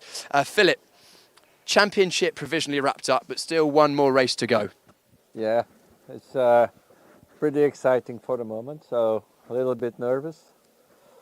But I have to stay to myself, to my business, and stay calm to do your thing, because it can, if you're thinking, then it's finished. You have to drive and don't think. So I will for sure fight for it. See that I have a safe race, because it was already pretty exciting the first race. So let's keep it clean and see that we have a nice last race from this championship. I second those thoughts, Philip. Good luck in the final race. We hope for a clean, safe, but close and entertaining race. Good luck. That's Philip Wills, provisional champion so far. Of course, he wants to go out with a proverbial bang. Not a literal one. He wants a safe race. Let's grab a word with Andre Fernandez, who actually managed to finish second on the road last time. I don't know, after all the penalties played out, where he finished in the end in the classification, because he received a 5-second track limits penalty and then another 5-second penalty after the race. Andre, can we have a quick word? Sorry, I'm going to just jump in. Andre, a close race in that previous one, but not exactly the result you wanted. Last race of the season, what's your hopes for this one? My hope is P1 is the only hope I can get it for the last race. This way I can finish in the high. But let's see, if I can handle the pressure to the end. Sometimes I drive too much with the mirrors, but let's see another race. All part of the learning process, I'm sure. Always enjoy talking to you, because I can see you love your racing. Always a smile on your face, no matter how things go. Yes, you got to be happy, If you sad all the time, it don't make you any happy anyway. Andre, words to live by. Good luck in this race. We're just waiting for our front row drivers, actually. Neither of them are on the grid quite yet, so maybe we'll just keep walking down. I'm hoping that everything's okay with both of them. Can't see them. We're supposed to have Michael Cole on pole position, Damir Hott in second place, but potentially they were both involved in crashes in race number 1 today. So maybe we might not have either of them. I'll keep you posted as I know more. Evgeny Leonov was also involved in a crash, but got out again. Let's have another chat with Evgeny. Evgeny, final race of the season in Porsche Sprint Challenge Southern Europe. It was a dramatic one for yourself. You did manage to get back out after the team fixed the car, and you set the fastest lap at one point. So clearly the car's ready to go in this one. So, you better not ask for plans. So, yeah, the idea is to use the situation as much as possible. We are third because there are no 2 cars in front, so I think we have quite good chance for podium, but let's see. Let's see, Evgeny. Let's see how it goes. Good luck in this one. Angelo Fontana, door's open, so I'm going to use this opportunity to butt in because earlier on they didn't want to risk me getting the door stuck because I think they've had a couple of issues with the door latch mechanism. Angelo, final race. Yes. What are you thinking? This one is going to be more fun, I think. We'll try to look for victory again, hopefully. Of course, you would be starting in 6th place on the grid, but no front row drivers, so effectively 4th. Yeah. That gives you a better opportunity. Yeah. Much better, easier to pass. Angelo, you always like a pass, so we look forward to that. I think I've got time for one more word. Let's grab a word with Javier Ripoll Jr. I was hoping to catch up with him this weekend. Haven't been able to so far. Javier has had a very good week. He wasn't in Valencia because he's got a new little one in around the house. But one more race to go this weekend, Javier, of this season. You know, what's your outlook? Well, at least to finish first turn, you know. They hit me really hard in turn 1 last race, and then car got destroyed. So the guys were able to bring the second car and then ready to race. So a great job by the S1 racing team. Yep, exactly. We're ready. Also, congratulations on the news from at home. I'm sure that everyone at home is watching you. That's for sure. They're all waiting, even him. So that's good. Brilliant. Right, that's Javier Ripoll Jr. starting in what was effectively 5th position. It would be 7th on the grid. Brian, for the final time, over to you. Thank you, Piers. We're looking forward to this. I'm looking forward to Javier Ripoll Jr. being on the grid in maybe about 16 years' time. Yes, let's get him around turn 1 this time, shall we? It does look to me as though we have lost both the cars from the front row. We've lost the hot and the cool. Damir Hot and Michael Cole, who had qualified on the front row. Cole, who had that pole position, and I don't think they've made it out, which is a real shame. It does mean that the effective pole position is handed to Andre Fernandez with Philip Wills alongside. As they all said, they're out to enjoy it, and that's why we do all of this, isn't it? I mean, yes, there are championships and things, but we're out to enjoy it. Once again, Alexander Dobic starting from the pit lane. He never took part in qualifying because of, I believe, mechanical issues. So he's given himself a fairly long afternoon, starting both races from the back. But he made very good progress in the last race and came back home in 8th place. I think just avoiding the trauma is going to be worth a few points in itself as the cars start on their formation lap, and the safety car pulls away, and that moment to get the heat into the tyres, into the brakes. It is Michael Cole and Damir Hot who will not start on the front row. It means that Andre Fernandez and Philip Wills inherit the front row of the grid. Evgeny Leonov also in the wars last time out. He's got the car back together. Angelo Fontana alongside. Keep an eye on him. Javier Ripoll Jr. in the spare car alongside Lennart Hinstra. He lines up 8th on the grid. In 9th place is Jan Jaap van Roon with Tobias Vasquez Garcia for company. Lee Mole is next with Karsten Kramer for company. David Harrison, he had a good qualifying this morning actually. Corrado Costa, I haven't seen whether he's on the grid or not. He had a lot of damage in the previous race, ahead of Eric Wagner and the new GT4 champion Patrick Kuhnhaar. 17th on the grid, Ernst Inderbitzen with David von Rosen for company in the GT4s.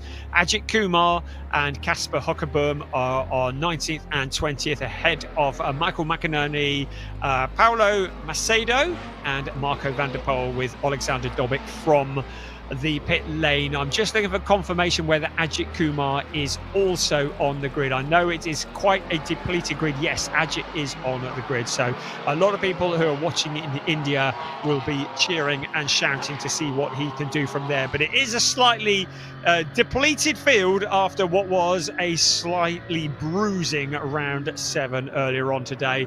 For the last time this weekend, we say Circuit de Barcelona, Catalunya, 4.657 kilometers around, 14 turns, 8 to the right, 6 to the left.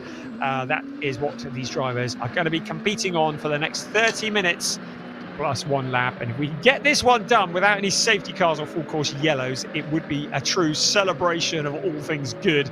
The temperature is dropping. Poor old Piers with blue fingertips because we are in Spain, but when the sun starts to go down or behind the clouds, the temperature does drop rather quickly, and that's what's happening here. So that could be an issue.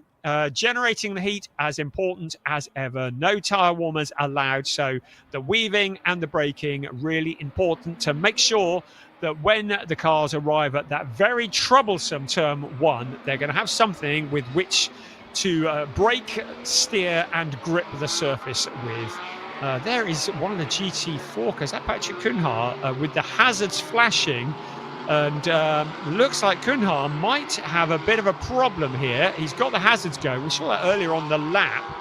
And I'm wondering whether he's going to be peeling off into the pit lane, because clearly there is something amiss with the car there.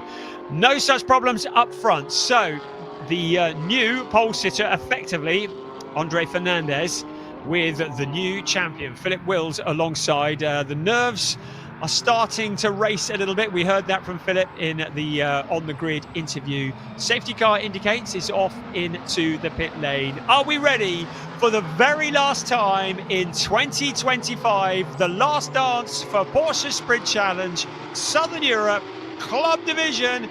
5 red lights out, and we are go up over the crest of the hill. They will disappear down the other side. Who will emerge in the lead as they head towards turn 1? They're running 3, even 4 abreast. They're going to have to get into some kind of order here. Fernandez with that lead. Leonov up into second place. Everybody scatters but makes it around the first 2 turns. But Evgeny Leonov challenging for the lead. That looked like Vasquez Garcia going wide out of turn 2, but everybody's made it. There's Alexander Dobic from the pit lane, but into the lead. Evgeny Leonov challenging. Fernandez coming back at him. The 2 cars running side by side for the lead of this race. Philip Wills just holding back slightly, but he's got Angelo Fontana now challenging him on the inside. It's Leonov who takes the lead of the race in the Volcano Motorsport car, and he pulls just a little bit clear of Andre Fernandez. So a good challenge for the lead, a lot more successful than it was in the earlier race.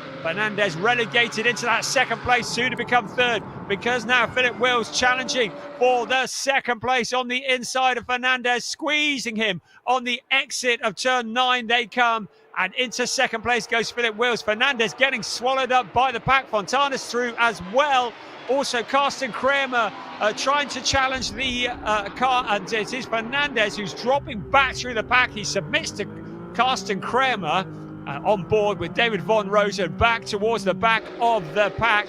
The rest of the cars filing through, picking up a bit of dirt, but at the end of lap 1, it's going to be a lead for Evgeny Leonov. Second will be Philip Wills. Third, Angelo Fontana. He had plans on the top step of the podium. He's got 28 minutes to do something about that. So across the line we come. It is Leonov from Wills, Fontana, Carsten Kramer, Andre Fernandez dropping back. Jan-Jaap van Roon in 6th ahead of David Harrison, Lee Mole, Tobias Vasquez Garcia, Patrick Cunha in 10th place. So maybe it wasn't him who was having those issues on the formation lap. So he looks solid there. In 11th place, David Von Rosen and Kasper Hockerboom. Those are your 1, 2, 3 and the GT4s as well. Ajith Kumar up into 13th place ahead of Michael McInerney, Ernst Inderbitzen, and then Paolo Macedo ahead of Marco van der Poel and Alexander Dobic, rounding out the top 18. So the cars filing on through, but Evgeny Leonov doing a sterling job from what was effectively 3rd place on the grid, although it was 5th that he qualified to take the lead of the race. Andre Fernandez looking a little bit vulnerable to Javier Ripoll Jr. in that car that they've replaced the broken one with after the earlier race today. So will be the 30 minutes plus 1 lap, of which we have had 3 minutes already, and that is all that remains of the season for Porsche Sprint Challenge Southern Europe. And we're looking to go out in style. Evgeny Leonov looking to bracket the season with wins. He won the season opener in Portimao. He would love to win the season closer here in Barcelona. So Javier Ripoll Jr. now challenging Andre Fernandez. Fernandez not looking as quick as we've come to see him during the earlier races. Carsten Kramer up ahead of him, breaking clear. Fernandez starting to look a little bit vulnerable. Javier Ripoll Jr. out of 14 and out along the pit straight. Is he going to make a challenge? And we've lost Lennart Heemstra, who has returned to the pit. So another driver that we have lost now, challenging in towards turn 1. Fernandez has it covered off at the moment. That is 5th place. Jan-Jaap van Roon in there, and Javier Ripoll Jr. not showing up on my timing screen. So I'm wondering if Javier Ripoll has a problem with his transponder. But the number 91 car that is directly behind Andre Fernandez is on the same lap and is in 6th place. And in fact, Jan-Jaap van Roon is in 7th. Now let's make that a 5th place for Javier Ripoll Jr. So he sails past Andre Fernandez. Fernandez, though, just taking it nice and calm on the corner, able to sail back again. So the 5th place cars are, well, first it was Fernandez, then it was Ripoll Jr., now it's Fernandez again. So Ripoll Jr. having to do it all again. In the meanwhile, Jan-Jaap van Roon just behind them, ready to pounce if he gets the chance. But the graphic on your screen does not show Javier Ripoll Jr., who is challenging once again for that 5th place. Is he going to make it stick this time? Can he get it slowed down around turn 10?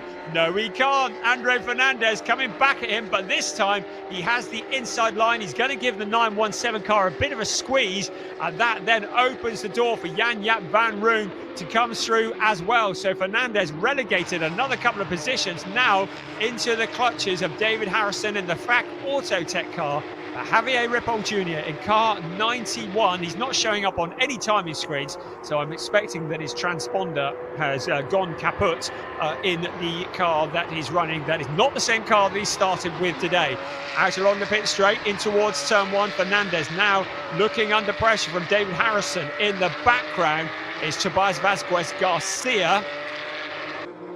And then there's Lee Mole there as well. Our race leader, Evgeny Leonov, has opened up a gap of about 1.476 on Philip Wheel. And it looks like, oh, that's Søren Spreng. I was going to say Søren Sprenger's retired. He's not even in this race. He was in the previous one. But nice to see Søren there again.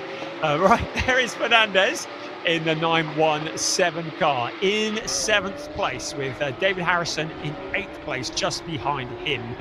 There's Lee Mole as well. The start is under investigation by our race stewards, and there is the graphic that doesn't show us Javier Ripoll Jr., but that's, I think, an electric issue with Ripoll's car not giving out a signal when it crosses the line.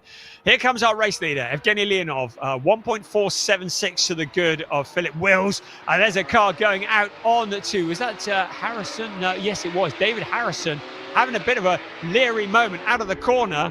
And Vasquez Garcia taking avoiding action, very sudden avoiding action, as he saw the FAC Autotech car heading in his direction, and was able to take avoiding action. So no dramas there, but that's taken Harrison off the back of Vasquez Garcia for the time being. There is Javier Ripoll Jr. once again. And along the line they come. Fastest lap going to our race leader, Evgeny Leonov. Then Philip Wills, then Angelo Fontana, then Carsten Kramer, then Javier Ripoll Jr., then Jan-Jaap van Roon. Into the tricky turns 1 and 2 once again. Very much as you were at the moment. Tobias Vasquez Garcia has broken clear of David Harrison, having made that move. and a bit of a scary moment for Harrison. Michael McInerney has found a route past Casper Huckerboom. That is up into 13th, that'll be 14th place once we've added in Javier Ripoll Jr. I've got to have to keep remembering that one. So Angelo Fontana, 3rd place. He's caught up with Philip Wills. These two drivers have been fighting each other all season long for the championship. The championship has gone the way of Philip Wills, but Angelo Fontana would dearly love to put one over his rival in the season closer to say, hey, look, this is what it could have been. Here's our race leader at the moment, Evgeny Leonov. Solid driving, got involved in that incident in the earlier race today that saw him. He did come back, but didn't score any meaningful points. But now making up for that with the 2-second gap over Philip Wills. I get the feeling that might be more than that when they cross the line next time around. Fontana resuming a battle that has been raging on all season long with Philip Wills. Out of 14 they come. It was 2.065 last time. And he's going to race out across the line. Evgeny Leonov picking up a bit of dirt on the exit of the corner. And the gap up to 2.276. So opening up a little over 0.2 of a second over second place Philip Wills. Angelo Fontana breathing down his neck. That is the fight for second place. They're fighting just for the silverware. Points are not an issue here for the top of the championship. Carsten Kramer in a solid 4th place at the moment. We're riding on board with David von Rosen, who's down in 12th place. In 11th place, it is Patrick Cunha. To remind you, we're missing Javier Ripoll Jr. from the graphic, so everyone behind him, knock them down a position if you want to know where they're at. Right, along the pit straight, that's what it looks like at night time. This is Alexander Dobic coming back. He made great progress in the last race from the pit lane. He's up into 18th place, having found a route past Paolo Macedo, relegating him down to 19th. As Ernst Inderbitzen in the number 9 car, he's in 16th place. So David von Rosen in 12th place. His main GT4 rival well ahead of him. The car behind him is Ajith Kumar. Kumar is in the GT3 car. He's in the GT4 car. So in theory, Kumar should be able to dispatch him without too much effort. Philip Wills having to put up a lot of effort to defend from Angelo Fontana. Fastest man on the track, still Evgeny Leonov. Still Philip Wills in that second place. David von Rosen with Ajith Kumar in the unfamiliar silver car after that double rollover last time out of Valencia. Kumar in a different car this time. Now has a little look to the inside of David von Rosen. Doesn't do anything into turn 10. Round towards turn 11 and 12 they come. And then into turns 13 and 14. And Ajith Kumar will be very keen to get a good exit out of turn 14. And hopefully the car in front will punch a hole in the air and will give Ajith Kumar an aerodynamic advantage as he picks up a slipstream from the green and white machine in front, potentially to make a challenge. We're on board with David von Rosen. There is Ajith Kumar, who would be directly behind him. Are we going to see him challenging? Heading into turn 1, he has a little look to the inside, but not really close enough to do anything about it at the moment. Behind him, Michael McInerney, too far back to get involved in this battle, so Ajith can just take his time, finding a route past David von Rosen. Doesn't need to do anything too dramatic at the moment. And not looking vulnerable. Someone who is looking vulnerable, Carsten Kramer, because Javier Ripoll Jr. has closed up to the 4th place car. 5th place, Javier Ripoll Jr. Well clear of Jan-Jaap van Roon in 6th place. So Javier Ripoll Jr. able to look to the left, look to the right, not be in a position to lose a place to the car behind.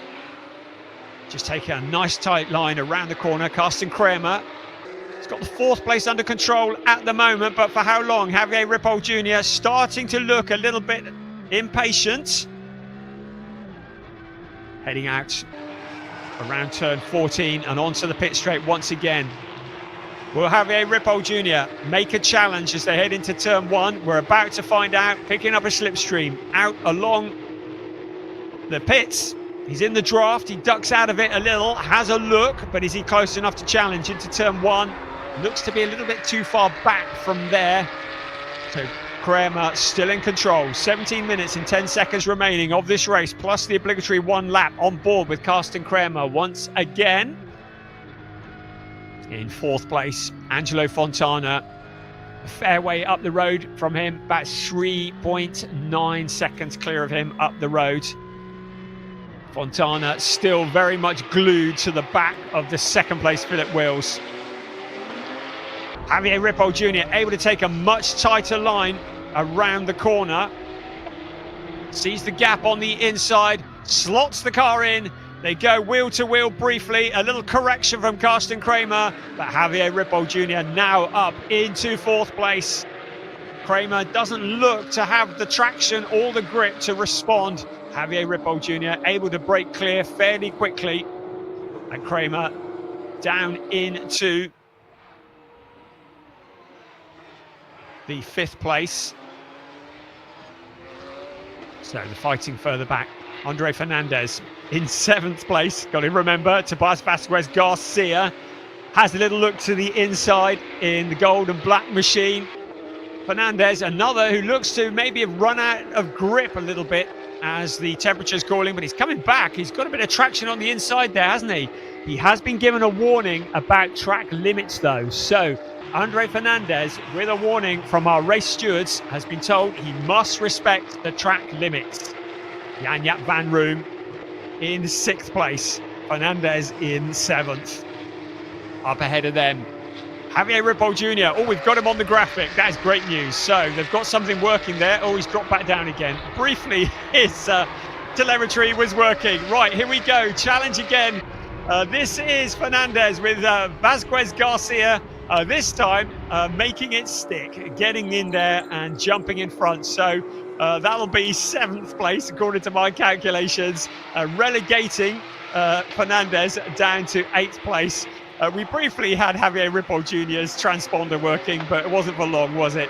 Vasquez, you just saw the back end a little bit slippery going into the corner. All these drivers now running on the dregs of grip. Finally, Ajith Kumar finds a route past David Von Rosen, moving up into 11th place, but Von Rosen just steals it back again, and Ajith Kumar is going to have to do all that hard work again for that position. That would be for 12th place. Ajith Kumar currently in 13th place. Behind him, Michael McInerney has closed in, so now Kumar may well have the mirrors of his silver car occupied with another silver car filling those mirrors, because if he makes the challenge on the 223 car and it doesn't stick, suddenly get the feeling that Michael McInerney might be ready to duck into the gap that will appear.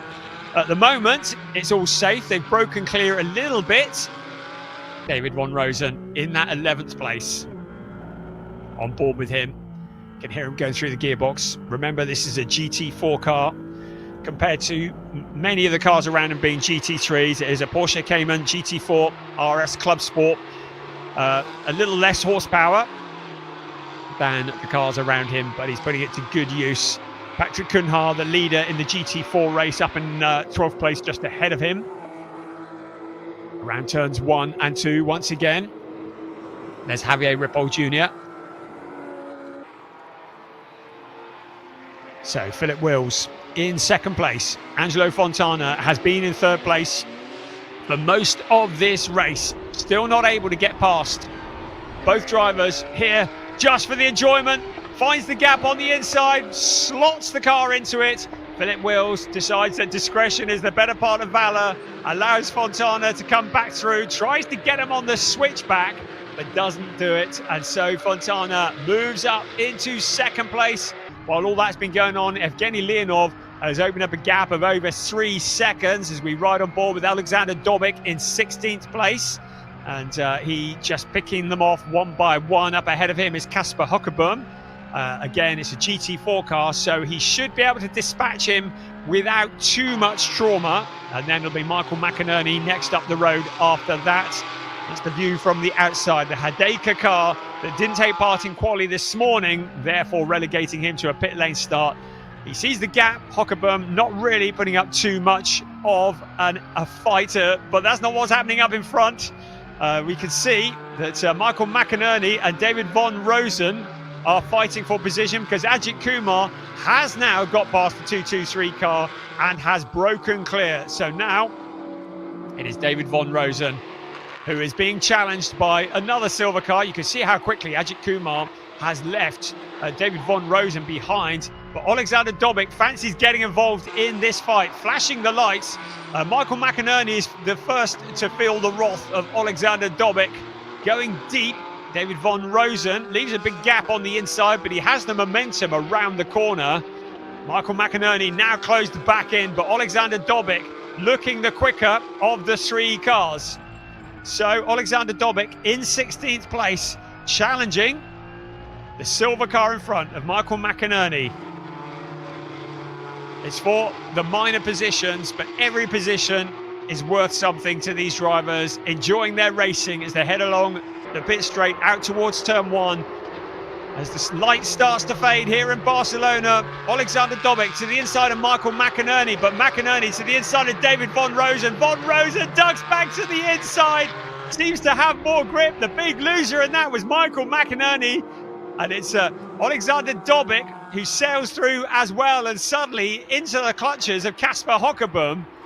Such a shame he wasn't able to get it slowed down. Now Alexander Dobic has a little look on the inside of David Von Rosen. And now the big gap on the inside. Surely he's going to come sailing past here. Is he? The little GT4 car has some good traction and some good handling around this part of the circuit. But when they head out onto the pit straight, when it comes down to pure horsepower, Dobic, if he's close enough, is going to have a speed advantage. So at the moment, it is David Von Rosen around turn 9 and in towards turn 10. Alexander Dobic will want to get as close as he can through turns 11, 12, 13, 14 and get a good launch out of 14, and then potentially just out-drag the 223 car in towards turn 1. Or is he going to do it before then? Again, David Von Rosen, the little nimble Porsche Cayman, just showing great traction. But now he takes the wider line around turn 10 and 11. How much longer can he hold off the number 33 car of Alexander Dobic into turn 11 and 12? Dobic doesn't fancy waiting to the pit straight, but David Von Rosen is really going to try and make him wait. Now into turn 13 and 14 once again. Are we going to see a challenge between these two cars? Yes, we do. Dobic now has that inside line. He should be able to just break clear of David Von Rosen. He does just that. Ajith Kumar's caught up with Patrick Kuhnhaar, so trying to break into the top 10. Ajith Kumar and Patrick Kuhnhaar running together. In fact, that'll be 11th because, of course, Javier Ripoll Jr. is not showing on our chart, so this will be for 11th place. But Ajith Kumar just fighting to get his way past the GT4 car. Again, difference in horsepower. He should be able to get this job done. He does exactly that. And shuts the door on Patrick Kuhnhaar, relegating him down to 12th place. And there's a car pointing in the wrong direction. And that is Jan-Jaap van Roon at turn 10. He's able to rejoin, hasn't been collected by anybody. The track, a little bit slippery in places. There's also a lack of grip. These tyres that have been on these cars, and David Harrison demonstrating that with a bit of a wobbly moment around the corner. That was around 13, 12, turn 12, 13, I think. But he's able to gather it all up. No problems there. Meanwhile, at the front, Evgeny Leonov has opened up his lead to 5.5 seconds over Angelo Fontana. And with 8.25 minutes plus 1 lap remaining of this race, Fontana is really going to struggle to do anything about the leader. Philip Wills in a fairly solid 3rd place. Then it is, I'm just checking where Javier Ripoll Jr. is in there as well. So there is Evgeny Leonov. 7.75 minutes remaining. Right, let's have a look now. This was the spin that claims the 127 car of Jan-Jaap van Roon. That was on turn 10. And these tyres that have been on the cars all day, they had 2 sets for quali and at both races, and they're starting to get a little tired, and with grease and oil and water on the track as well. Patrick Kuhnhaar now coming under pressure from Alexander Dobic. Dobic having a little look, and suddenly Philip Wills and Angelo Fontana going wheel to wheel here again. So Fontana may have thought he was going to just run away with it. Philip Wills going the long way around turn 10. So Fontana, having made that charge, suddenly his second place looking a little bit vulnerable to the new champion in the club division of Porsche Sprint Challenge Southern Europe, Philip Wills, trailing the number 80 car into turn 14. Out across the line they will come once again. Evgeny Leonov really has this one signed, sealed and delivered at the moment. Only a mistake or reliability is going to steal this one away from him. A gap of over 7 seconds over the second place battle. Angelo Fontana, Philip Wills, then Javier Ripoll Jr. in that 4th place. Looks like he has probably gone as far as he can, because the 3rd place battle well ahead of him. There is Javier Ripoll Jr.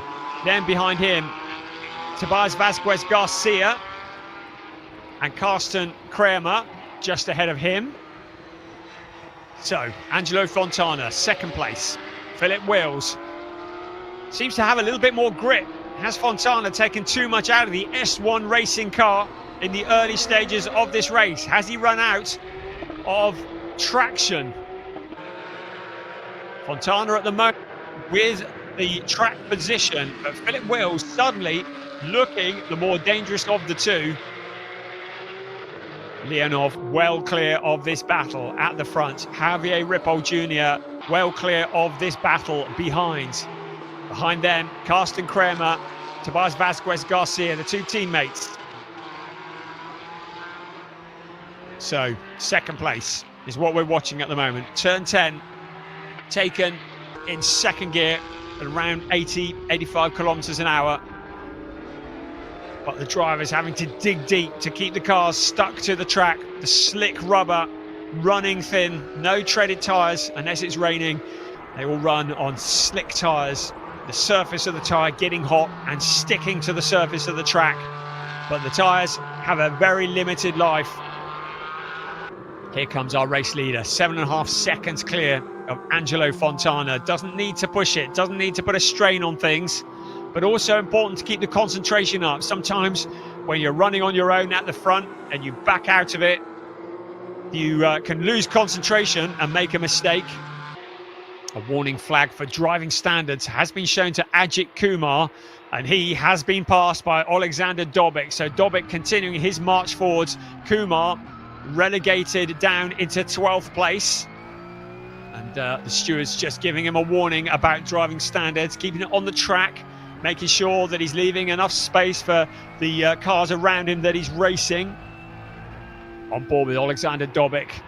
We've seen him coming through the pack in the number 33 car, and there's Kumar having a wild moment out of the corner, picking up the dirt. That was out of 13 and into 14. He's able to gather it up, but that would have given him a little bit of a jump inside the car, and it will take him a few moments to get the gravel off the rubber, and that's allowed Dobic to now clear in 11th place. Fontana have now broken clear of Philip Wills. So Wills looked to be challenging for that 2nd place for a while, but now has fallen back a little. Maybe getting past the back marker car has just thrown them slightly.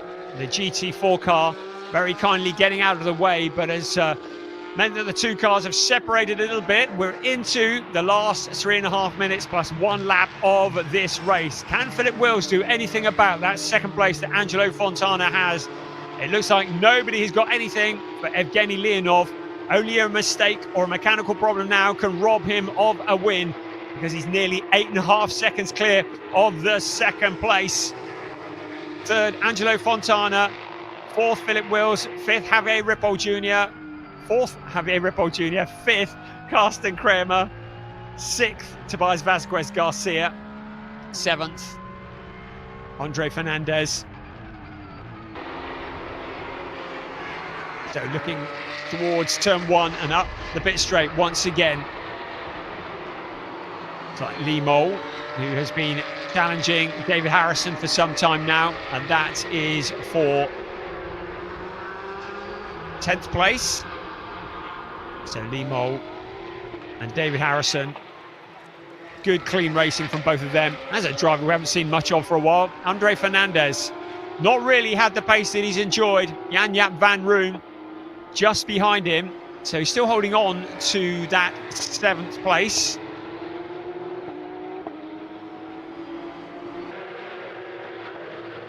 So there's Andre Fernandez. 2 minutes of this race remaining, plus 1 lap. Evgeny Leonov leading the way. Angelo Fontana and Philip Wills. That's your 1, 2, 3. Now there is Javier Ripoll Jr. just passing the back-marking 81 car. Tobias Vasquez Garcia getting past Team Boss around turn 10. The Cade Kramer racing cars running very much as one. They've been running together pretty well most of today. And again, it's advantage Tobias Vasquez Garcia finding a route past Carsten Kramer. It's the view on board with Kramer as he sees the other car in the team sailing past out onto the pit straight. 1.25 minutes of the season remaining. Porsche Sprint Challenge, Southern Europe Club Division, the last race of the season. A fairly quiet affair compared to what we have seen, but maybe that's what we needed after some of the dramas earlier on. And it's not all over yet. Tobias Vasquez Garcia in 5th place. Ahead of him, Javier Ripoll Jr. in the number 91 car. Now, can Vasquez Garcia do anything about 4th place in the next 45 seconds or so, plus the 1 lap? It's going to be a bit of a stretch, but it looks like he's going to give it a go. Evgeny Leonov, well clear at the front, looking to see where he is. So the clock is going to strike 0, probably before he gets to the start-finish line, which will make it about 1.5 laps remaining, if that is the case. He's currently out towards turn 10. If he can get back to the line before the clock strikes 0, then we will get a couple more racing laps. There's Javier Ripoll Jr. in the number 91 car. Is he going to feel the pressure of Tobias Vasquez Garcia in the closing moments of this season? There is Javier Ripoll Jr. Tobias Vasquez Garcia in 5th place, closing in on the number 91 car. There's a back marker there, gets out of the way.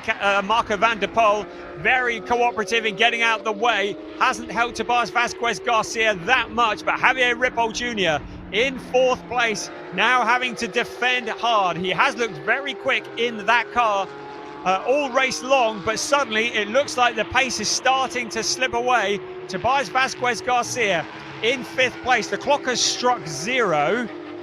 Now, I didn't see whether the race leader crossed the line before or after it crossed, before the clock has struck 0. He's up at turn 3 at the moment. We've had another warning for track limits for Andre Fernandez, but Javier Ripoll Jr. with Tobias Vasquez Garcia putting the pressure on. I think we might be into the last lap of the race. I could do with some confirmation on that, but at the moment, I think the clock may have struck 0 before Evgeny Leonov crossed the line, but I've got no indication that it is the last lap. But there is Javier Ripoll Jr. Whether it's the last lap or the penultimate lap remains to be seen, but he has got a lot of pressure from the 1-2-1 car. This is for 4th place. Javier Ripoll Jr. in that 4th place. Tobias Vasquez Garcia in 5th place. And he's found a route past his teammate, Carsten Kramer. Right, here's Evgeny Leonov once again in the number 16 car. He's up at turn 12 and around to turn 13 at the moment.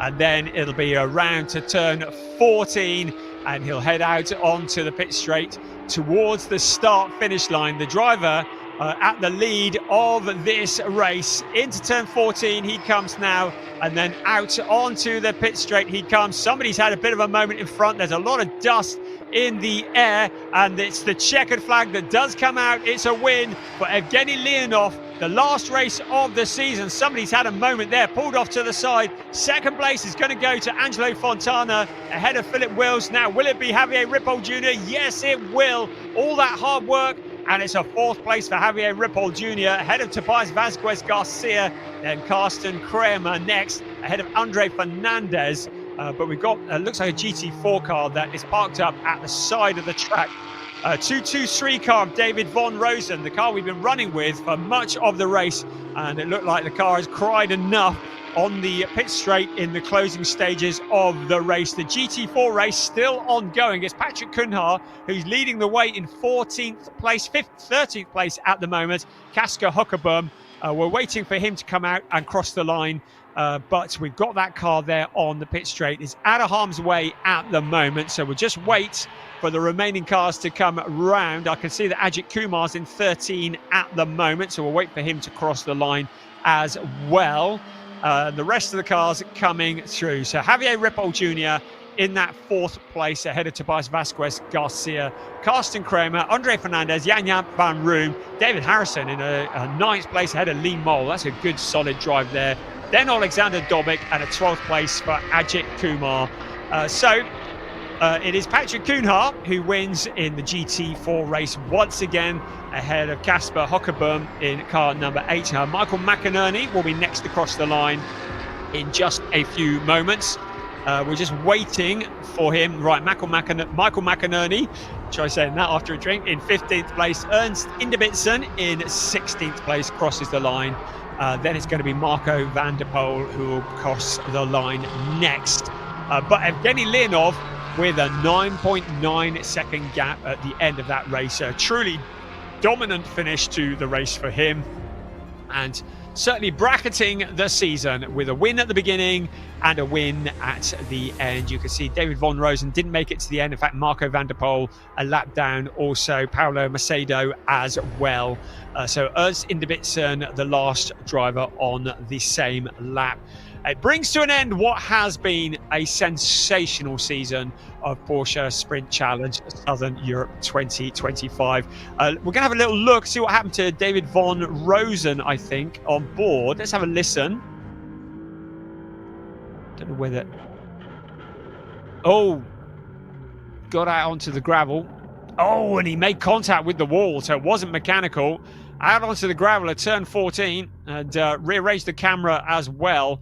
Pleased to say that he's all okay, but that would have been a scary moment for him as we look. Oh, they've got the board up already. There we go. But solid job from Evgeny Leonov. It has brought to an end what has been a sensational 3rd season of Porsche Sprint Challenge Southern Europe. A season, a championship that has gone from strength to strength. And we started 3 years ago, then last year, and then this year, and hopefully this is going to be an ongoing championship as Philip Wills gets absolutely covered in the champagne from his team. The celebrations, everybody was a bit nervous to celebrate too early on, but Philip Wills, the champion in the club division, climbs aboard his car to receive the applause and the champagne, and now he can come down. And I should think he'll be buzzing. And there is Christoph Huber once again giving him a big hug, and the rest of the Proton Huber team congratulating him. Christoph Huber always looks like it's the first time he's ever won the championship. You wouldn't believe, I haven't counted how many championships he's won with his cars over the years. It has been many, but he celebrates all of them like it's the first. That is a true team boss. As Philip Wills removes the hands device and the helmet. And there is Piers down in the pit lane, and that looks like Evgeny Leonov is with him. So Piers, over to you. Yeah, I've managed to avoid the champagne spraying of Philip Wills. We'll get to Philip in a moment, but let's talk about race round number 8 and the Evgeny Leonov brilliant drive and took the win. Thank you so much. So first of all, it was a difficult weekend, and guys from my team, they did brilliant job. They restored the car after the accident that we had in the first race. Also, we had some track limits in quali. That's why we started at 5th position, 3rd position. But finally, I'm here. So I can say that the race was super difficult because competitors were fighting a lot behind me. And woo! And so I was able to make a distance, and then, you know, brain switched off and working like a robot, braking, turning, accelerating. That's it. And it worked for you. Congratulations, Evgeny. Maybe we'll see you again next year. Come back. Evgeny, you can come for the championship next year. Why not? We'll grab away with 2nd place Angelo Fontana, another podium in the championship. You look satisfied. Yeah, I'm happy. 2 podiums this weekend, first, second, not bad. Not bad at all. I'd say that's a good day's work. Just remind everyone what you're going to be racing this season, so where they can see you. Well, I'm doing some long endurance races, 6 hours here in Barcelona, maybe 12 hours in Spa. See what happens. Angelo, you've been a great addition to the championship this season. Hopefully we'll see you back next year. Sure. I hope to be back. Angelo, second place and third place in what was round A, and our champion in the club division. You saw the celebrations just a moment ago. Here is our champion, Philip Wills. The car covered in champagne. Brilliant driving from him all season. Consistency has been the reason why he's been champion this season. The number 912, he's had second first, fourth, second first, of course, this morning, and then another podium. Philip, we danced around the subject of the championship after race 7. Yes. You've done the celebration, you're covered in champagne, you absolutely stink of alcohol, but that's good, it's good. Yeah, it's great. I'm so happy that we made this. It was the goal that we tried to win this championship. So we worked hard for it. We had a very good team, a very good coach, Clem van Perez, very good coach. Good team works, and I did for sure everything what I had in me to win. So, and a team also needs the good energy, full energy to win, and everybody wants to win. So that's why we are where we are. It's amazing to see. It's also great to see your little accomplice on the podium earlier on. Is that your relative? That's my grandson. My grandson, he's there. There he is. What's his name? My daughter. He's 7. Hey, Jeroen, you are coming with me to the podium. Are you proud of Grandad? Trots op bompa. Yeah. Exactly right. We'll let you celebrate with the team. Celebrate now and enjoy it. So it was a great championship. So. Absolutely. And hopefully we'll see you back again next year. And we'll grab a quick word with Patrick Kuna, but I think Patrick may have already gone to the podium. So, right, let's look back at some of the best parts of the final round in the club division of the Porsche Sprint Challenge Southern Europe 2025. Thank you, Piers, and a good way to finish the season. And under the fading light here in Barcelona, the cars all fanned out along this straight and over the crest of the hill here in the sport division, the final round of the season. And it was a side-by-side battle. Evgeny Leonov, though, getting the job done in the first few corners. Andre Fernandez didn't really have anything that he could fight with today. Philip Wills was there as well, as was Angelo Fontana. But Andre Fernandez getting swallowed up by the pack. And there was Javier Ripoll Jr., also Carsten Kramer getting past, and then Javier Ripoll making it stick, and Fernandez getting relegated further down the pack. He put up quite a fight, but you get the feeling that maybe he didn't quite have the grip that he'd enjoyed earlier on. Some wild moments there, some avoiding action by Tobias Vasquez Garcia, as David Harrison had a wild and leery moment. The lead looked to be never in doubt, Evgeny Leonov, but the fight for second was going on for a long time. Ajith Kumar enjoying his first full season here in Porsche Sprint Challenge Southern Europe and getting quicker and quicker, working his way through the traffic. Carsten Kramer had Javier Ripoll Jr., the man who was on a charge throughout that race for company, and Javier Ripoll Jr. putting the pressure on, finally finding that gap on the inside and squeezing the 91 car through.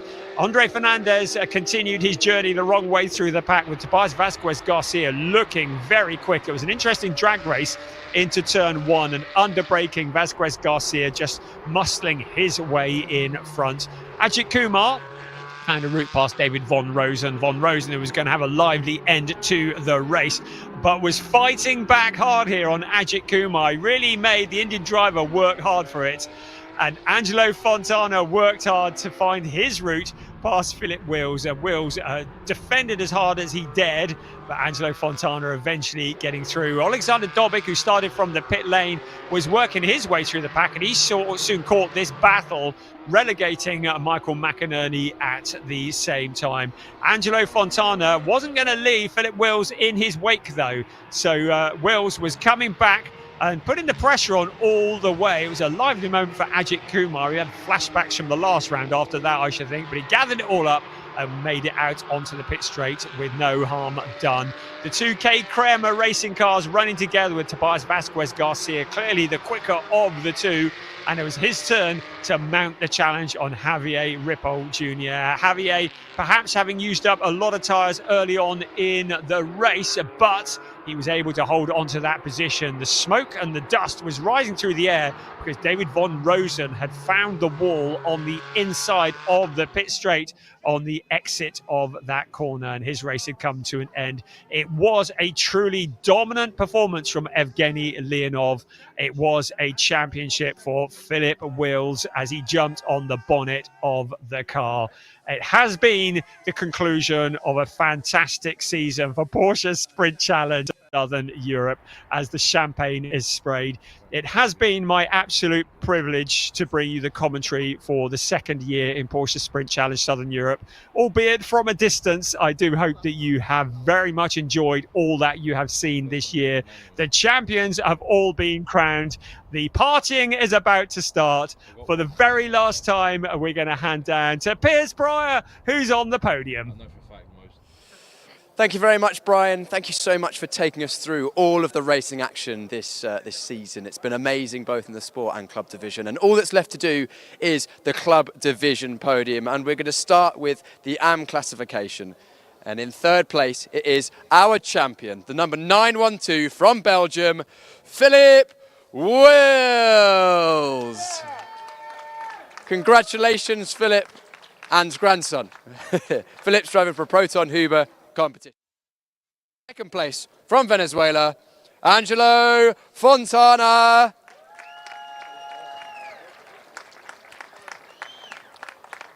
And our eventual winner, the number 16, Evgeny Leonov.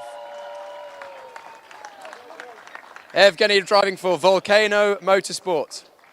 The trophies are handed out by Michael Dragon, Director of Sales at Porsche Motorsport, and Jose Luis Santamaria, the Managing Director of Circuit Barcelona, Catalunya. Congratulations to all three drivers. Trophies being handed out now. Third place, Philip Wills, our champion in 2025. Second place, Angelo Fontana, driving for Est1 Racing. And our eventual winner, Evgeny Leonov. Congratulations, all three, raising the trophies aloft. If you could come together on the top step of the podium.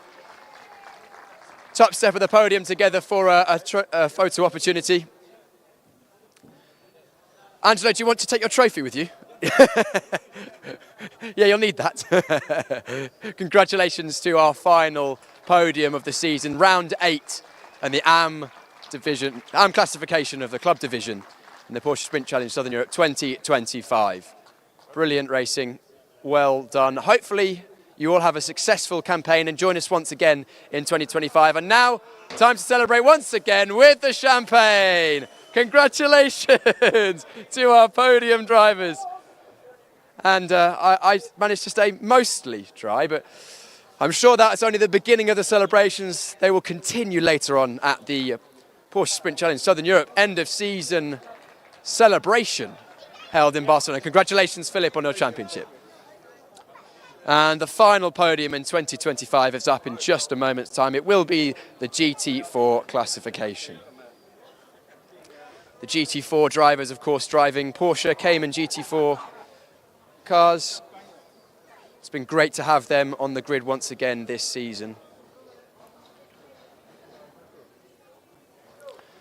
And we'll start off with third place. The number 6 from the Netherlands, Marco van der Poel. Marco driving for Team GP Elite.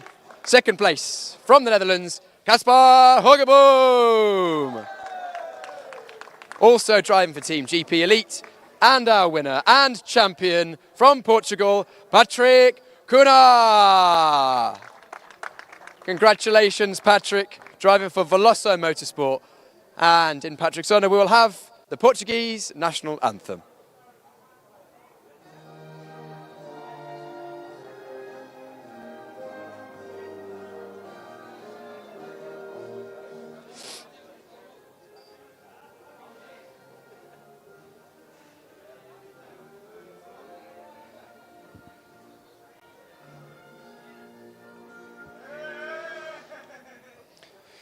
Congratulations to our top 3 drivers, Marco, Casper and Patrick. Trophies will once again be handed out by Michael Dreisen, Director of Sales at Porsche Motorsport, and Jose Luis Santamaria, the Managing Director of Circuit Barcelona Catalunya. Great to have all of you on the grid.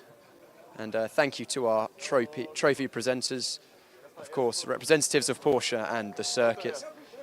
Wonderful. We'll get all 3 of you on the top step of a podium for a photo. Casper, your trophy. Don't forget your trophy. Photos, of course, important to preserve the memory of these wonderful races and the success of these drivers. That is the final podium of 2025, and now the GT4 drivers will have their champagne celebrations, and I'm just going to head out of the way ever so slightly so I can avoid getting absolutely soaked in champagne. Great job, team. Great to see the camaraderie between our GT4 drivers. Congratulations to Patrick, our champion, and all of the other drivers. What a wonderful season it has been. Thank you so much to Brian Oliver for taking us through all of the racing. A wonderful commentator and great to call the shots. We've also had an amazing crop of drivers and teams this season, so thank you to everyone who's taken part and provided the entertainment on circuit. We've also got the organisation team from Pro Speed. They've managed to put together a wonderful championship once again. Also, let's not forget the marshals, stewards and race directing teams, everyone who works behind the scenes to make sure the racing runs flawlessly, and also the Alpha Live team who have put together the broadcast you're watching right now. And if you are watching on YouTube, drop us a like. You know, if you've enjoyed the racing, it's been pretty full on today, so I'm hoping you've enjoyed that. And also finally, thank you to everyone who's watched at any point throughout the 8 rounds of both the sport and club division. We've enjoyed every moment. We hope you have too, and we'll see you again next year.